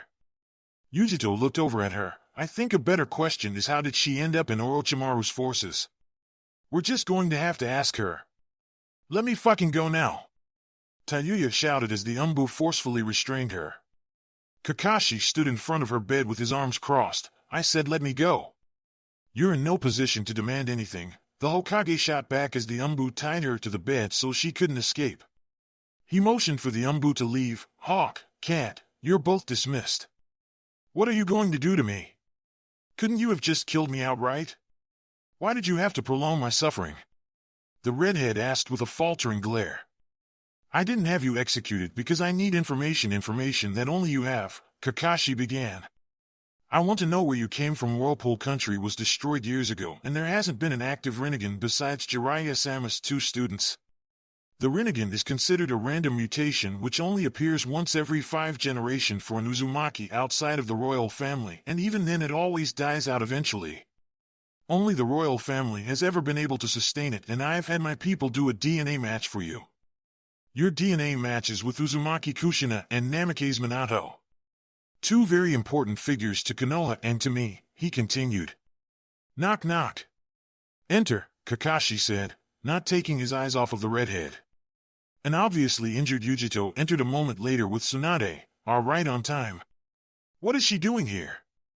Tayuya spat as she saw the blonde girl she had been fighting. She's here because I want her here, Kakashi said plainly. He turned to the redhead and continued. Now why don't you tell me where you came from and we'll continue from there, okay? Why should I tell you anything? Tayuya shot back. Because it's either that or I turn you over to Ibiki and let him play with you. Anko might even join in. Now Tayuya may not have heard of Ibiki, but she sure as hell knew about Anko. You didn't last long as an Otonin without learning of the Hibi Sennin's old apprentice. Alright, he'll talk jackass, Tayuya muttered the last part bitterly. My name is Uzumaki Tayuya, and yes, I admit I have the Rinnegan. As for where I come from, I don't know, okay? The pedophile found me during a raid on a Wagakure no Sato 7 years ago, she explained. Unknown to her, Kakashi's Sharingan was focusing in through his Hitai and could tell she wasn't lying. I see why you say? He questioned. Tayuya responded mockingly, yes I say. The Hokage sighed at the answer, Iwaha? I can't believe you lied to me, Minato-sensei. True, we had just finished fighting a war with them, but still you should have told me. He turned to her again and asked, how old are you? 14. Why? What's that got to do with anything? Tayuya's voice almost sounded insulted. Then I think I know how you ended up in Iwa, Kakashi said with a sigh. Tsunade shot him a curious glance. You know something, Kakashi? The Hokage nodded. After the third great shinobi war, Kushina-sama was pregnant. This was before they married, and he was still my sensei. How come I didn't hear any of this? Tsunade demanded. Kakashi shook his head at her. I only found out by accident, and Minato-sensei told me that it was a miscarriage, so I didn't bring it up again. Well, I think this little brat is living proof that it wasn't a miscarriage, the Sannin said, gesturing to the bedridden girl. Kushina-sama was captured by Iwa after the war. She was missing for weeks before Minato-sensei found her and killed her captors. If she was going to give birth, it would have been then, Kakashi said, shaking his head. So what? They kept my mother alive just so that she could what? Give birth to me? Tayuya demanded. Kakashi shook his head again. No. They most likely wanted to turn you into a living weapon to be used by Iwa. Imagine it, the Rinnegan alone makes you very valuable, but being Minato-sensei's daughter too? That's practically asking them to turn you into breeding stock. She felt like she was going to throw up at that. It would have been the ultimate form of vengeance upon Minato-sensei. Didn't go as planned, I bet, or she wouldn't have ended up with Orochimaru, Tsunade said as she leaned against the wall. So what went wrong? You mentioned Orochimaru raided them and got you. He had to have known you had the Rinnegan, so why didn't he use you as one of his bodies? Me? A body? You don't know him at all, do you? He may be sadistic and cruel, but he doesn't do anything without a reason too. He knew about the Rinnegan, but he didn't want it. He wants to learn every jutsu in the world. To do that, he needs the Sharingan. A Rinnegan is useless to him if he can't copy jutsu, Tayuya said bitterly. You don't like him, do you? You don't like him because he considers you to be second best, Yujito asked as she looked the redhead over. What was your first clue? The bastard does sick experiments on anything he can get his hands on. When he gave me the cursed seal, it was to ensure my loyalty to him. Tayuya grumbled the last part. Well, that's funny because your cursed seal is gone, Tsunade spoke up upon hearing that last part. Tayuya looked up at that, then checked her shoulder. How? The only time he destroys them is when the user is dead. Tsunade smirked at that. That's the thing. You were clinically dead when we brought you in. Why you mean I'm free? The young Uzumaki hoped this wasn't some sick joke. From his influence, yes. Free from us, though? Not a chance, Kakashi declared simply. From where I'm standing, you have two options. You can either be locked up or you can become a Konoha nin on probation until I deem it time for you to become a full kunoichi of this village. Tayuya, along with the other two, were surprised at the second option. Well, I would rather not be thrown in a cell. Nice to hear it. Kakashi's face instantly brightened with a creepy sunshine genjutsu behind him. As soon as you've recovered, report to my office. He left a moment later with the two blondes in tow. What was that about? Tsunade demanded, looking back at the room. Konoha could always do with another Rinnegan. Something tells me she will be a very powerful ally one day. I also owe it to Minato-sensei and Kushina-sama, Kakashi answered simply as he walked. You're playing a very dangerous game, Hokage-sama, Tsunade warned him. A game I intend to win, Tsunade Dano, was his response. Wind Country Setsuna City ruins. Is this it? The young blonde asked as he looked over the decaying ruins of the largest city in the elemental countries. The old Sannin beside him nodded at his side. Yes, it is. When do we start? The blonde Chunin asked. The Gama Sannin was already ahead of him. Let's find a place to stay first and set up camp. Once we do that, we'll start on what I have planned. This isn't going to be a walk in the park for you Namikaze Naruto. The village hidden in the leaves was a village of peace despite being a military fortress to the outside world. Being a ninja village meant it had a lot of blood on its hands and was considered by many to be the most powerful of them all. In the 3 years since the failed Suna Odo joint attack, all the damage to the village had been repaired and it was prospering again. Things had been quiet lately. The rest of the Konoha 10, meaning all the rookies besides Sasuke and Sakura, were now Chunin or higher. Hyuga Neji, for example, was a full Jonin and had been considered the best out of the small group. Man, he is in for a wake-up call. At the front gates, a pair of very familiar figures were entering the village. One was a man in his mid-50s dressed in red with white-gray hair.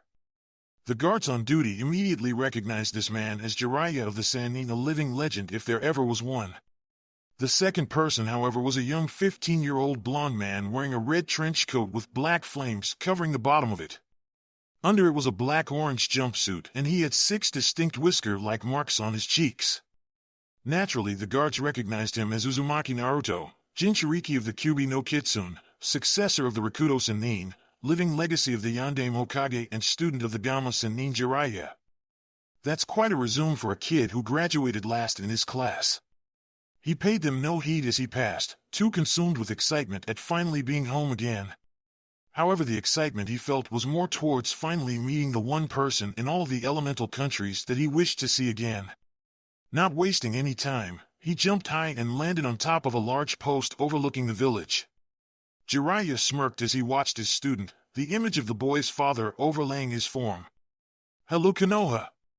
The blonde maelstrom yelled happily with his arms out. Home is where the heart is, heir Sannin? Jiraiya snorted and leaned against the post. Sure it is. Why do you think him on the road all the time? Naruto chuckled at that. Because you're searching for inspiration for your books. How true, a voice said from the building behind him. Naruto turned to see Kakashi sitting on the balcony reading an Ika book. Long time no see, Naruto. You've grown up, I see. It's good to see you again. You too, Hokage-sensei, Naruto said a little too cheerfully as he jumped over. Please don't call me that, Kakashi groaned upon hearing the nickname. You haven't changed at all, Naruto said as he landed on the balcony. Oh, I almost forgot. I got something to give you. He pulled out an orange book which Kakashi instantly recognized. And Naruto, how did you for someone to bring the Hokage down to a collection of barely coherent words in a matter of seconds is a feat in and of itself. It's the latest in the series and the first in 3 years. I thought you'd like it even though I think it's boring. I could have done better, the blonde told him. It's so beautiful. Tears were running down Kakashi's face as he cradled the book in his hands. Naruto just chuckled. Now, I could do with some ramen. He jumped down a moment later and started towards his favorite ramen stand. Kakashi dropped down beside Jiraiya and they made to follow. How good is he? The question was simple. Good enough to face you on even ground in an all-out fight, the Gama Sannin answered. It was the best I could do in only 3 years, unlike with Minato, who I trained for 6 years. Leadership skills? The Hokage asked as they walked. He knows when to joke around and when to be serious, Jiraiya told him. Holy! Naruto exclaimed as he turned a corner. There, standing in the middle of the street beside Senju Tsunade and a red-haired girl he didn't know was Niyujito. The Kumonin turned and stuttered upon seeing him, and Naruto? Wow, was all he said as he gave her a once-over. She was taller and still wore cloth similar to the ones she wore 3 years ago, but they were more purple now than black. She'd definitely grown. Judging by her looks too. Naruto had to beat down his perverted side just to stop himself from having a nosebleed. Jiraiya was able to hold up a lot better since Tsunade went through the same thing. "You've grown," Yujito said, breaking the silence. "So have you. More beautiful, I mean," Naruto corrected himself. "Yes, I know, Star Wars Anakin and Padme." "And you're a charmer now too, idiot," Yujito said with a smirk. Naruto gave a mock cringe. "Did you miss me?" "With every jutsu so far," she shot back. "You wound me so," Naruto gave a mock look of hurt as he placed his hand on his chest. "So you're Uzumaki Naruto?" the redhead asked, getting his attention. "Somehow I was expecting something more than a shithead," she scoffed. Naruto frowned at her. "Actually, it's Namake's Naruto now, and who the hell are you exactly?" "Am well a friend of this bitch here," she said, gesturing to Yujito. "Don't mind her, she's just being herself," Yujito waved the comment off. "If you say so," Naruto shrugged at that. Enough with the emotional reunion, Tsunade sighed from the side. Kakashi closed his book at that and caught their attention. "All right, Naruto. I'm putting you through the Jonin exam today, as in right now. From here on out, playtime's over." Naruto nodded before asking, "Where are Sasuke and Sakura?" "I would have thought I'd have run into them by now," Naruto asked. Yujito didn't know how to answer. Naruto? I think there's something you should know about that. Fire Country Konoha Training Ground." The Kakashi and Naruto arrived at the training field later that day, the Hokage having a pair of bells attached to his waist as they entered. They made their way to the clearing in the center where 3 wooden posts stood in the center. "The rules are the same as before. You can use whatever tactics you want in order to get the bells from me. You have until sunrise tomorrow," Kakashi said as his former student approached the posts. "This place, it brings back memories. I can't believe that Sasuke and Sakura would turn traitor," Naruto said, shaking his head. Kakashi sighed at the memory of his other former students. "I didn't want to believe it either, but they did. Just ask Shikamaru." Naruto turned to him. "When I see them again, it'll make them pay for betraying us."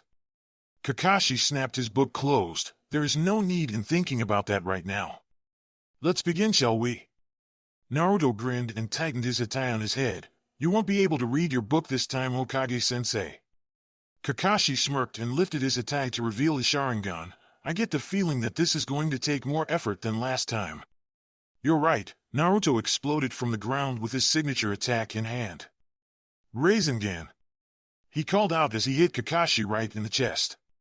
Kakashi, however, exploded into smoke, signifying it was a shadow clone. "Trying to end it early?" the Hokage asked from behind him. Naruto looked over his shoulder and saw his former sensei ready to plunge a kunai into his stomach. "I didn't say start yet." Naruto just grinned. "You didn't say I couldn't start yet either." Another Naruto had somehow appeared behind Kakashi. "Your move, Hokage-sensei." Kakashi took notice of the clone behind him. "You've improved." He disappeared in a poof of smoke and Naruto dismissed his clone also. Come out wherever you are." The area was silent as the blonde looked around cautiously. "You're not left. You're not right. You're not above, so that leaves below." He slammed his hand into the ground. "Doton Doriyakatsu." The ground erupted upwards for a moment before slitting in two, revealing a surprised Kakashi in the center. "You can't escape my eyes, sensei." Kakashi smiled under his mask. "You've grown quite well, Naruto. Now I don't have to hold back." He disappeared in a burst of speed and reappeared above the blonde, Raikiri.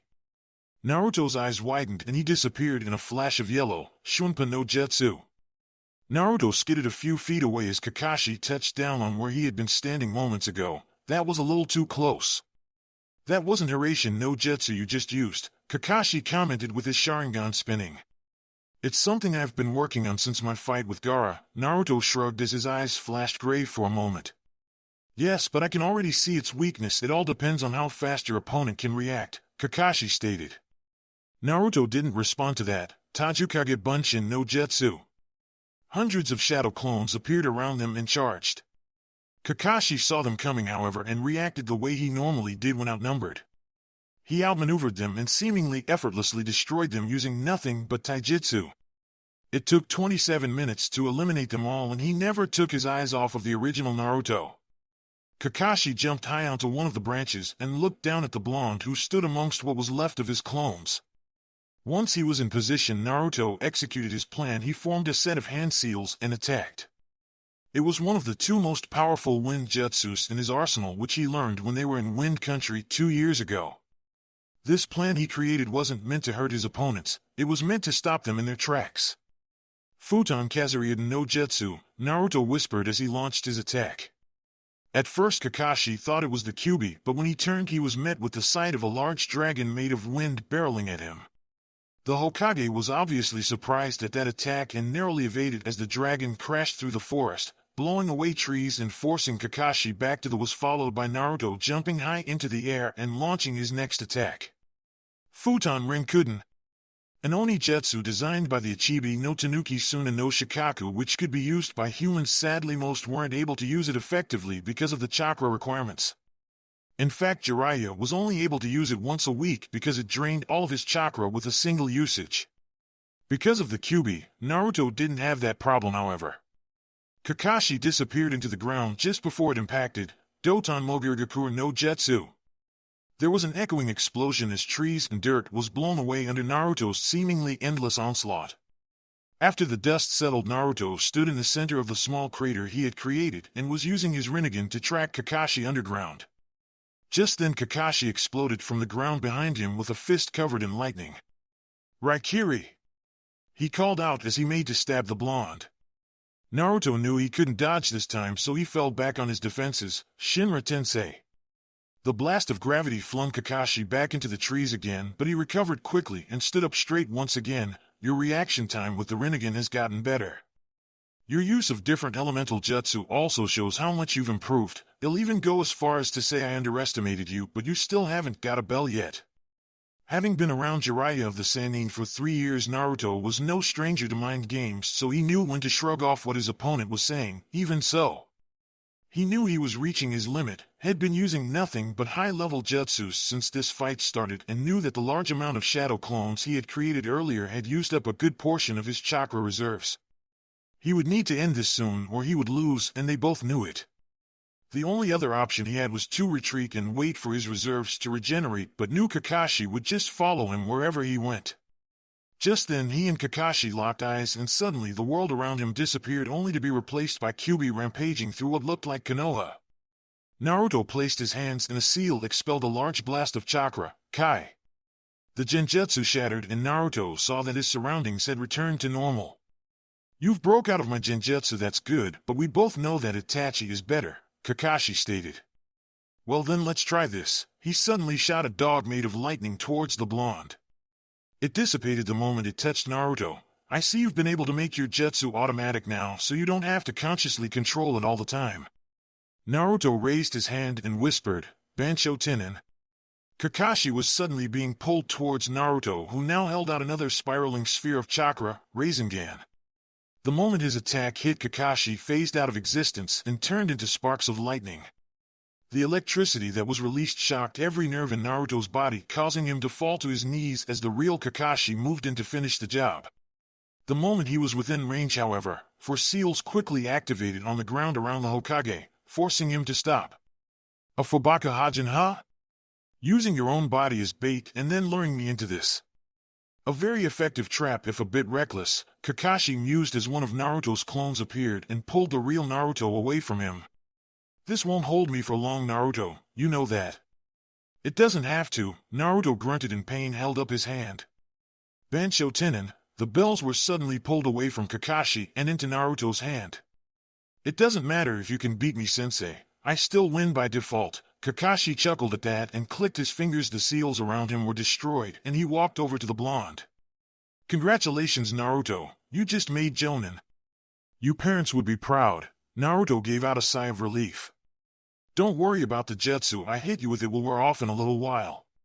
You know, shithead, I had pegged you out as having more guts than brains, but to use your own body as bait? That really takes the cake. What the hell were you thinking?" Tayuya asked as Yujito and Naruto made their way through the village. Naruto just shrugged. It seemed like a good idea at the time. Yujito sighed at that. "You're still a reckless idiot." "Oh man, I am starving. Come on, let's get some Ichiraka ramen," Naruto groaned. "Does that mean you're paying?" Yujito asked him as they walked. Naruto looked over his shoulder. Well, I do have some money on me, but it might be a little close. Define a little, Yujito said with narrowed eyes. Fortunately, he was interrupted when a pair of familiar ninja appeared through the crowd. Oh, hey, it's Shikamaru and Temari. Hey, you two, over here. Look at who decided to show up at the front gates this morning. Naruto? Shikamaru asked in surprise. Hey, Shikamaru, are you two on a date or something? Naruto asked as he looked between him and the Sunanin beside him. Shikamaru shook his head. Not even close. Oh please, like I would ever. It's almost time for the Chunin exams again, and since I'm the Suna ambassador I'm being forced to attend. This lazy bum is supposed to be my escort, Temari explained. Chunin exams, huh? I just finished my Jonin exam this morning. I take it everyone else are Chunin now? Naruto asked. Mostly though. Niji, Lee, Yujito, Kenkuro, this lady here and I are all Jonin now, the Nara explained. What about Gaara? Naruto asked them. He's the Kazekage now. Temari was the one who answered. Damn, he beat me to it. Oh well, he'll get there eventually. Naruto sighed at the information. So you understand what I'm asking of you? Kakashi asked as he leaned back in his chair. The Hokage's office hadn't changed much except for the atmosphere in the room. I understand, Hokage-sama, the Umbu standing in front of him responded. Then hand in your mask. While you are on the team your codename will be Yamato, Kakashi told him. The Umbu removed his mask and placed it on the desk. Yamato, an interesting name. Knock knock. Come in, Kakashi called and the door opened. Naruto, Yujito, and Tayuya entered a moment later. You're late. Sorry, there was a black cat in the street so we had to take the long way around, Naruto said simply. Kakashi smiled at that with some kind of sunshine genjutsu behind him. So you finally met Sakuya-chan. Naruto blinked. That was its name? Tayuya groaned as she watched the exchange. They're a pair of idiots. You've left me with quite a job this time, senpai, Yamato sighed. Yujito didn't comment, having already gotten used to them both. Anyway, back to business, Kakashi coughed. With Sasuke and Sakura no longer with us, I am assigning Yamato here and Tayuya to Team Naruto under your command, Naruto. Naruto nodded in understanding. Have you got a mission for us? Kakashi was about to speak when a commotion outside of the door drew his attention. A moment later the door burst open to reveal a slightly exhausted decoder named Eureka. Go Dame-sama. Terrible news, we just received word that the Kazekage has been kidnapped by Akatsuki, Eureka explained, surprising the group. Team Naruto, I believe you have your first mission. Head to Suna. Assess the situation and report back to me. Then assist in the recovery of the Kazekage, Kakashi ordered. Yes, sir. 10 minutes later at the main gates, Team Naruto were ready to head out with Tsunade, Kakashi, and Iruka there to see them off. Good luck, Iruka told them. Thanks, Naruto said as he turned away. Try to keep them in line, Yujito-chan, Tsunade said to her apprentice. I'll try, Yujito responded. Come on, let's go already, Tayuya said impatiently. Just then a white and red blur dropped down in front of them. Hey Naruto, are you going on a mission? Jiraiya asked. Yeah, we're heading out to Suna now, Naruto explained. Ah, so you already know about the Kazekage, Jiraiya stated. He turned to Kakashi. Is it wise to send these two? Kakashi took a moment to respond. Maybe not, but I'm confident that they'll be fine. If you say so, Jiraiya sighed and motioned for Naruto to follow him. Come over here for a second, Naruto. The blonde did as told and they walked a few feet away, out of eavesdropping range. Don't push your luck when it comes to Akatsuki. They aren't to be taken lightly, and please do not use that jutsu. You remember what happened last time, right? Naruto sighed and nodded. I know, Eros-nin, you don't have to remind me. I was in a hospital bed for a week after it. I won't use it unless I have to. Jiraiya sighed. I suppose that's the best. I'm going to get good luck. Thanks for everything, Jiraiya-sensei, Naruto said and turned away, for once saying his real title. Let's go, he said, and the team took off into the trees. After traveling for about 30 minutes, they came across a figure walking through the forest. Hey, it's Temari, Yujito said, and the team dropped down beside the Sunakunoichi. Ha! Temari turned to them in surprise. What are you four doing out here? It's a long story. Wind Country Suna main entrance. The team plus Temari dashed across the dunes at inhuman speeds, trailing dust and sand behind them. It had taken them 3 days to reach Suna, and they were only now just arriving. They arrived at the village a few minutes later and were approached by a slightly panicking Suna Jonin. "Temari-sama, you've returned. Please right this way," the Suna Jonin said frantically. She led them through the village towards the hospital while explaining the situation. "Kazekage-sama was kidnapped, as I'm sure you're aware, but Kankuro-sama chased after them and has been poisoned." "Kankuro too?" Temari asked, horrified that her 2 brothers had been beaten so badly. "How long does he have?" "About a day at the most," the Suna Jonin answered. "Let me see him, I might be able to help," Yujito said, taking a step forward. They made their way to the room where Kankuro was being held and quickly approached the bed.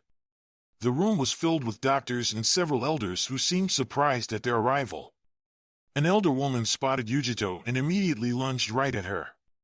Naruto appeared between them, however, in a flash of yellow light, and knocked her back as Yujito regained her footing.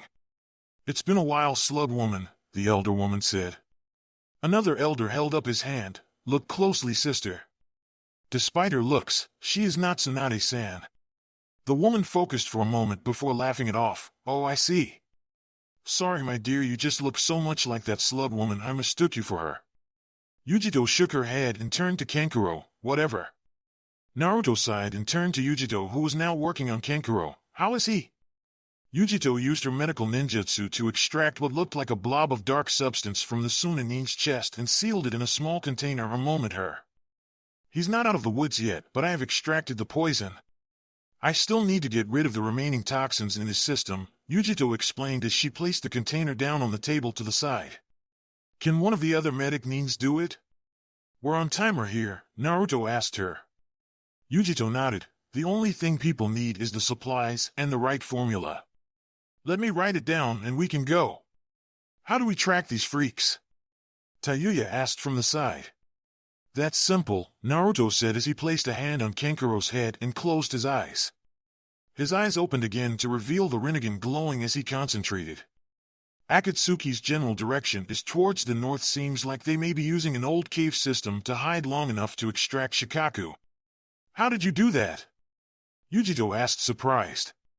"All modern-day ninjutsu is descended from the teachings of the Rakudo Sennin and the Rinnegan.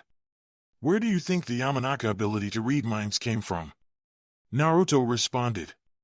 "That's pretty hand," Tayuya said with a frown. "Why don't I have that ability?" Temari said one last thing before the team could leave. "Wait, I'm going with you." "No, Temari, I will be representing Suna during this escapade. You need to stay here and look after everything while we go search for Gaara." The old woman from before. "Besides, it's been so long since I've taken care of my adorable grandchild." "Grandchild?" Naruto questioned.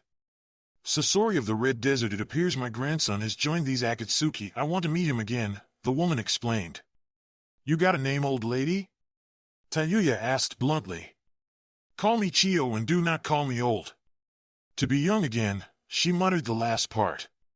"But," Temari said with clenched fists.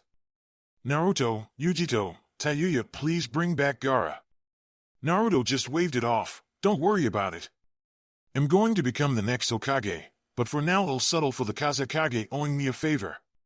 "Let's move out," Naruto ordered, and the team plus Chiyo made their way out of the village and towards the mountains to the north of the desert. "Everyone stop now," Naruto ordered, and the team entered a large clearing.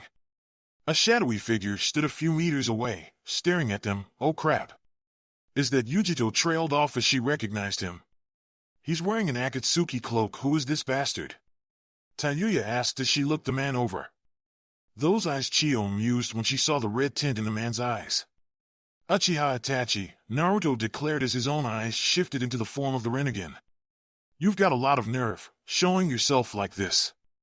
"Naruto-kun, Yujito-chan, it's been a long time." Itachi's voice was harsh and seemingly uninterested. "Not long enough," Naruto shot back. "I'm here to take you both in, Naruto-kun," Itachi stated clearly. "You can try," Naruto shot back, and the world around him suddenly exploded in smoke. It died a moment later to reveal his team on the ground unconscious. "What did you genjutsu? Has to be." "You cannot win, Naruto-kun," Itachi said as his body turned into a collection of hawks. Naruto expelled a blast of chakra, but it was no use. Damn, it didn't work. Guess I'll have to go with my backup plan, Naruto muttered before taking out a kunai and stabbing himself in the leg. The illusion shattered around him and he pulled out the kunai as the wound healed. Using self-inflicted harm to escape my genjutsu? Interesting, Itachi mused.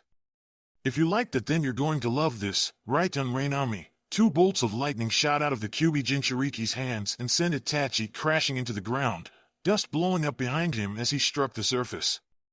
I see you've got a few new tricks, Yujito smirked when the attack died down. Everyone fall back into the trees, Naruto ordered the group, and they jumped back into the trees. Any advice on kicking this guy's ass, old hag? Tayuya asked. Chiyo snorted. Just don't look into his eyes and you'll be fine. And don't call me an old hag. Katangakaku no Jutsu. The large fireball came from above them. Watch out! Yujito warned, and they broke apart. Fujitsu Kyuin, Naruto said as the fireball seemed to dissolve when it touched his hands.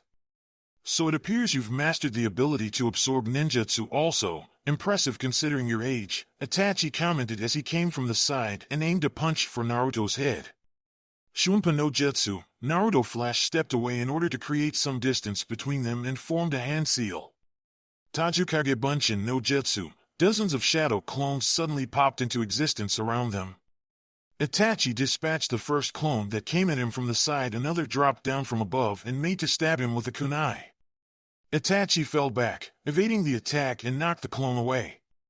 3 more clones came from below this time and knocked him skyward just as several other clones jumped to intercept him. Katangakaku no Jutsu.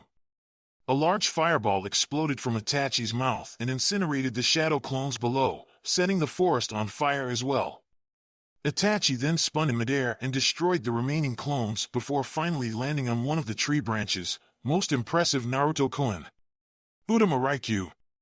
Itachi jumped away moments before a ball of lightning struck the branch he stood on. Yujito appeared to hover in place above them, using what looked like fire manipulation to remain airborne. Futon de Tapa.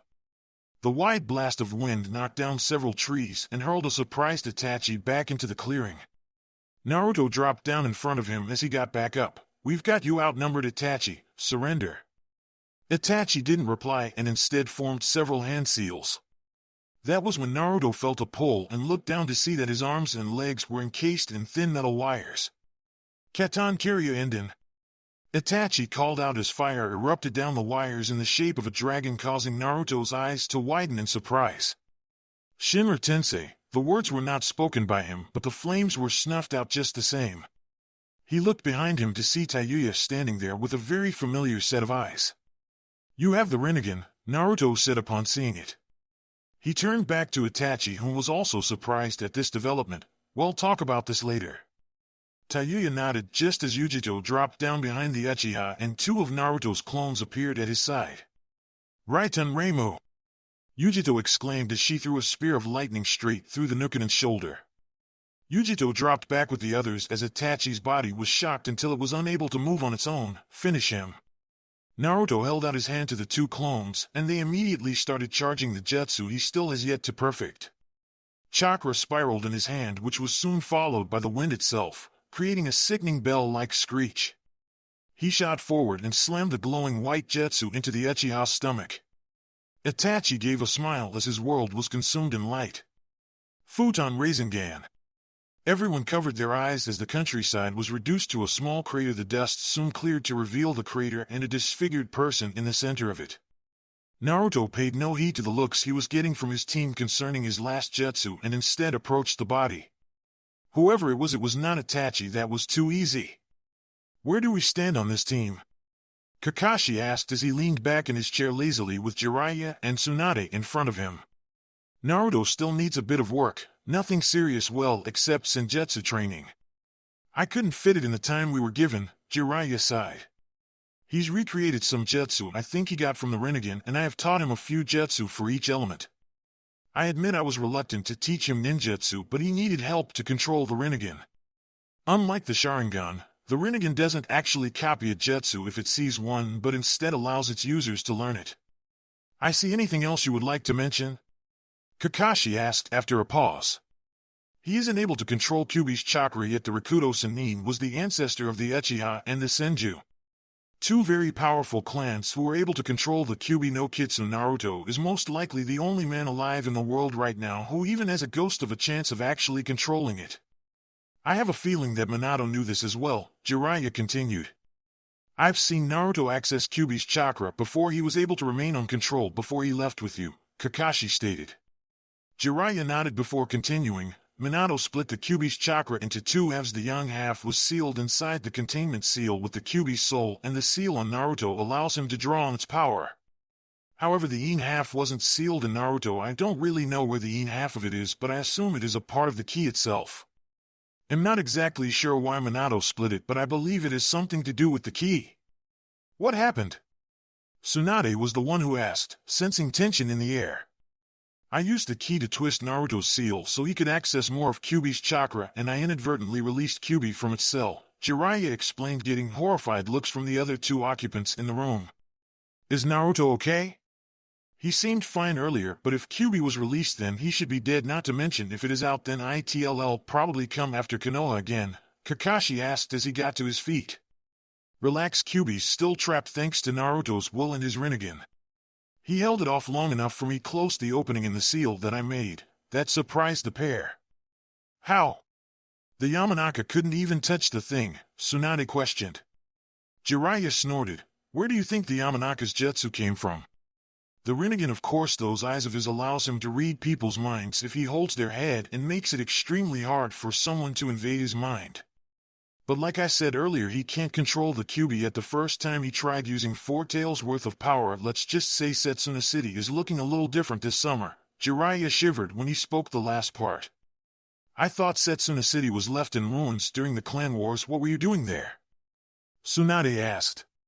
Training Naruto. Of course, the place was abandoned and seemed like a good idea for a training ground. That city is long gone now though, Jiraiya stated. Of course it's long gone. It was reduced to a bunch of ruins during the clan wars. Tsunade nodded as she spoke. Jiraiya just scoffed. I don't mean destroyed like leaving a pile of ruins. I mean gone as in the entire city is nothing more than a load of craters now. They fell into silence after that. How many tails can you use safely? Kakashi questioned. Jiraiya sighed and answered, 3. Though he refuses to use it in case his control slips and he gets knocked unconscious. As long as he remains conscious he can control it, but since the Kyuubi's chakra is acidic, it burns a lot. If it does enough damage to him, especially if it starts affecting his brain, then he will fall unconscious and the chakra will consume him. If that happens, then Kyuubi is able to take control and will attack everything that moves, friend and foe alike. Hopefully Yamato can keep an eye on that, Kakashi sighed. I wouldn't count on it. Naruto is the only one who can suppress that chakra. It's that simple, Jiraiya finished. Well, keep an eye on him, Kakashi declared and turned to the other Sannin in the room. Well, unlike Naruto, Yujito's history over the last 2 years isn't that colorful. You should know some of it, Kakashi. You did help train her after all. She knows a few fire and lightning jutsus and her skill with medical ninjutsu is extraordinary, Tsunade stated almost smugly. Does that include your monster strength, Heim? Jiraiya quipped. She sent him a glare for that. For your information, no it doesn't. Because she is a Jinchuuriki, her chakra is in a constant state of flux just like Naruto's is thanks to Kyuubi. She may surpass me in the medical field if she's given time, but she physically cannot use her medical ninjutsu for offensive purposes. What about the Nibi? Jiraiya asked her. Tsunade nodded with a reply. She can control it somewhat. I wouldn't go near her when she's using it though. She knows what she's doing, but her attacks are very difficult to avoid when you are trying to assist her. Sounds like Naruto on a bad day, Jiraiya commented. What about the other member of the team? Kakashi asked after a moment of silence. If you mean that Uzumaki girl, then I'll tell you right now that is total bullshit. I'm having a pretty hard time coming to terms with the fact that she's the brat's sister. She may look like a carbon copy of Kushina-chan at that age and may even act like it, but the simple fact is that she was one of Orochimaru's personal guards. You know the guards who helped kill Sarutobi-sensei? The only reason I haven't went to interrogate her personally is because of Minato and Kushina-chan, Jiraiya stated firmly. She's older than him, Jiraiya. She also activated the Rinnegan first. By law she is the first heir to the Whirlpool Country's throne, Tsunade stated clearly. There is no Whirlpool Country, it was destroyed, remember? No one survived, so for all intents and purposes she is nothing but a Konoha Chunin. If you think him overreacting, can you imagine what Naruto's going to do when he finds out he has a sister? Currently the entirety of the elemental countries consider Naruto as a highly dangerous A-rank shinobi of Konoha and the successor of the Rakuto Sennin himself. They have for years they won't care about this Tayuya girl with the Rinnegan because she will always be compared to him, Jiraiya explained. I am well aware of that, Tsunade nodded solemnly, knowing it was the truth. But Tayuya is a resourceful one, she'll find a way to stand on her own somehow, just like her mother. Well, she has been training under Kurenai for the last 3 years, so she should be fine on the mission, Kakashi stated from his seat. Jiraiya frowned at that. Speaking of the mission, are you sending Team Guy to reinforce them? They could do with the help. Kakashi shook his head. They're needed at that border. Odo's getting bolder and attacking more of our convoys day after day. Most of the teams in the village that are not a part of the Chunin exam security are off training. The only team I have available at the moment for any mission involving Oto is Team Guy. They're on their own for the time being, Tsunade sighed in defeat. Wind Country, Northern Forest. Okay, what the fuck was that shit, Stain? Tayuya shouted in shock and fear. It's something I've been working on, Naruto replied simply as the group made their way over to their fallen opponent. It's not finished though, Dad intended it to be a 6-stage process. The jutsu I just used was only stage 4, so I still have a long way to go. Not finished? It looked bitchin' to me, Tayuya commented as they looked down at what was left of Itachi. Yujito checked the body. I don't think this was Itachi, Naruto said, and the Kumonin nodded. I thought so too, that was too easy to be Itachi, Yujito said as she crouched down beside the disfigured body. You call that easy? Tayuya questioned. Yujito nodded as her hands glowed green. 3 years ago we couldn't even touch him. I know we've gotten stronger, but there's no way we could have taken the real Itachi down like that in only a few minutes. Fireball Jutsu was created by the Uchiha clan, there's no way that can be faked, Chiyo commented. How about this then? A voice asked as a blue blur appeared behind them. Kaizuki! Yujito called out, her arm igniting in a fiery blaze as she turned. There was a loud clang as the jutsu connected. Massive sword the man wielded, the others jumped away as Yujito held her ground. Tayuya was the first to react and raised her hand towards the two. By some invisible force, Yujito was pulled back towards the group, surprising the newcomer. Bancho Tenin, the redhead whispered as Yujito landed beside the team.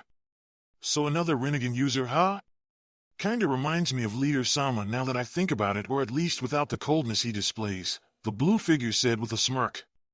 Hashigaki Kisame, Yujito growled out, causing his grin to widen. That's me, he said, smiling like a shark. What leader? Naruto questioned. Leader Sama is the one who founded Akatsuki, of course, Kisame said with a shrug. He has the Rinnegan too, not that it matters right now, kid. The leader of Akatsuki has the Rinnegan? But that means he's an Uzumaki, how? Naruto thought before shaking himself. He'll worry about that later, right now we have more important things to do, like rescuing Gaara. Raiten Rariad no Jutsu. Yujito threw a punch at the swordsman despite the distance, and a lightning dragon burst forth from her fist. Kisame grinned as it approached and jumped back to evade the attack. It struck where he had been standing moments ago and exploded in static and rock as he landed a few feet away. His grin widened when he made a hand seal and opened his mouth wide. Let's dance, little kitties. He cackled and water exploded from his mouth in a massive wave. Suetun Bakusui Shoha. Water flooded the area, forcing group to jump onto the trees above in order to not get caught in it. Everyone be careful, we don't know where hell appear, Naruto told the others. How right you are, kid, Kisame said, appearing behind them. The team turned quickly, but they simply weren't fast enough. Suiro no Jutsu. Suddenly the water shot out from below and encased Naruto, Yujito, and Yamato in balls of water. Kisame used his water clones to maintain the spheres as he turned his attention to the still-free Tayuya, whom had managed to escape and land a few feet away. Damn, he caught us, Naruto gritted his teeth as he felt his chakra slipping away with each passing moment. I can't concentrate enough to pull off a Shinra Tensei, and with the way this thing is destabilizing my chakra, I can't do any other jutsu either. Yujito glared at the Kiri-nuke-nin. There is a reason cats hate water. That Rinnegan surprised me, Red, but I'm no pushover. How about I cut off your legs? They could make a pretty nice meal. Kisame grinned as he shot forward and brought his sword down on Tayuya's position.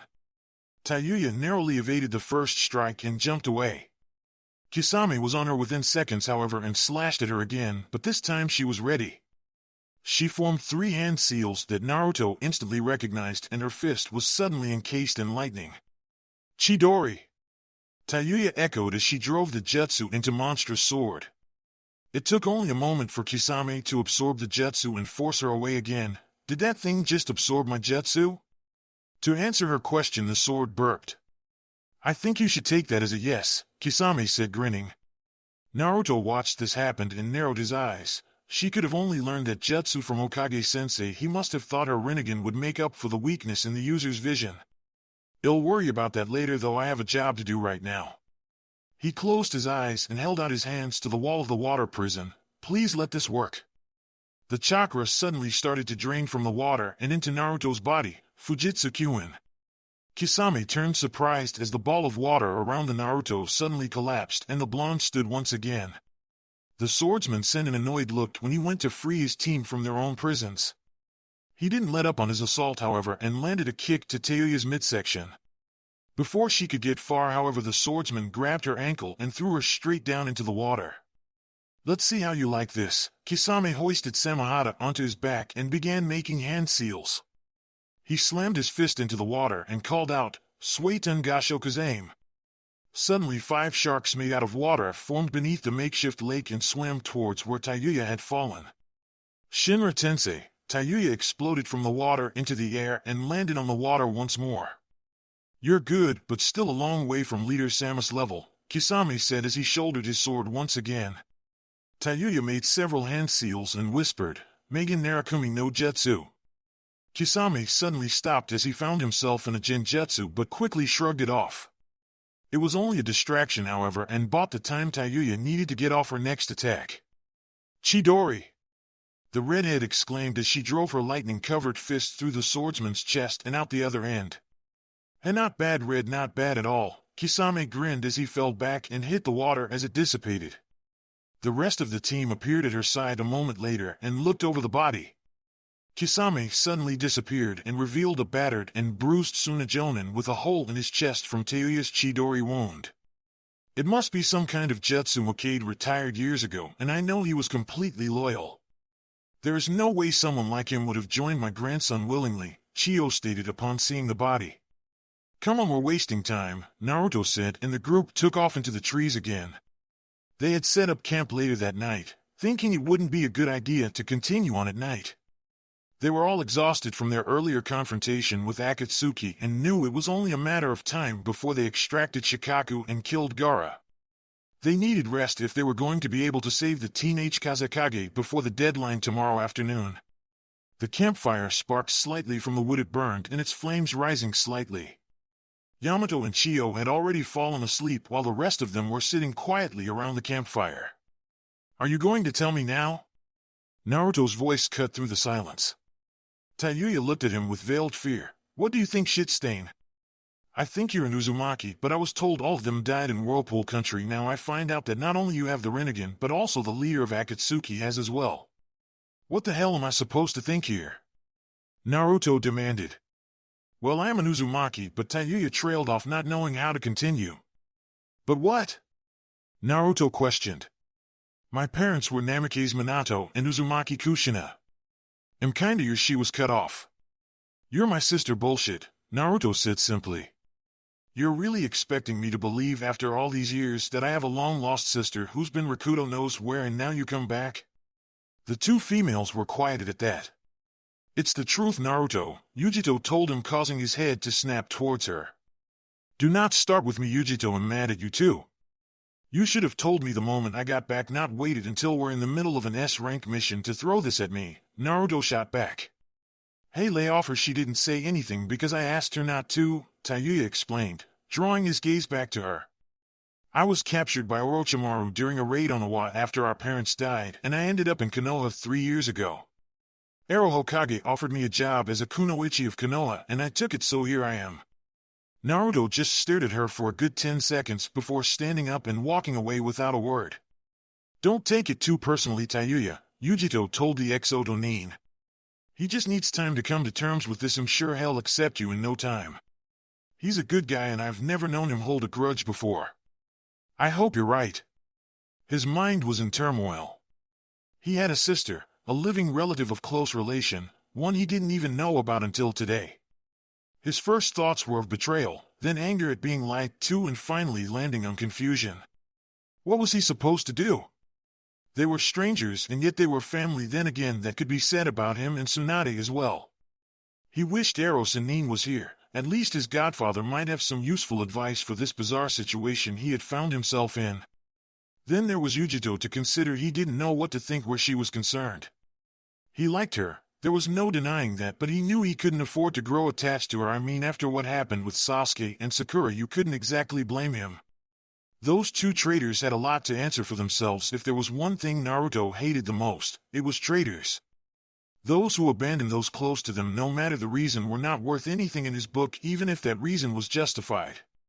Then there was Akatsuki to consider. Also, the leader of Akatsuki seemed to have the Rinnegan, if what Kisame said could be believed. He couldn't be sure if the swordsman was telling the truth or not, but he had detected no hint of deception. If that was true, then Akatsuki was more of a threat than anyone had ever realized, himself included.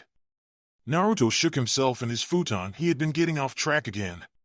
For now his first priority was to rescue Gaara and return him to Suna-controlled territory, while at the same time dealing with the Akatsuki agents assigned to capture the Ichibi. That's all there is to it.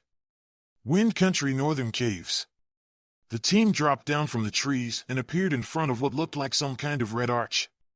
Beyond it was a cliff with a boulder blocking a tunnel, and on the boulder was a paper seal of some kind. Naruto recognized it easily. It looks like a Gofu Kekai. 1 second.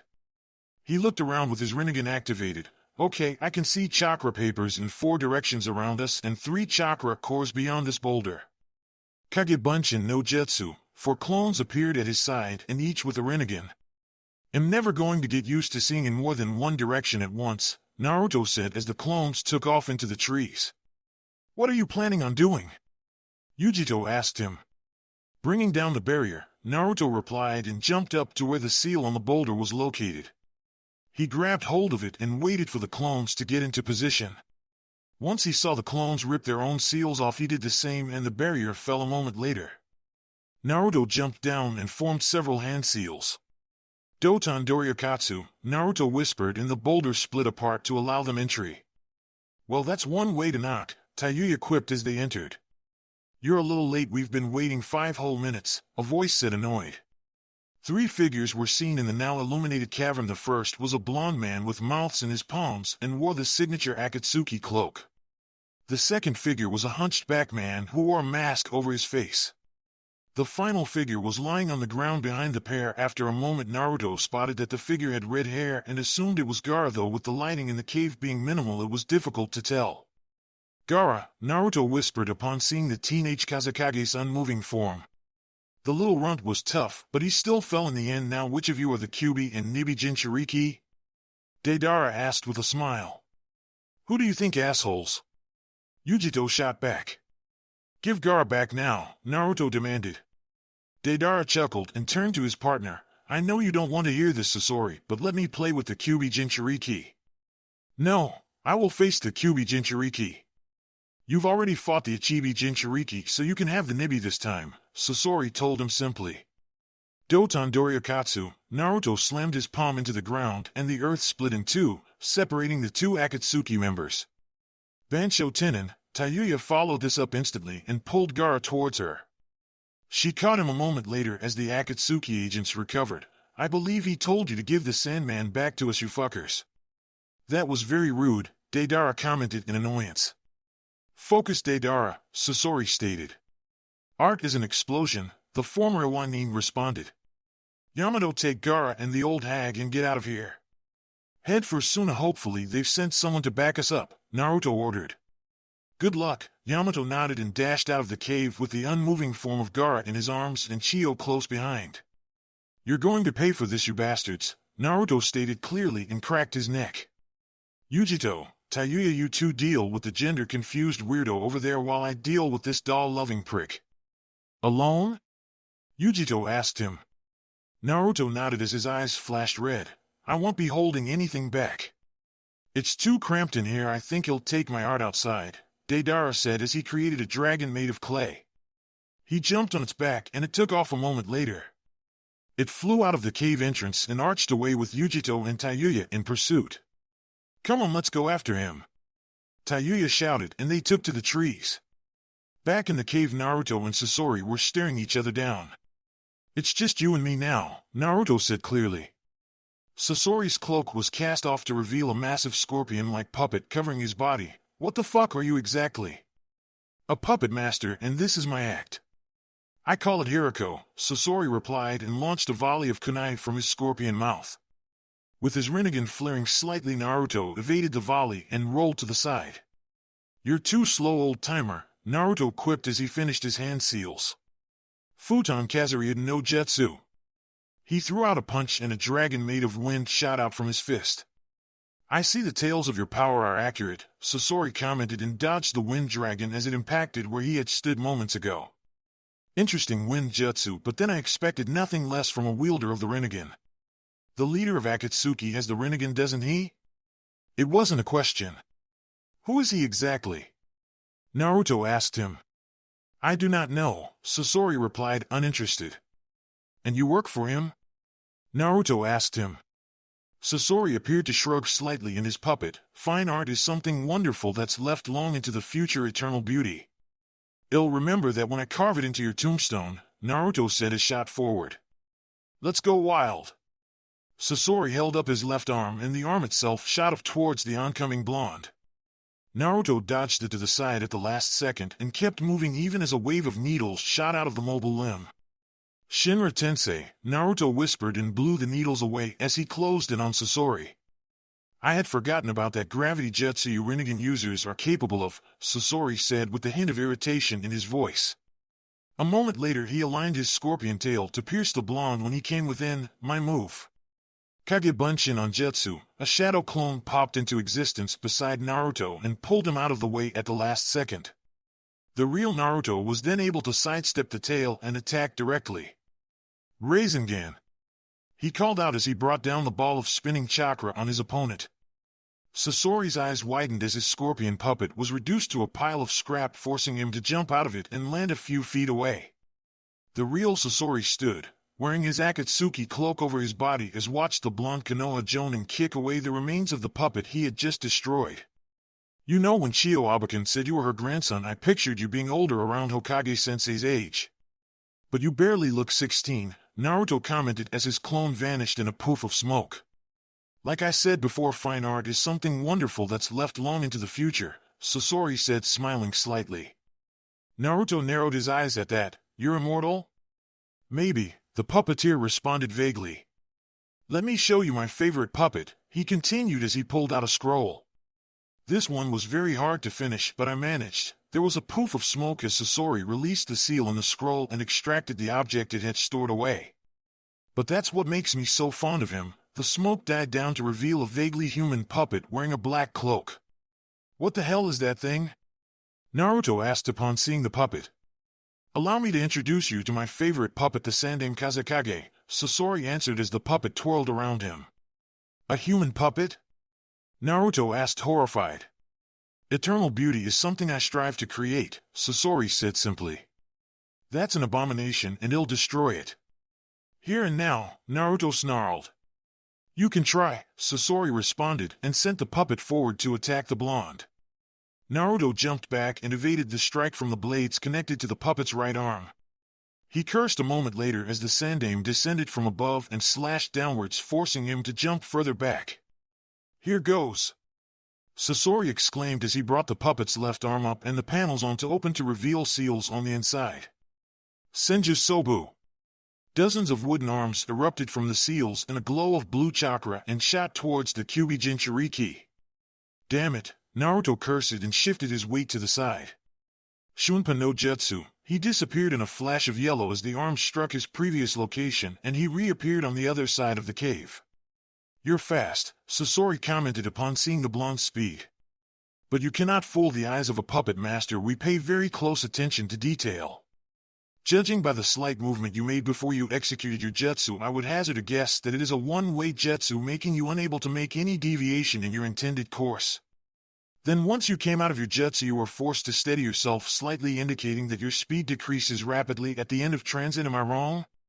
So you figured it out. Give the guy a reward, Naruto shot back. Damn it, he won't fall for the same trick twice. I can't use that jutsu anymore, or hell, just use it against me. Sasori smirked. Shall we continue? What looked like a swarm of black sand erupted from the Sandame's mouth and floated into the air beside the puppet. Allow me to show you the power that the Sandame Kazekage wielded, which made him the strongest Kazekage, the Iron Sand. This does not look good for my life expectancy, Naruto thought upon seeing the black sand move about in the air. Satetsu Shigure. Sasori shouted as the iron sand shot towards the blonde in a shower of metal. Dotondoria Hiki! Naruto exclaimed as he slammed his open hand on the ground beneath him. The ground in front of him rose up and created a wall between him and the oncoming hail of death. The iron sand slammed into the barrier repeatedly, but it held firm and protected the blonde from certain death. Insolent little child, Sasori grunted upon seeing his attack didn't have the effect he had desired. Is that the best you've got? Naruto shouted as he rested his back against the makeshift barrier. Satetsu Keshu, the puppeteer whispered, and the iron sand collected itself in midair to form a pair of objects. The first was a large hammer, and the other was an equally large spear. Kyodai Tetsui! Oh crap, Naruto muttered and shot out of cover just as the barrier was knocked down by the hammer. Kaede so. Damn it, damn it, damn it, Naruto repeated as he rolled to the side, narrowly evading the large spear which lanced out at him. The iron sand suddenly backed off and was brought together near the ceiling. Now what? Prepare to die, Sasori said simply. Sorry, I'm not interested, Naruto told him and made a hand seal.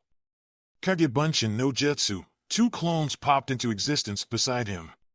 He held out his hand towards the pair and they immediately started charging his next jutsu. The distinctive sound of explosions was heard as chakra and fire came together to form a quick spinning sphere in the palm of the blonde's open hand. He held it up towards the gathering of iron sand and it shot outward at high speeds. Katam Resenden. The fireball impacted the iron sand with a resounding bang before it exploded in a blast of heat and fire. The ceiling was blown away and the iron sand disintegrated a moment later. Sasori sent the blonde a glare once it was over and Naruto sent him a smirk in response. You shouldn't play with fire, you'll get burned, Naruto told him. A minor setback, I can always create more iron sand, Sasori told him. Naruto's smirk widened into a grin. Don't you need the Sandame Kazekage for that? Sasori's eyes widened as he turned his attention to his favorite puppet. No. Raisin Rinnegan, another Naruto struck from above with a pair of spiraling spheres which destroyed the puppet and sent its remains clattering to the rubble-covered ground. You, Sasori said with venom lacing his voice as the Naruto that he at first thought was real poofed out of existence. You really thought I was going to let you get off another jutsu? Naruto taunted. Sasori grunted at that. You're quite the odd one, Kyuubi Jinchuuriki. Fine. I haven't been forced to solve a problem this way since I first joined Akatsuki. I wonder how long it's been. The Akatsuki member shed his cloak, revealing that his body definitely wasn't human any longer. You turned your own body into a puppet? Naruto asked when he saw the mix of wood, plastic, and metal that was Sasori's body. It's been a while since I last used myself, the red-headed Akatsuki member stated. Sasori came in from the side with his two spinning blades rotating as he drew near. Naruto reacted instinctively and jumped over the attack only to get caught in the shoulder by the tail end of the cable that came at him next. He winced from the pain it caused but shrugged it off and took a look at his shoulder. It was green and he knew instantly what that meant. Your attacks are poisoned, Naruto stated. Of course. Sasori bellowed with a haunting look and pointed the tubes coming out of his hands at the blonde. Naruto ducked down under a patch of upturned earth as flames erupted from the tubes and blanketed over the area. The blonde cursed as used a kunai to open the wound in his shoulder up so it can let the poison out. Kyuubi's chakra was always slowed down whenever he was poisoned, but thankfully the foul chakra was capable of destroying almost any poison in existence. The more deadly the poison, the longer it would take to destroy it, and quite frankly he just didn't have the time to wait for Kyuubi to destroy this particular poison. Naruto stood up and dashed out of cover, Sasori's flamethrowers trying to catch him as he did. The blonde jumped a moment later as high as he could go and formed several hand seals before taking a deep breath. Sasori's eyes widened as a massive blast of wind exploded from the blonde's mouth. Futon Rinnegan. The already destroyed cave was blown away by the explosion of wind. Nearby trees collapsed also, and what was left would make a nice little lake in the future. Sasori's motionless and destroyed puppet form in the cluster of rubble. After a moment of silence, Naruto sighed and turned to leave when he felt a shift in air behind him. Turning back swiftly, he saw that Sasori's body was rebuilding itself and was soon capable of fighting again. "What does it take to kill you?" Naruto shouted. Sasori gave him a crazed look. "Didn't I say that there was art in eternal beauty?" He pulled out a scroll a moment later and opened it. Akahigi Ayaki no Son. Naruto could only watch as 100 puppets appeared above them. Sasori put his right hand to his face and shook his head. "I once destroyed an entire country with these. To think you've pushed me this far." Naruto quickly formed a hand seal and his form exploded in chakra. Tajukage Bunshin no Jutsu. Exactly 100 shadow clones appeared all over the destroyed cave. "Numbers mean nothing to me," Naruto shouted at the puppeteer. Sasori looked around with a crazed look on his face. "So many clones. Once this is over, I'll add your body to my collection. The number of clones you can call on a whim will be very helpful for me. I'm going to beat your wooden ass into the ground," Naruto shouted as he and his clone shot forward. "I know Erosenin didn't want me to use this jutsu, but I just can't think of any other way to make this guy stay down." "You can try," Sasori shot back as his puppets charged. The clones and the puppets clashed as Naruto made his way through the battlefield. His clones intercepted the attacks that the puppets sent at him as he drew closer to his intended target. 2 puppets came in front of him to block his path, and he threw a single kunai through the rapidly closing gap towards Sasori. Once it was through, the kunai exploded in smoke and transformed into the real Naruto, Hinge no Jutsu. He formed a hand seal and a pair of clones appeared, running at his side. "When did he pull off a hinge?" Sasori asked in surprise as Naruto came at him. "What is that jutsu?" he asked in thought when he heard a bell-like screech vibrate through the air and a white shuriken-like object appear in the blonde's hand. "Futon Rinnegan Shuriken," Naruto called out as he drove the jutsu into the puppeteer's chest. There was a moment of silence before a deafening boom echoed through the area as Sasori was blown back and encased in a sphere of wind and power. The wind slashed and shredded his form before finally exploding with a massive blast of wind. The puppets all fell to the ground lifeless, and the remaining clones went to work and destroy what was left of them with explosive notes, while the real Naruto kept his gaze on the still-standing Akatsuki agent. "Damn, I never expected you to use such a jutsu. I can feel it, my body is falling apart," Sasori rasped out. "That's what you get when you're body into a puppet, and for the record, my jutsu isn't finished. If it was, you would already be nothing but dust right now," Naruto told him. Sasori let a smirk form on his face, fractured. "You're something else, Kyuubi Jinchuuriki. I will soon die. Before that, it'll do something pointless for you, a reward for defeating me. You know Orochimaru, don't you?" Naruto nodded, unsure of where he was going with it. "Yes, I'm planning on killing him." Sasori's smirk widened slightly. "Splendid. I have a spy in Otokage no Sato, one of Orochimaru's personal henchmen. I was supposed to meet him at the Tenchi Bridge in 10 days at noon. It looks like I won't be able to." "Why are you telling me this?" Naruto asked him. "Because it's something pointless," Sasori answered before his body shattered into dust and drifted off a moment later. Naruto clenched his fist and stood in place for 20 seconds before a column of light erupted from the destroyed container which once held Sasori's only human component, his heart. An object hovered in place for a moment before flying at high speeds directly into Naruto's hands, causing him to skid back a little. The blonde shook himself a moment later and looked down at the object in his hands. It was a brown crystal necklace which gave him the feeling of a slow-moving wind around him. The prophecy draws near 3 of 6 sage. "What is this?" Naruto asked, looking around and then back at the necklace in his hands. "You are Destiny, child of prophecy, last hope." "Just who are you?" Naruto asked the voice. No longer needed Moonbiju. After a few minutes of silence, it was clear that Naruto wasn't going to get any answers and put the necklace around his neck just like he did with the other two he had gotten. He turned away a moment later and took off into the trees in the direction of Suna, knowing that his teammates were no doubt in that general direction. Wind Country Northern Forest. Yujito and Tayuya had been pursuing the airborne Akatsuki member for the better part of 15 minutes now and could still hear the distinctive sound of explosions coming from behind them where they knew was fighting this man's partner. Above them, Deidara flew atop his clay dragon and sneered back at them as he banked higher into the air above the small valley. Tayuya, get ready, Yujito told her as she ignited her arm in flames. Your move, bitch, the redhead responded with a grin. Katan Daikazuki. Deidara's eyes widened in surprise as a long blade of fire extended out towards him. He tried to maneuver around it but was unable to dodge in time, and it sliced clean through his arm, causing him to gasp in pain. That bitch, she just took off my right arm, Deidara growled in thought before sensed a presence behind him. He turned swiftly to see Tayuya descending towards him with her fist covered in lightning. Damn it. Chidori! The redhead called out as Deidara jumped away. Tayuya cut right through the clay dragon and the two ninja dropped down into the trees below. Are you okay, Tayuya? Yujito asked as she appeared at her side. Just fucking great, the redhead responded. You two brats are pissing me off, Deidara growled at them. Well, kick your ass, bastard, Tayuya shot back. You kill innocent people and think you can get away with it? Don't even think that for a second, Yujito told him.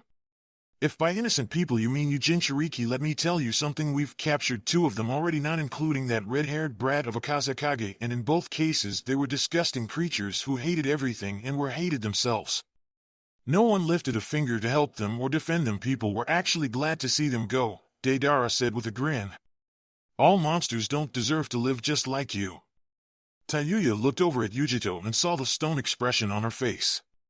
The redhead turned back to their opponent and shouted in anger, who are you to decide who should live and who should die? Seems to me that you're the only monster here, bastard. Tayuya, stop, Yujito told her before she could rush forward. The blonde Kunoichi looked over at the Akatsuki agent again and said simply, if anyone doesn't deserve to live here, it's you. Deidara scoffed at her, whatever you say, demon. You're too careless, Yujito commented with a smile that belonged on a predator. Deidara turned swiftly as he felt a figure drop, and from behind him it was another Yujito with her arm covered in flames. Kaizuki! She exclaimed as she sliced her jutsu through the Akatsuki member's other arm and severed it from his body. You bitch! Deidara roared and made to kick her. Chidori, Tayuya whispered as her lightning-covered fist tore through the man's back in a spray of blood. And no, Deidara rasped out as Tayuya removed her hand. He fell to the ground a moment later. He didn't get up. That was too easy, Tayuya said simply. I know he must have run out of clay when he fought Kazekage-sama, Yujito mused, remembering what they were told about the man while in Suna. She checked the man's pulse just to make certain he was dead. There was none. What do we do now? Tayuya asked her. We meet up with Yamato and the others, a voice said from behind them. They turned quickly before relaxing when they saw it was an exhausted Naruto. Are you two alright? We're fine, the guy was pretty much out of chakra and weapons to throw at us. I think we can thank Kazekage-sama for that, Yujito told him. Yeah, the fucker went down in only a few moves, Tayuya agreed. Akatsuki have 3 of the Biju in their possession now, including the Ichibi, Yujito informed him. Naruto sighed and nodded, let's get out of here. He sealed away the body and the 3 took off into the trees once again.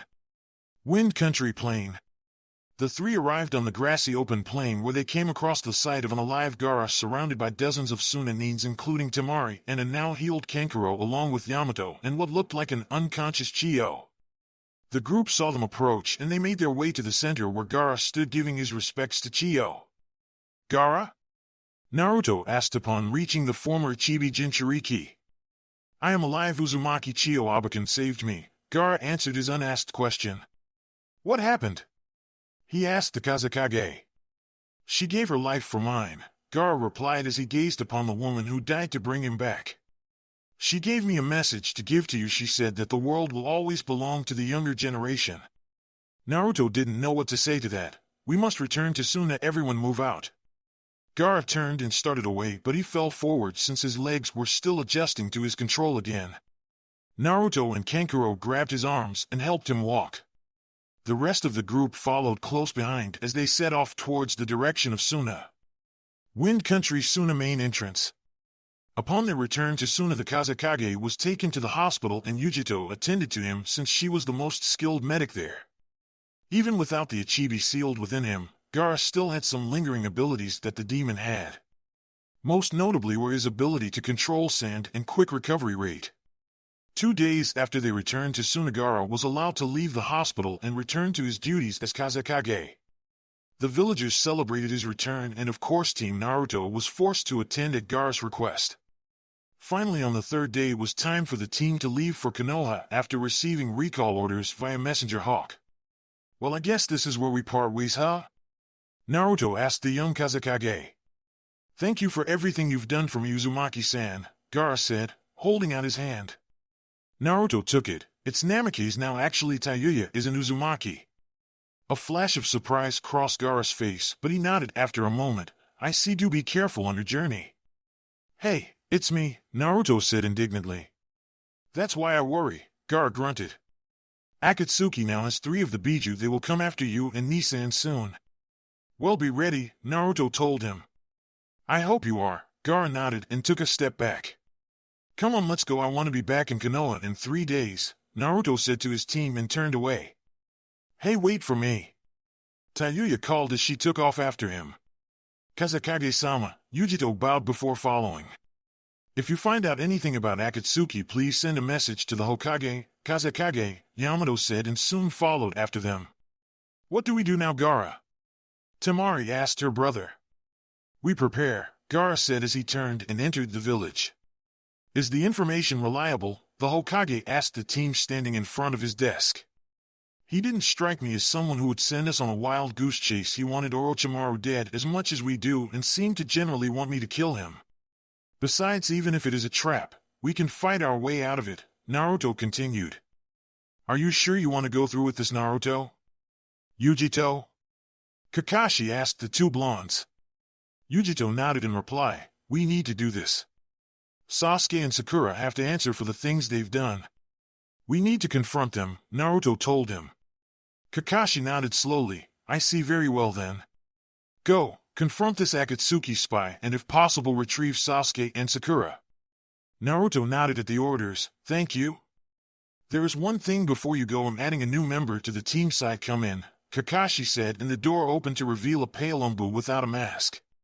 Hello, I am Sai. The newcomer greeted them with a clearly fake smile. Sensei? Naruto asked, turning to the Hokage. Kakashi sighed.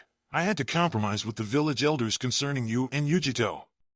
In exchange for allowing you both to continue your missions, the leader of the Rude Umbu, Danzo, wanted one of his men on your team. Sai is the one he selected. Senpai, I hope you know what you're doing, Yamato thought when he saw the boy. What is with that smile?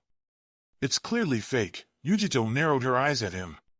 He's hot, but that smile is plain creepy, man. Who am I to judge? Were Tayuya's thoughts on the matter? Danzo Ero-Sennin warned me about him. I need to be careful with this one, Naruto thought and turned back to the Rude Umbu. Welcome to the team, he said with a nod. Sai merely gave his signature smile. It is a pleasure to be working in the service of Konoha. I hope you can lead well, Dickless. I'm gonna kill him, Naruto said simply and cracked his knuckles. I'm going to Amigakure no Sato, Jiraiya said clearly as he looked across the desk at the Hokage. They could have been lying, Kakashi suggested. Jiraiya just shook his head. If the leader of Akatsuki really is Nagato, then I need to find out for certain. He was one of my students, Kakashi. If it were Minato instead, would you be second-guessing my actions? No, I wouldn't, Kakashi admitted. Then at least take a small team with you, he continued. Again the Gama-Sennin shook his head. This requires stealth. A full squad of ninja aren't going to be able to infiltrate. Aim to get in unnoticed. I need to go alone. Fine, go, Kakashi sighed and leaned back in his chair. Thank you, Jiraiya bowed and left a moment later. Nobody was prepared for what would happen on that particular mission. Fire Grass Country border. The now 5-man team had spent the rest of the day on the road to Grass Country where they would meet the Akatsuki spy and hopefully get some useful information from him. "Sai, if you call me dickless one more time I swear to Kami that I will kick your ass," Naruto growled at the rude Umbu. Sai simply smiled. "My apologies, Naruto-san. I was just offering my opinion on your ability to lead the team." "Well, you're what we normal ninja call an asshole. I swear you're worse than Sasuke on his worst days," Naruto grunted in annoyance. "If you say so, but let me point out two important details in your logic. Uchiha Sasuke is a traitor who abandoned the village, and so is Haruno Sakura." "I am not a traitor like they are," Sai explained with his smile. "Well, your personality could do with some work," Tayuya quipped.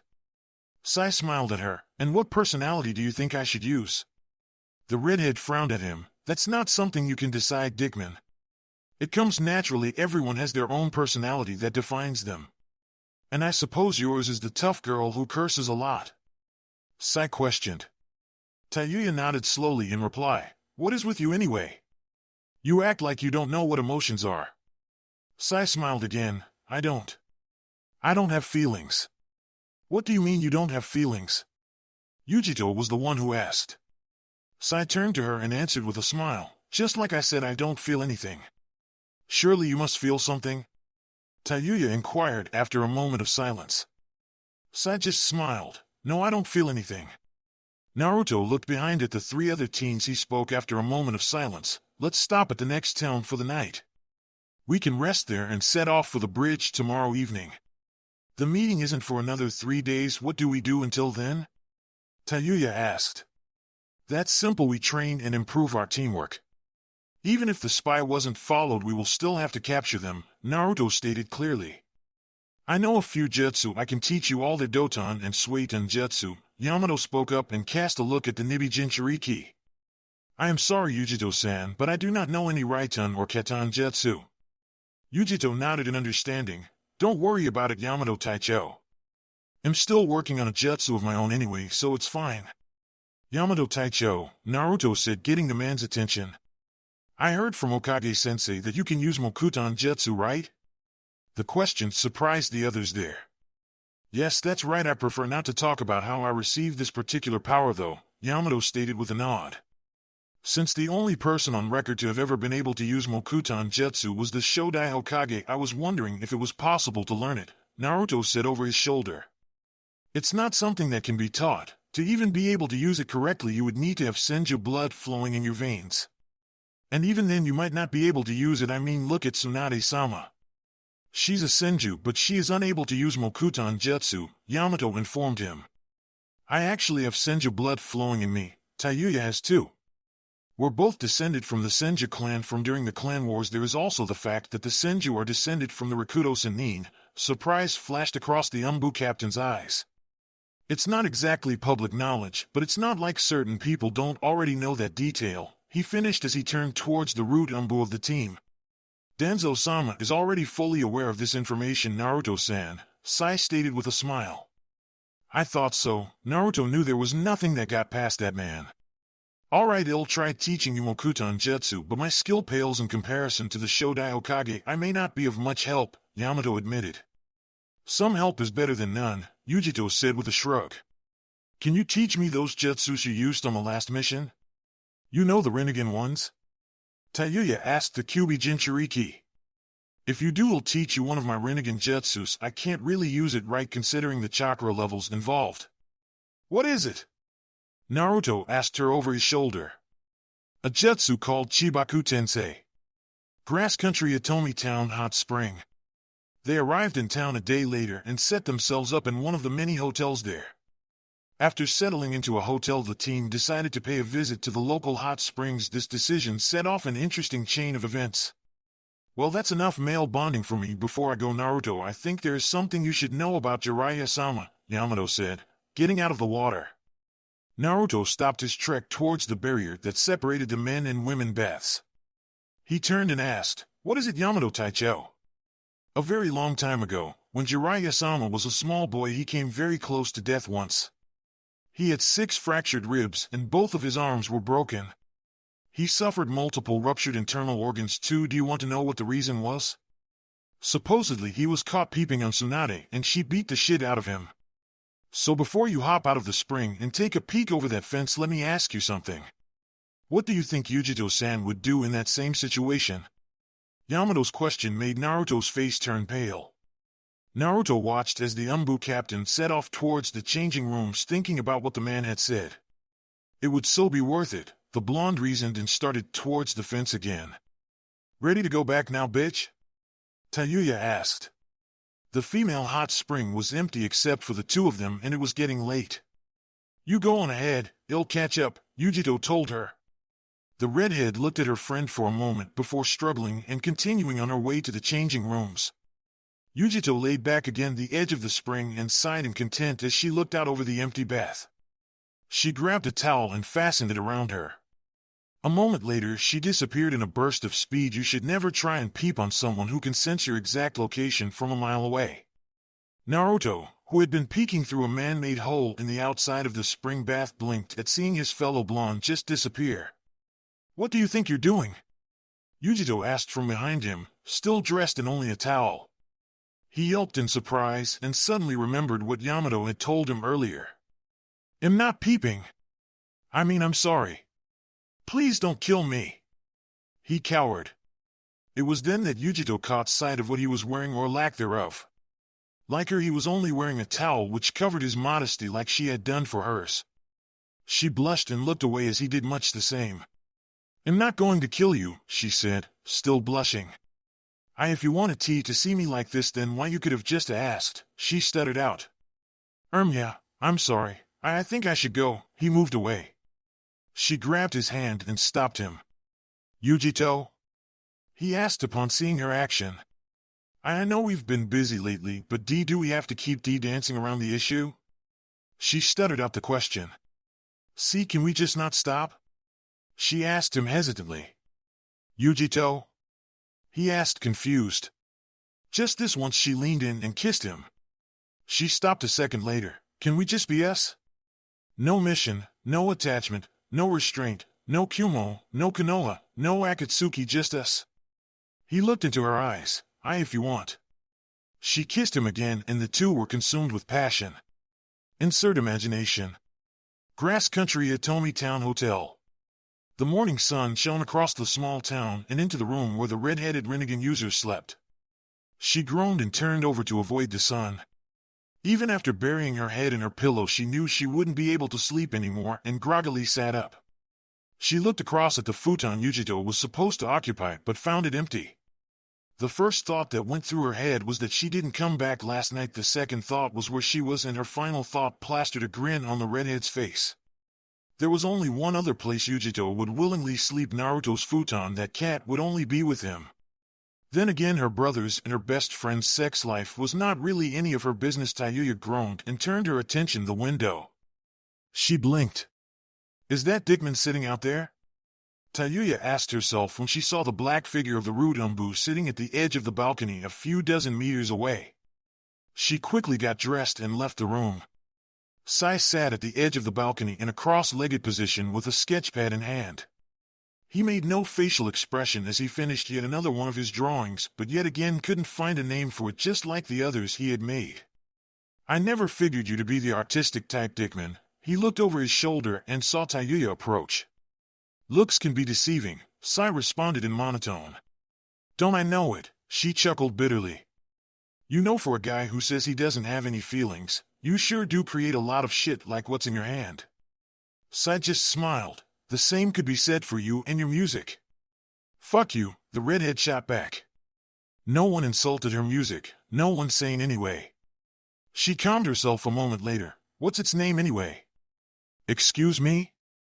He asked politely. Your drawing, what's its name? Tayuya said as she gestured to the sketchpad in his hand. Honestly, whenever I try and give them titles, nothing good comes to mind, Sai admitted, still smiling. The right words escape me, and I just don't feel anything. The two fell into silence for a few seconds. If you don't feel anything, then what is this exactly? Tayuya asked him as she held out a small sketchbook. That Sai trailed off and took the book from her hands. It isn't finished yet because it belongs to my brother. Oh? Where's your brother now? The redhead asked him. Dead. His answer stopped her response cold. Then that's more reason for you to actually feel something, Kyuubi told him. And what expression would I need to make? Sai asked with a smile. She didn't have an answer. Hey, you two! Yamato called from the hotel entrance. We're leaving now. Go get your things and meet us at the Eastern Plaza. Yes, sir. They both nodded in understanding. Good, you're both here now. We're just waiting for Naruto-san and Yujito-san. Where are they exactly? Yamato asked, annoyed at their absence. Hey! Naruto called as the two blondes approached. Isn't it a great morning? He asked and sighed in content. Kyuubi looked over at Yujito and the two locked eyes for a minute. The moment Yujito turned away, a large smirk stretched across the redhead's lips as she looked at the Kumo-jonin. You two didn't come back last night, and you look like someone who just had an amazing fuck. Kyuubi whispered to her, how was he? He's your brother, Yujito growled back, clearly embarrassed. That's not something you should be asking me. The redhead just kept grinning. That good, I see. Shut up, the I the Jinchuuriki hissed. You seem to be in a good mood this morning, Yamato commented upon seeing the team leader. Naruto rolled his shoulders back and a few knots were cracked. And why wouldn't I be? It is a beautiful day and soon we'll be able to complete this mission. Yamato raised an eyebrow at the declaration, but after a moment merely shrugged and turned away. Sai had other plans, however. Was she disappointed in your sexual relations with her? Naruto shot him a glare. No, and shut up already. It was one of those days. Sasori, the hooded figure, greeted.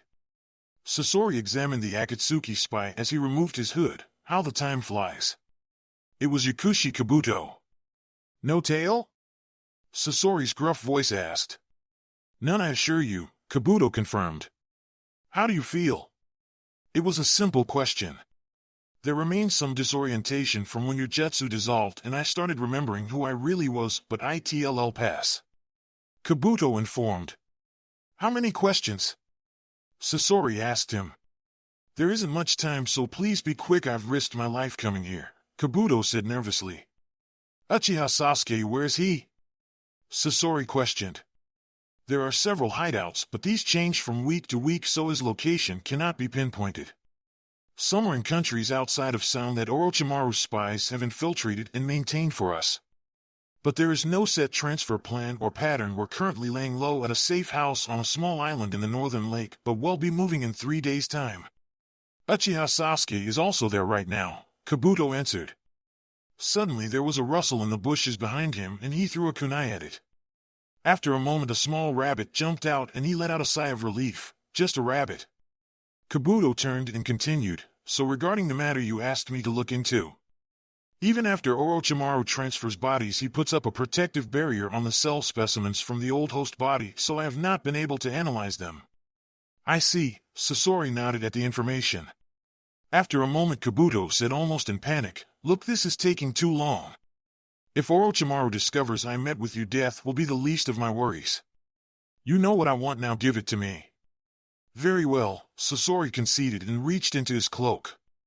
A moment later he pulled out a kunai and a figure appeared behind Kabuto. Interesting conversation, do you mind if we join you? Orochimaru asked sinisterly as Sasori and Kabuto jumped away from him. If you hadn't pulled out your kunai, Sasori, I wouldn't have gotten away in time, Kabuto admitted with shaky breath. Your garbs bring back memories, Sasori, Orochimaru said with a smirk. Did you follow Kabuto? Sasori questioned. Oh, come now, I just wanted to say hello and thank you for sending me this one. He's been so handy to have. Every time I develop a new jutsu, I need at least 100 human bodies to experiment on. Thanks to Kabuto's medical ninjutsu, I get to use them over and over again. There's such a shortage of volunteers, you know, Orochimaru explained as two well-known figures appeared at his side. One was a dark-haired male wearing white and black clothing with a katana strapped horizontally to his back. The other wore a pink and red outfit to match her pink hair. Upon closer inspection, these two individuals were Uchiha Sasuke and Haruno Sakura, Nukanins of Konohagachure no Sato. Kami, there they are, Yujito whispered from the tree line behind Sasori.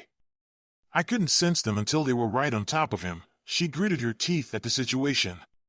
Don't worry about it, Yujito, we knew that this might be a trap, Naruto told her. Suddenly Kabuto's hand became a blur of blue energy as he sliced through Sasori and revealed the occupant inside it. Yamato jumped back and was met with a wave of snakes which grabbed him and bit down on him. He turned to wood and shattered a moment later as the real him dropped down further away from the newcomers and Kabuto. I don't understand, Kabuto. You're supposed to be an Akatsuki spy under Sasori's sleeper jutsu, Yamato said, confused at the situation. I'm afraid your intelligence is a little out of date. Orochimaru-sama removed that problem a long time ago, Kabuto stated clearly. So you were just pretending to be under Sasori's jutsu while you were really under Orochimaru's jutsu instead, Yamato mused. Wrong again. I'm afraid, Orochimaru-sama and I share a common philosophy. And with him of my own free will, Kabuto declared. Who are you anyway? You ruined out plans for Sasori, he asked. Patience, Kabuto, all will be revealed in due time. Starting with the 3 rats hiding behind Papa Rat here, Orochimaru said with a grin. Yamato motioned forward and 4 figures blurred down in front of him. Why am I not surprised to see you, Naruto-kun? Naruto, Yujito, Sakura said upon seeing her former teammates. Dope, demon woman, Sasuke said unimpressed. It's been a long time, Sasuke, Sakura, Naruto spoke as he examined the 2 Nuke-nin. I see you've been doing well for yourselves, huh, traitors? Yujito asked as she gave them both a once-over. Well, isn't this a happy reunion? Orochimaru asked with a sadistic smirk on his face. And here I was hoping to fight my old partner Sasori, but instead you brats show up. Well, that explains Papa Rat over there. Of course he would be on your team, huh, Naruto-kun, Yujito-chan? He mused as he looked over at Yamato. Sasuke's eyes morphed into his Sharingan and Naruto looked over at him. A moment later everything around him changed. Naruto's mindscape Jinchuuriki seal. It was dark and damp when Sasuke entered the sewer-like mind of his former friend and rival. He looked impassive as he entered what was clearly the main room where the Kyuubi cell was located. He looked up at the beast and it took notice of him. The water in front of the cage came together to form a large fox head and it glared at the newcomer. An Uchiha dares to step into my presence? Know your place, abomination, for you are in the presence of a god, Kyuubi growled at him. A god? More like a pet, Sasuke smirked as the fox roared.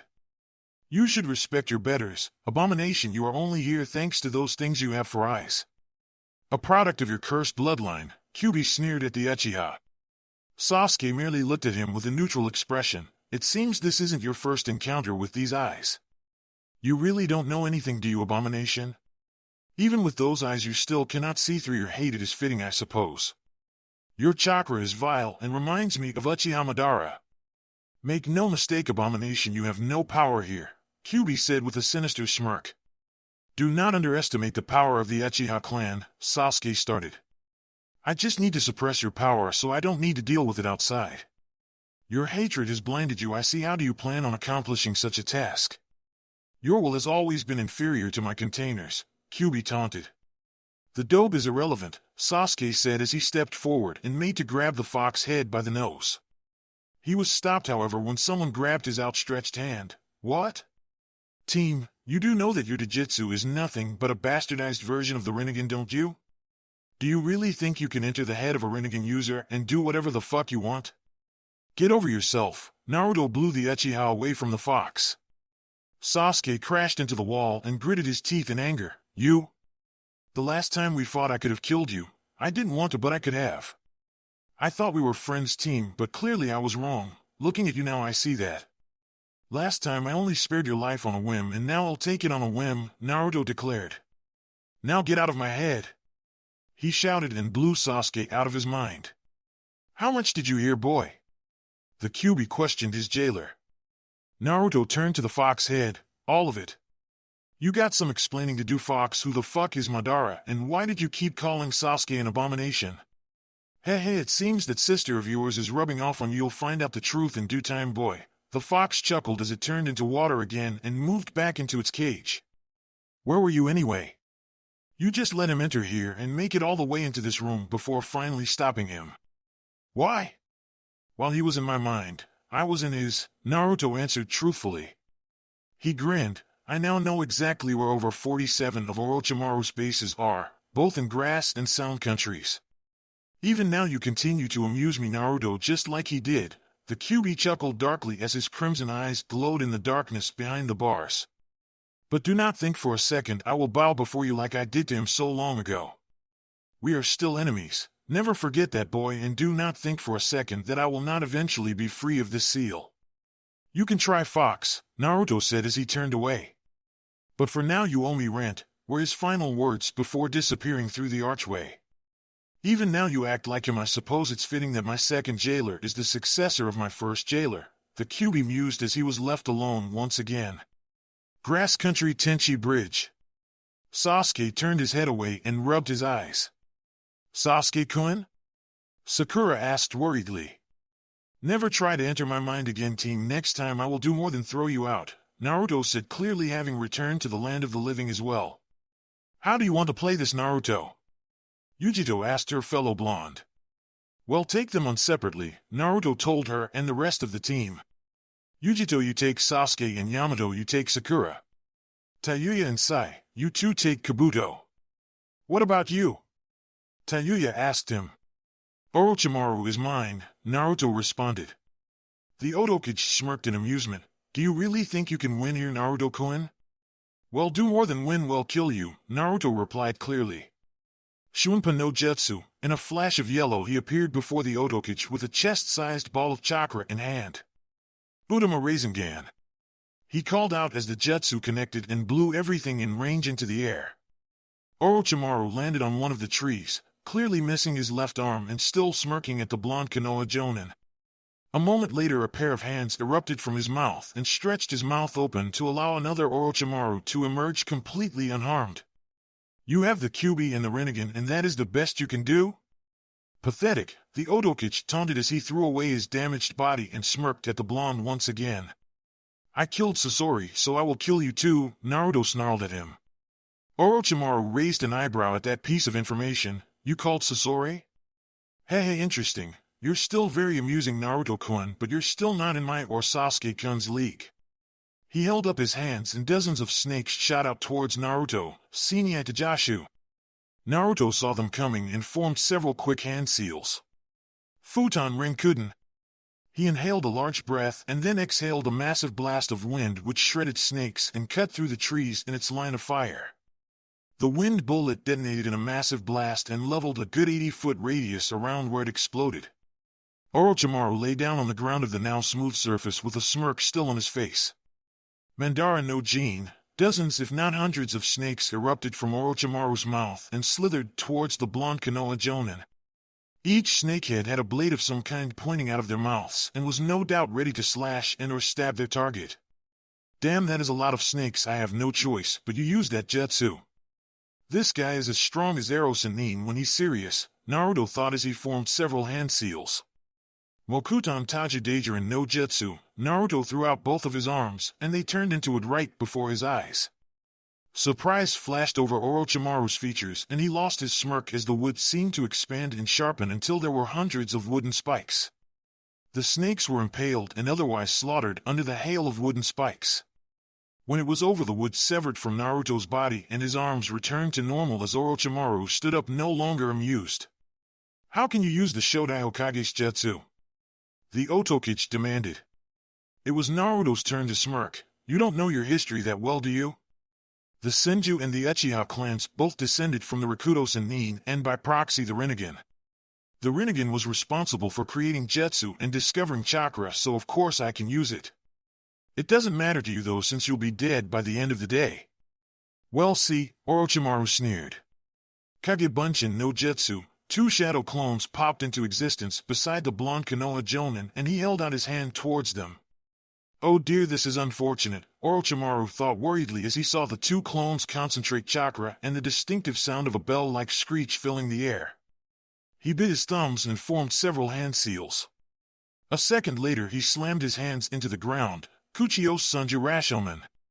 Three massive demonic gates rose up from the ground in front of him. That should hold him, he mused. Naruto jumped forward towards the massive gates and slammed his jutsu into it. Futon Rasenshuriken. The first gate completely shattered the moment the jutsu touched it. The second didn't fare any better, and the third one was only able to hold itself together for half a second before it crumbled under the pressure of the attack. Orochimaru's eyes widened as Naruto rammed a jutsu into midsection and he was blown back. The chakra shuriken expanded and encased the Otokage in a ball of spinning wind and power.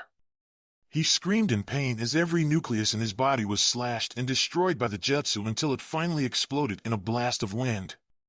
Orochimaru fell into the center of the newly formed crater and writhed in pain from the blow. "I win, Orochimaru," Naruto said simply. "No! I refuse to be beaten by a failure like you." The Otokage snarled as his body exploded upwards. "Yamada no Jutsu!" Orochimaru roared as his body changed into the shape of a massive snake with 8 heads. "What the hell is that thing?" Naruto asked out loud when he saw the monstrosity. "Die!" Orochimaru screeched from one of the mouths as 2 of the heads came down on the blonde. "What the hell is this?" Naruto thought as he dodged the 2 large snake heads that tried to eat and or crush him. He turned himself into a giant snake with 8 heads. How the hell do I hurt him now? Think, damn it, think. He rolled under one of the necks and formed several hand seals. A moment later, trees exploded from the ground and lifted the massive snake into the air. Mokuton Hijitsu Jukai Koten. "The abilities of the Shodai Hokage will not save you here, boy." The Hebe Sennin roared at him and broke from the man-made forest. "I haven't mastered Chibaku Tensei yet, and that's the only jutsu I know that could do the kind of damage that's needed. Futon Renkuden might be able to slow him down, but eventually he'll get me," Naruto thought as he tried to calm himself. "Die already, boy!" Orochimaru shouted as 5 of the snake heads struck as one.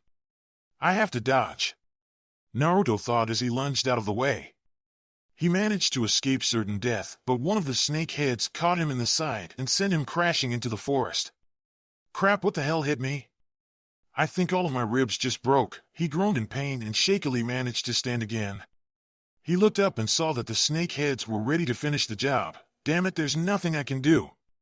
You have interfered in my plans too many times, kindly die," Orochimaru sneered, and the head struck. Crimson light exploded from Naruto and the heads were forced to back off as a vile chakra washed over the area. What followed was a massive shockwave dozens of feet tall and at least 5 miles wide. Trees and the earth itself were blown away by the sheer power that was unleashed. When the shockwave died down, the entire area was reduced to one large crater with a figure crouched down on all 4s at its center. It was a crimson chakra fox with 4 tails swishing behind it. The chakra was so condensed that you couldn't even see who was in it. "Oh dear, this is unfortunate," Orochimaru commented as he backed away slightly. The cubified Naruto roared as it threw out its hand and the chakra claw shot out towards the Otokage. The 8 heads of Orochimaru slithered out of the way as the massive chakra claw tried to catch him. Having initially missed its target, the chakra claw released another 2 chakra claws from its arm and they aimed to catch one of the heads of the Otokage. "Alright then, let's try this," Orochimaru sneered as one of the heads turned and opened, releasing a batch of snakes at the chakra claws. They melted almost instantly upon contact with the claws. "Oh dear," he smirked and sent one of his heads to attack Naruto directly. The cubified Naruto saw the approaching attack but was unable to evade as the head struck down on him, blowing up a batch of the earth as it happened. Almost instantly the head and by proxy the rest of the neck were slashed clean off as Naruto tore through it. "You're not even conscious, are you, Naruto-kun?" Orochimaru sneered as he tried to pull back. Naruto wouldn't have any of that. A claw of chakra erupted from his chest and hit the ground right in front of the large, now 7-headed snake. A moment later Naruto was pulled by the claw and Orochimaru's eyes widened in horror as he brought his fist down on yet another one of his heads. There was an echoing blast as the forest around the pair was blown away from the impact. "Damn you! Why won't you just die already?" Orochimaru shouted in anger as hundreds of small snakes streamed out of the 6 heads that he had left. Naruto paid them no heed as brought his hand up and then down, sending out a massive shockwave which completely annihilated over 400 snakes. Once it was over, he roared and dozens of blue and red balls of chakra erupted from his body. His 4 tails came to a stop directly in front of him and the balls all merged into a single sphere at the center. Now what? The Otokage knew he wouldn't get an answer.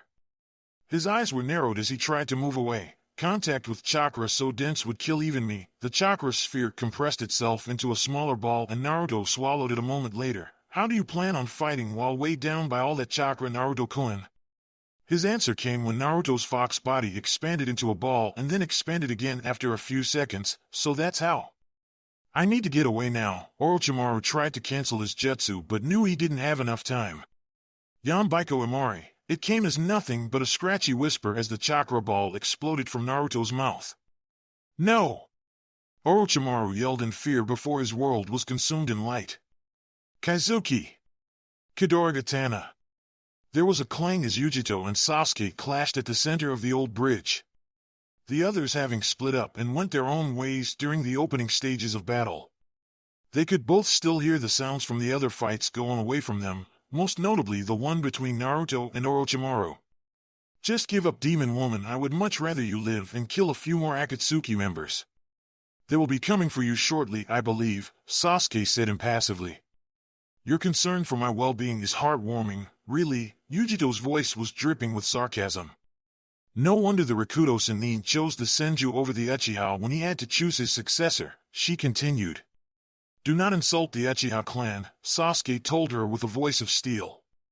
If there was one way to cause Sasuke anger, it was insult his family and clan. Yeah, they were a great bunch. I have to thank Itachi-san the next time I see him for wiping you scumbags out. Yujito knew it was a low blow, but she was a kunoichi and would take every advantage she could get in this fight. She saw him making a set of hand seals that she knew and quickly formed the same ones. Katan Gakaku no Jutsu! The two exclaimed as they both blew out a massive fireball each towards each other. The two attacks collided in the center and exploded in a storm of flames. The center of the bridge shattered and fire covered the crumbling supports that held it together. Sasuke was airborne in his curse seal level 2 state while Yujito was forced to retreat off of the bridge. This was when Sasuke struck. Chidori Iso, he spoke as a spear-like lightning weapon shot out of his fingertips and tore through her shoulder. She flew through the air and collided with a tree, the attack going through both her and the tree. He retracted his jutsu and she fell to her knees as she tried to heal her wound. He strolled forward and grabbed her wrist before she could react. Chidori Nagashi, he said, and Yujito cried out in pain as electricity jolted through her nervous system. Any last words? He asked as he tossed her to the ground. Screw you, she rasped out. You're not my type, Sasuke sneered down at her. Her body exploded in a purple light and an intense heat washed over the area. When the light died, there now stood a 3-story tall fire cat with 2 tails, and she roared. This is different than before from both her and the dobe, Sasuke thought as he remembered his fight and defeat with Naruto 3 years ago. He took to the skies as she sent a blast of purple flames at him. In this form, Katan and Raiten Jutsu will be ineffective. Perhaps I can suppress her. He concentrated his Sharingan on the demon car's eyes and suddenly the world around them changed. Yujito's mindscape Jinchuuriki seal. Unlike Naruto's mind where it was one large sewer system, Yujito's mindscape was one large graveyard. Gravestones and tombs littered the area, giving an unpleasant aura to it. In the center of this was a large metal cage with a 100-story tall raging fire cat with 2 tails inside it. Uchiha Sasuke approached the cage much like he did previously with Naruto, but this time he was confident he could suppress this demon without much trouble, unlike with Naruto and the Kyuubi. Uchiha! You have a lot of nerve showing your face here, the Nibi snarled at him. Why is it that you demons seem to know about my clan? Sasuke questioned her. You will get no answers from me, hellspawn, leave or face my wrath, the fire cat growled out. Do not presume to be able to order me around, demon. You remain trapped in this cage and I command you to recall your chakra. Obey me, Sasuke said with his Sharingan spinning wildly, and the Nibi's chakra was forced to retract itself back to the cage. Get away from her. A purple blur slugged him across the face. It was Yujito. I thought Naruto told you not to go poking around at people's heads, asshole. Sasuke wiped some blood from his bottom lip and narrowed his eyes in anger. I've done what I came to do. Well, finish this outside, demon woman. He was gone a moment later. He suppressed my chakra, kitten. I will no longer be able to aid you in this fight, the Nibi informed her host. Yujito looked over and clenched her fists. Damn it, I hate those eyes. You and me both, kitten. Don't die, the Nibi told her. Yujito nodded and disappeared a moment later. Grass country forest. Chidori! Sasuke exclaimed as he threw out his fist towards where her heart was located. Kazuki! Yujito narrowly parried the attack and kicked him away, now having regained her human form. Sasuke recovered quickly, however. You're strong, you would have made an acceptable consort. If you think I'd ever go along with a bastard like you, then you must seriously be smoking something illegal. No one sane would ever willingly want to be within a 10-foot radius of you, Yujito said, disgusted. Sakura did, Sasuke pointed out with a small smirk. And like I said, no one sane would ever go with you, Yujito shot back. Face it, team, compared to Naruto, you will always be second best, and he will always be one step ahead of you no matter what you do. Itachi-san doesn't even see you as target as Naruto and I. In fact, I'm not even sure if he sees me. He seems more interested in Naruto than you or me. I will kill Itachi, Sasuke stated clearly. Yujito scoffed at the declaration. You and what army? You wouldn't even be able to scratch Itachi. He'd have to be half blind for him to take you seriously. Do not speak to me of Itachi. Sasuke shouted and charged forward head on. It looks like I hit a nerve, Yujito smirked as she formed several hand seals. When she was finished, she threw her hand out towards her attacker and a dragon made of lightning shot out towards him, Raiten Ryuden no Jutsu. Sasuke was surprised at the attack but quickly recovered and evaded the jutsu. Too slow, he commented and charged forward as Yujito prepared for the assault again. The two froze when they heard a deafening explosion and the eastern horizon exploded into a white light. The two turned towards the source and saw smoke now drifting from far off in the distance. Yujito honed her senses and detected only one chakra signature in that direction, Naruto's. This meant the battle was over and Orochimaru was dead. So Orochimaru is dead, Sasuke mused and took to the air. Hey, where do you think you're going? Yujito questioned. I no longer have an interest in the situation, Sasuke said simply and flapped his wings a few times. He disappeared behind the tree line and out of view, leaving her to her thoughts. Yujito gave a sigh of relief and frustration. Damn. She turned towards where the blast had originated and took off. There is no use in tracking Sasuke team at the moment. I need to get to Naruto and see if he needs any help. I doubt he got through his fight and killed a Sannin without taking some serious damage. She's fast, Yamato thought as he evaded one of Sakura's punches. One of her punches struck the tree behind him and it shattered instantly. She's strong too. In fact, I think that's Tsunade-sama's super strength. But where did this girl learn that? Hold still. The Pinkette shouted as she caught him in the side with a roundhouse kick. Fuck, that hurts. Yamato cried in pain as he felt his arm become dislocated. He skidded away as she turned to face him. That was a cheap shot. Imakunoichi, she shot back. Yamato grabbed his dislocated arm with his other arm and snapped it back into place. Sakura saw this and shot forward as he started forming hand seals once more.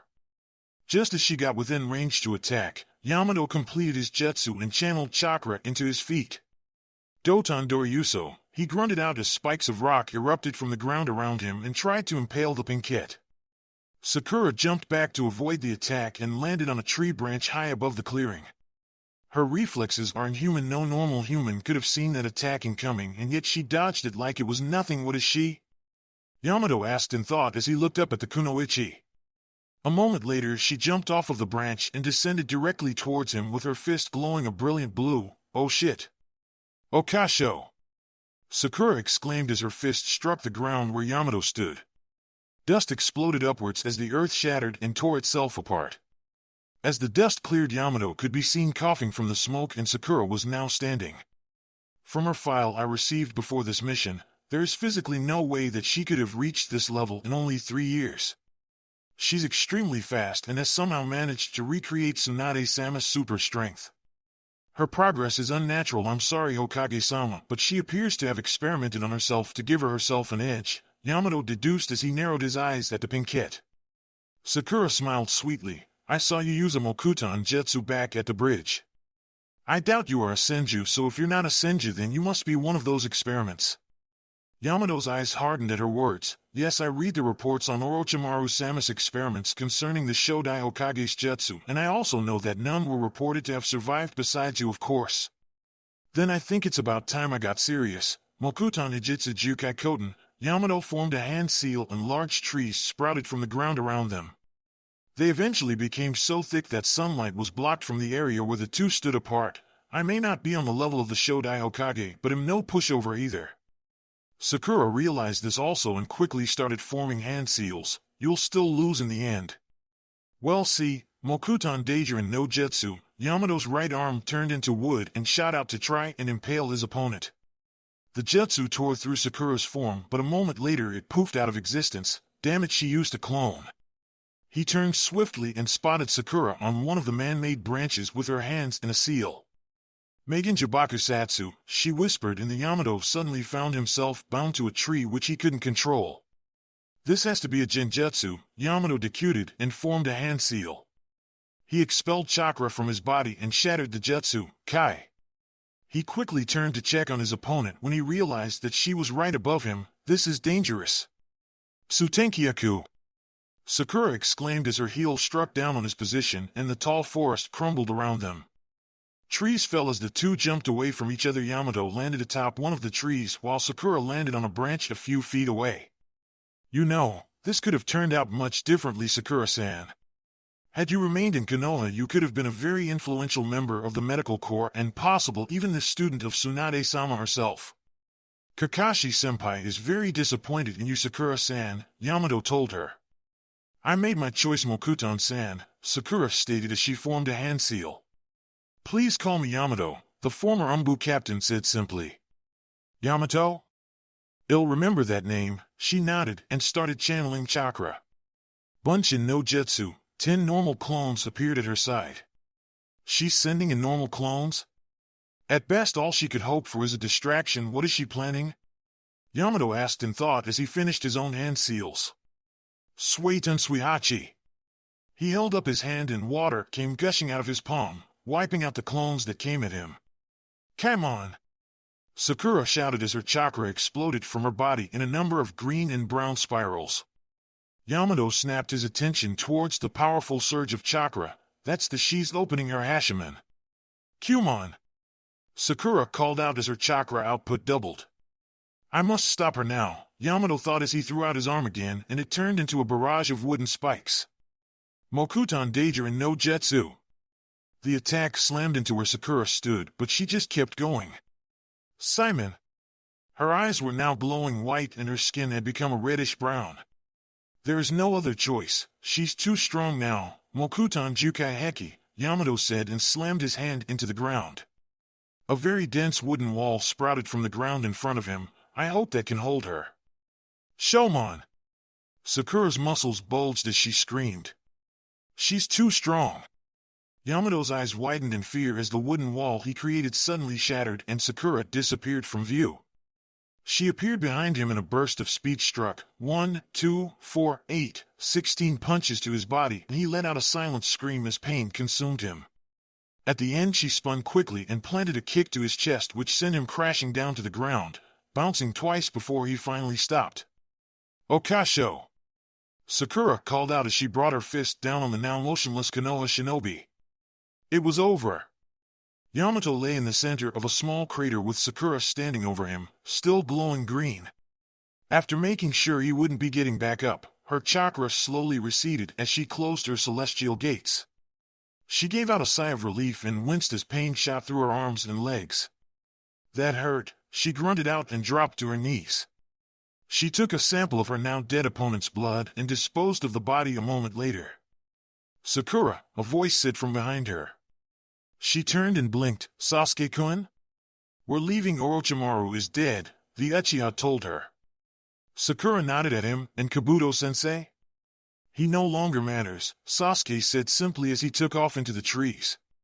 Sakura hesitantly nodded and looked back at where the bridge was. I'm sorry everyone, but I love Sasuke-kun. She disappeared after him a moment later. Fuck, where the hell has that dick guy gone at a time like this? Tayuya growled in thought as she evaded the kunai that was thrown at her. She landed on a tree branch and glared over at her opponent. This bastard is in for a world of hurt. Come now, Tayuya-san, hold still so I can kill you, okay? Kabuto said with a smirk. After all, you are a traitor to Orochimaru-sama for abandoning your duties as a kunoichi of Otokage no Sato. You bastard. That place was a hellhole. The only reason I stayed loyal to him was because of his damn cursed seal. Tayuya shouted at him. It gave you power, did it not? He gave you power and only asked for your loyalty. Is submission no preferable to destruction? Kabuto asked simply. Some things are worse than death, the redhead responded. Kabuto smirked with a nod. True, but sometimes death is the least of a person's worries. Whatever, bastard, Tayuya shot back. Let's play, she said with a predatory grin. This is pointless, Kabuto sighed and took out a scroll. He unraveled it and swiped some blood along the kanji imprinted on it, Fuinkai. Suddenly 24 motionless human figures appeared on the branches around the two. Say hello to the dead for me, Tayuya-san, Shuriken no Jutsu. The bodies stood up a moment later, jumped at the tree that Tayuya stood atop. What the fuck is going on here? Are those people down there? She thought as the zombies knocked down the tree she was using. She landed a few feet away and the zombies were suddenly charging towards her. Okay, I need a plan. How about I just pound them all into a bloody pulp? That should work. She bit her thumb and made several hand seals. Kuchios no Jutsu. Her 3 doki appeared at her side in poofs of smoke. Matiki Genbuso Kyoku, Kabuto watched unamused as the doki tore into the 24 attacking zombies. A few moments later it was over and the doki turned their attention to the Otonin since the zombies were now air dead, as in completely dead and wouldn't be coming back. The first doki came at him with a large club and brought it down, but he evaded by jumping to the side. The second doki attacked from the side with a large double-edged sword and he was forced to jump over the initial swing. No wonder Orochimaru-sama didn't take you as one of his hosts. You're pathetic, Kabuto sneered and threw 6 kunai with explosive tags at the ground between himself and the 3 doki. Katan Kasumi and no Jutsu, he breathed out a flammable mist while simultaneously detonating the explosive notes on the kunai he had thrown a second ago, and the result was a massive blast of fire. Shit! Tayuya cursed as her doki were incinerated. Fujitsu Kyuin. She brought her hands up and tried to absorb the jutsu just like her brother had shown her. You can absorb ninjutsu? Impressive. For a traitor, Kabuto sneered. Tayuya fell to her knees trying to calm her breathing. Dukoff, do you ever shut up? Kabuto smirked at that. You know, even with those eyes of yours you are still nothing but a child trying to play in the big leagues. Compared to Naruto-kun you're not even a challenge. His smirk widened when he saw the glare she sent him. Just shut the fuck up. She shouted and formed 3 specific hand seals. Her right hand exploded into electricity and she shot forward. Chidori. Chikura no Mezu, Kabuto said, clearly unimpressed. He grabbed her lightning-covered hand, almost effortlessly surprising Tayuya since she thought it couldn't be stopped. Chidori, huh? Hatake Kakashi must have taught you that it doesn't matter now though. Don't look so surprised, Tayuya-san. After all, Hatake was and still is someone I consider a threat who is on my level. I've spent many long nights looking for a way to deflect and counter his signature jutsu. I found out that all Raiten jutsu are susceptible to high frequencies of chakra manipulation that are usually given off during medical operations from the jutsu I am using right now. Let go, the redhead growled at him and tried to pull away. Not a chance, you die now, Kabuto said as his smirk became almost sinister in nature. Choji Giga, 3 medium-sized ink lions came from the side and surprised the Oto Jonin, forcing him to pull away. Tayuya suddenly found herself in the arms of her root teammate who was smiling at her like normal. Are you alright, Blower? Put me down, he set her down a moment later. And don't call me Blower, Tayuya told him with a glare. True, she used a flute, but the term blower could insinuate other things. Thanks, she muttered out knowing she'd be dead right now without him. Why did you come back? I thought you would have hightailed it out of here by now, she asked him. Sai simply smiled. Since I've been on this team I've experienced feelings that I thought I no longer had. I wish to understand those feelings, and I do not believe I can do that if you or the rest of the team die. Tayuya looked at him for a moment before nodding. Geez, you're a piece of work. Do you know that? He didn't reply. Let's finish this. Are you two done?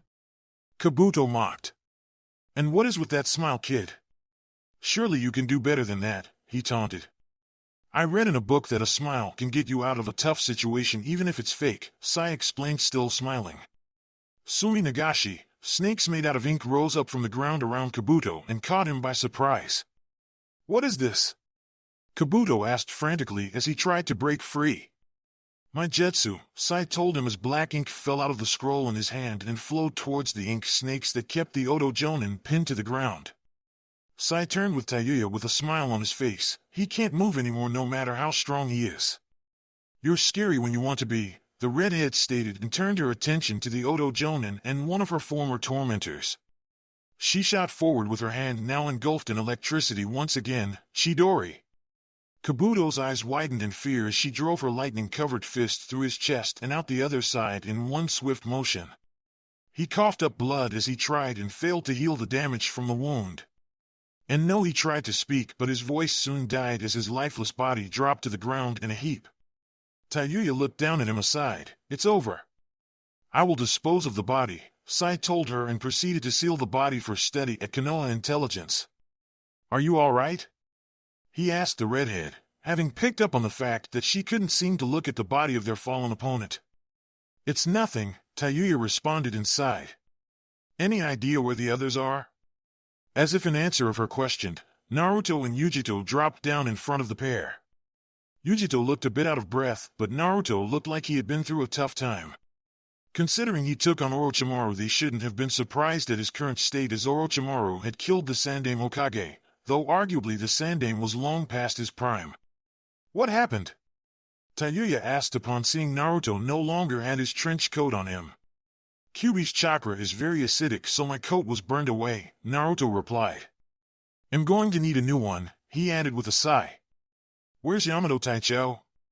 Tayuya asked them.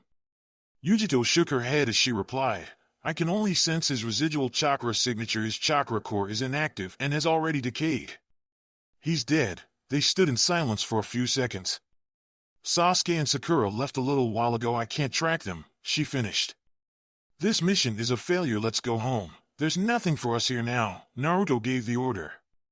As the group left, Naruto looked back at the now destroyed bridge. "I'm sorry this happened, Yamato Taicho."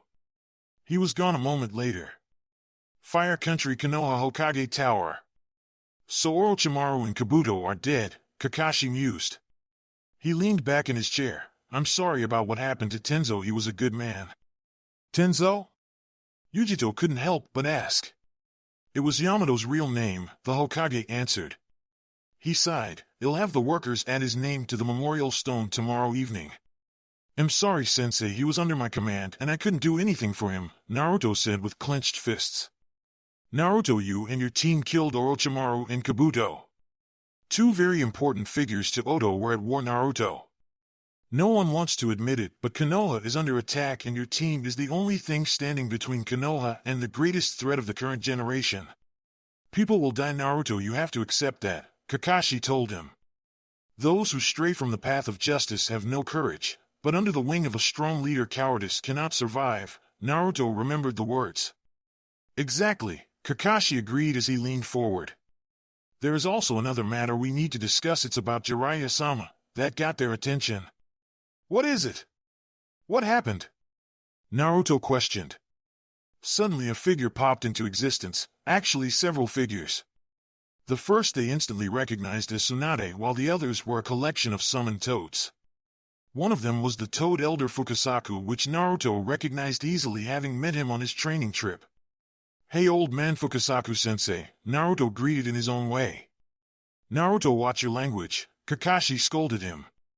"No, it is quite alright," Fukasaku waved the comment off and sighed. "Naruto boya, this isn't a social call," he continued. "What happened?"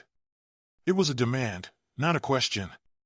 There's no easy way to say this. Jiraiya boya fell in battle 2 days ago against the Akatsuki leader. He's dead," Fukasaku informed him.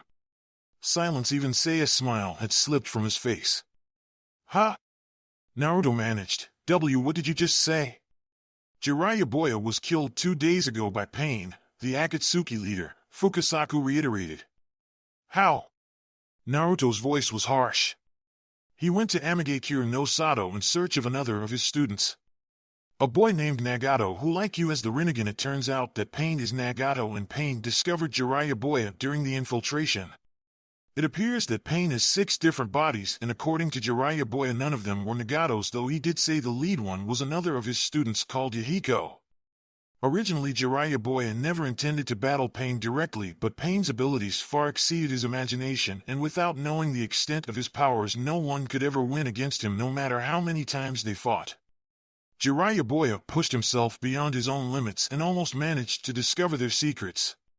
No one but Jiraiya could have gotten as far on top of it. He could have gotten away if he had wanted to, but he sacrificed his life so that he could leave us this coded message. Even after his throat was cut out, Fukasaku explained and took off his cloak to show them the numbers now engraved on his back. The real one is not there, Naruto said upon reading the code, surprising those in the room. You know what this means? Fukasaku asked in surprise as he gestured to his back. They're words from Ero Sennin's newest novel. Any idea what it means? Naruto continued. It's too vague. Fukasaku shook his head and put his cloak back on. Did you let him go? Naruto asked, turning to the Hokage. Yes, Kakashi answered simply. Why? Naruto questioned. He wanted to go. Nagato-san was his student. I would have done the same thing if it were you instead, Kakashi replied. I'm sorry, Naruto. I tried sending people with him, but he wouldn't allow it. Naruto snarled and left the room a moment later. Kakashi sighed tiredly. I apologize, Fukasaku-sama. I'll arrange for Naruto too. No, that's all right, but back to the child of prophecy I was talking about earlier. It is either Nagato-san or Naruto. Time will tell which one is the true one, Fukasaku sighed. If you'll excuse me, Tsunade said stiffly. Kakashi nodded and she left a moment later with Yujito following close behind. Tsunade sure show? Tsunade asked hesitantly. Just give me some time, Yujito-chan, Tsunade said and started away with clenched fists. Yujito watched her go for a few seconds before heading off, no doubt in search of Naruto. Tayuya and Sai exited a moment later, though Tayuya was noticeably shaking. Whether it was sadness or rage remained to be seen, however. I can't believe this, the redhead said with clenched fists. This asshole, Pain is not going to get away with this, Tayuya growled out. Though she didn't much care for Jiraiya because of his perverted tendencies, the man did train Naruto and that was what mattered to her. It appears Akatsuki has become even more dangerous, Sai commented. It doesn't matter, this has gone on long enough. They'll pay for what they've done, the redhead growled out. I must report to Danzo-sama, Sai told her. Okay, I never thanked you for helping me out on the last mission, Tayuya started and kisses him on the cheek. Seiya's eyes widened for a second. Don't read too much into it, Dickman, that was just for saving my life. Noted, Sai nodded slowly as he saw her walk away. He disappeared a moment later. This place was always dark and damp, feeling like a pit in hell only without the lava. The lighting was a bare minimum and gave off a killing intent all on its own. Standing in the center of the platform was the leader of Root, a man by the name of Shimura Danzo. He was the kind of man who always thought that the ends justify the means and had no problem doing whatever it took to accomplish his goals and safeguard Konoha. It was the reason the Sandaime and Godaime Hokages kept him around. The Yondaime had kept him around for that very reason too before his demise during the Battle of the Nine Tails 15 years ago. Sai, wipe that stupid smile off your face, Danzo said, and Sai appeared in front of him, kneeling. Report, he ordered. Orochimaru is dead, Danzo-sama, as is Kabuto. I apologize, but Uchiha Sasuke and Haruno Sakura both managed to escape, Sai informed him. I see, interesting. I assumed that the mission didn't go as planned then? It was a simple question, but Sai knew better than to answer. Very well, the mission was indeed a failure as Uchiha Sasuke still lives. However, with both Orochimaru and Kabuto dead, I no longer have to worry about those two fools. He turned and took a few steps before stopping again. I will let this failure slide this time, however do not fail me again, Sai. Sai kept his head bowed. Your orders, Danzo-sama?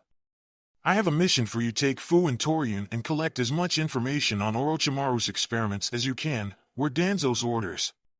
Yes, Danzo-sama, Sai said simply. Dismissed, Danzo said, and turned away. Danzo-sama, Danzo stopped and turned to him slowly. I request a formal placement on Team Naruto under Namikaze Naruto as an official member. Agreed, Danzo said, surprising him though he didn't show it. You may leave, Sai, the The Rudambu bowed once more and left soon after. Danzo was not a fool, not by a long shot. He knew that despite the fact that he and Naruto had different beliefs, Naruto was the best chance Konoha had for survival other than himself, of course. With the increasing threat from Akatsuki and their accursed leader Uchiha Madara on the rise, Konoha needed every able-bodied shinobi they could get these days. After all, that was the reason he had voted to ally themselves with Kyuubi and permitted Yujito on the team. The Team Snow couldn't catch them in time since they had to worry about escaping the shattering iceberg themselves. Back on the ship, Team Kakashi and the film crew watched as the entire iceberg shattered and its remains floated on the ocean surface. The ship had already started moving away from the area as Team Snow watched them leave. I think this mission just got a lot harder, Naruto sighed. The room was dark on board the film ship where Yuki Koyuki slept in bed. Naruto stood next to the window and kept on looking between both her and the necklace she wore, which was now on the table beside the bed. The feeling he got from it was cold yet refreshing instead of the Shodame's necklace, which felt warm. 2 of 6.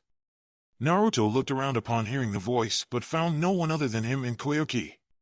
Tail Moon Split Sage Necklace. That's not Kyuubi, Naruto thought, since he didn't feel any demonic presence. Senju Uchiha Legacy Child of Prophecy. What the hell are you talking about? I don't understand you, Naruto asked in thought, but got no reply.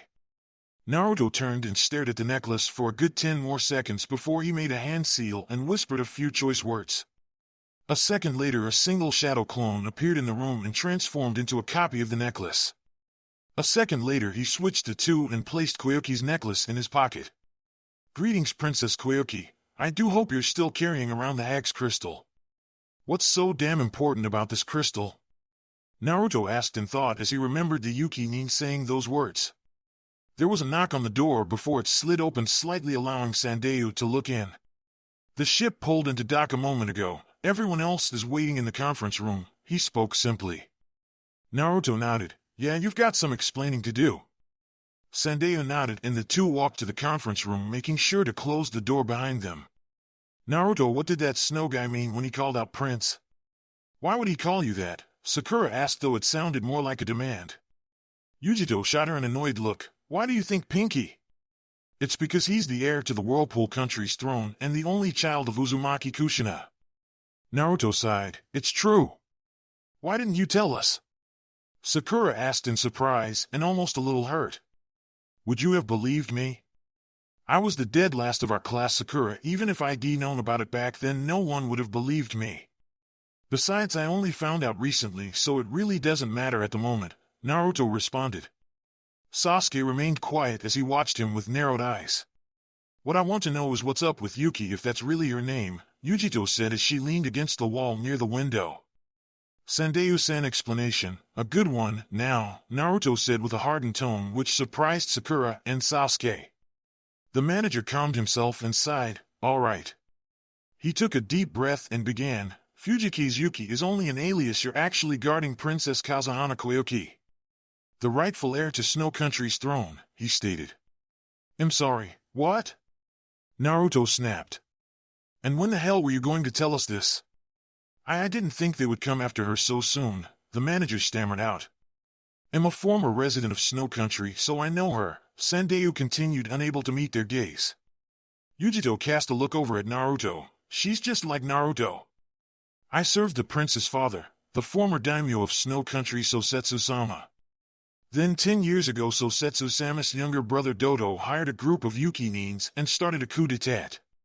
The Kazuhana Palace was burned to the ground and Sosetsu-sama was killed. I thought the same fate befell the princess, but she was saved by Hatake Kakashi, Sandayu explained. Kakashi-sensei saved her?